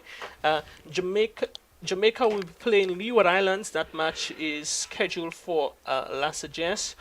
Then Trinidad and Tobago and Jamaica plays Trinidad and Tobago. Sorry, let me get it correctly. Guyana plays Leeward Islands here at the National Stadium. Jamaica plays Barbados, and Windward Islands versus Trinidad. So that's the fixtures for matches on Tuesday. And asking you if you're here in Grenada, you want to take in the action, you can find matches at those 3 venues. And the match on Tuesday, it will be streamed. The match on Tuesday that will be streamed will be the one here at the National Stadium. Guyana versus Leeward Islands should be an exciting encounter as the two teams look to see if they can pick up much needed points in this tournament, as Fornillier bowls to the new batter Fleming, who pushes it onto the offside. So we're into the final few moments here, and we want to thank all of you who would have joined us this Sunday for action supporting the CWI Rising Stars Under 15 tournament. We know that there's a lot of action going on in the world of sports, and you decided to spend your time watching the youngsters of Trinidad and Tobago and Jamaica battle here at the National Stadium in Grenada, and we thank you for that. And we hope that you continue to support the tournament for the remaining rounds of matches. The Under 19 tournament ongoing in Trinidad, the West Indies battling New Zealand in the ODI senior cricket in Barbados. So a lot of activities to gain your attention, as we see Fornillier once again. That one is face off the bat is open play down to third man for a single.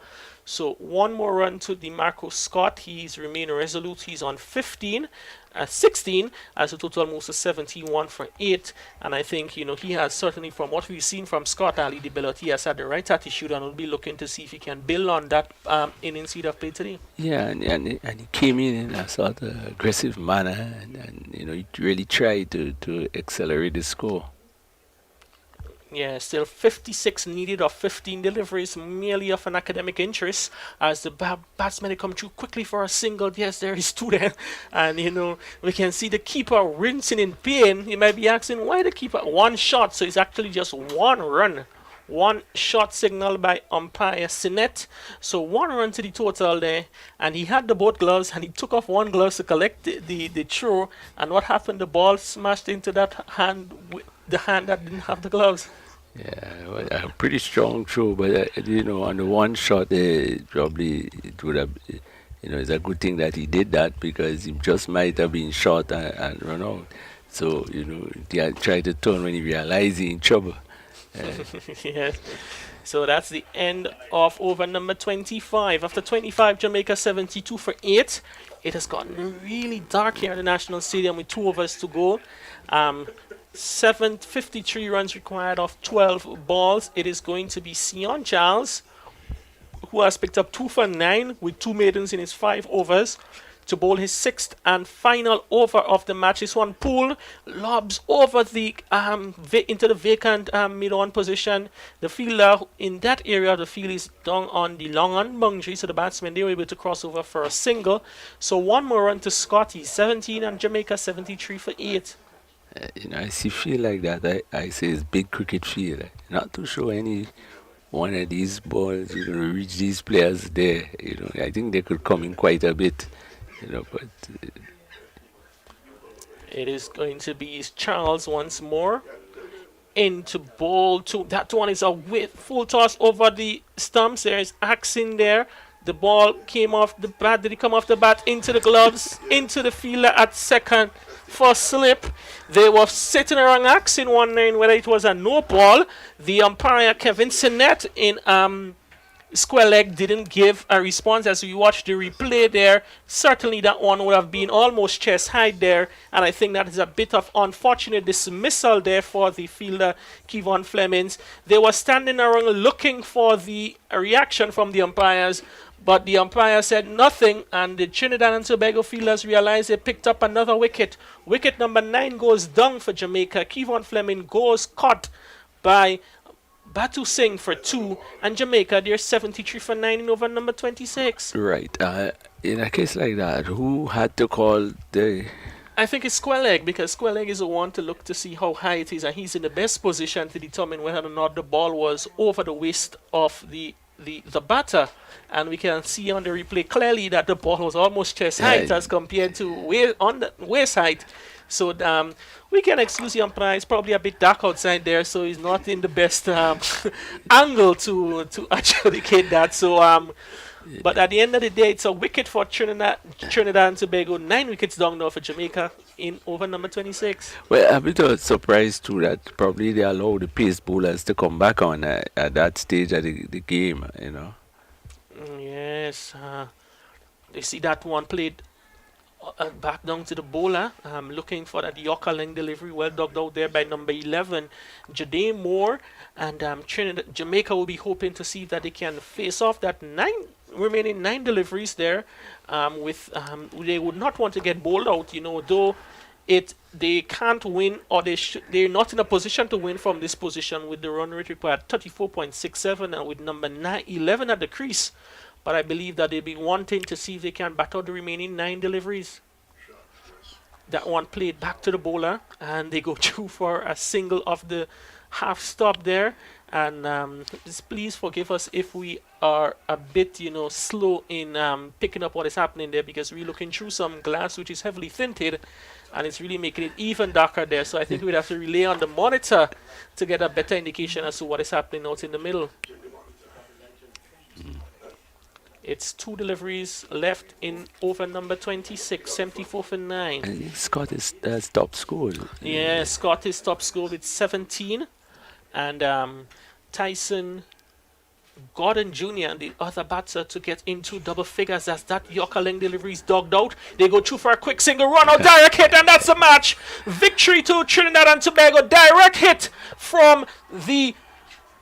We're just trying to make out the fielder who would have had the direct hit there. Yorker length delivery dogged out there, picked up in one sweet flowing action, and was able to hit the stumps at the non-strikers end. So Trinidad and Tobago, they register victory in the second round of the tournament.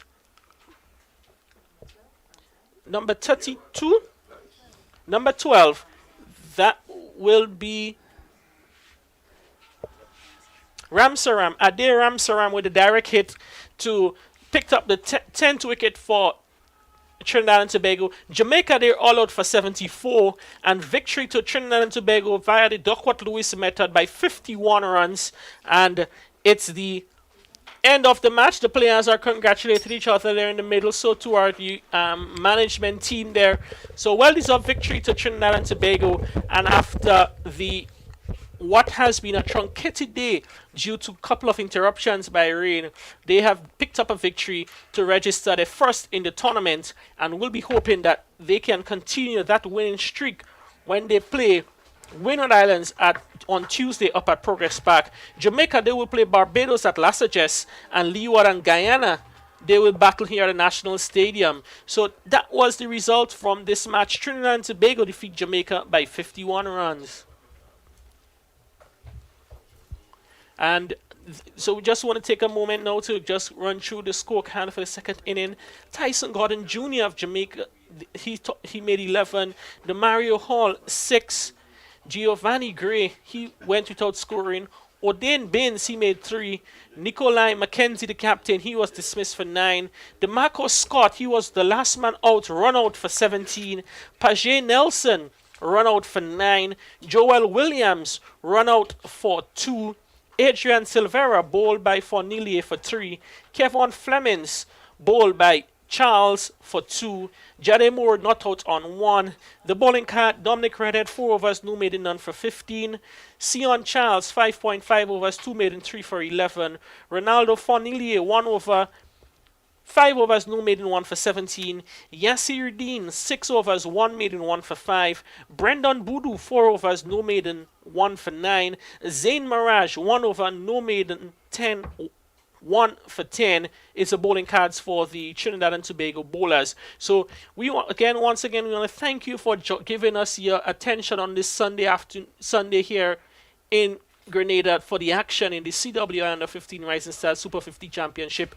Do enjoy the rest of your Sunday, and we hope that you join us on Tuesday for round 3, where we'll be broadcasting the Guyana versus Leeward Islands matchup here at the National Stadium from 9:30. So until then, do enjoy your evening, and it's goodbye.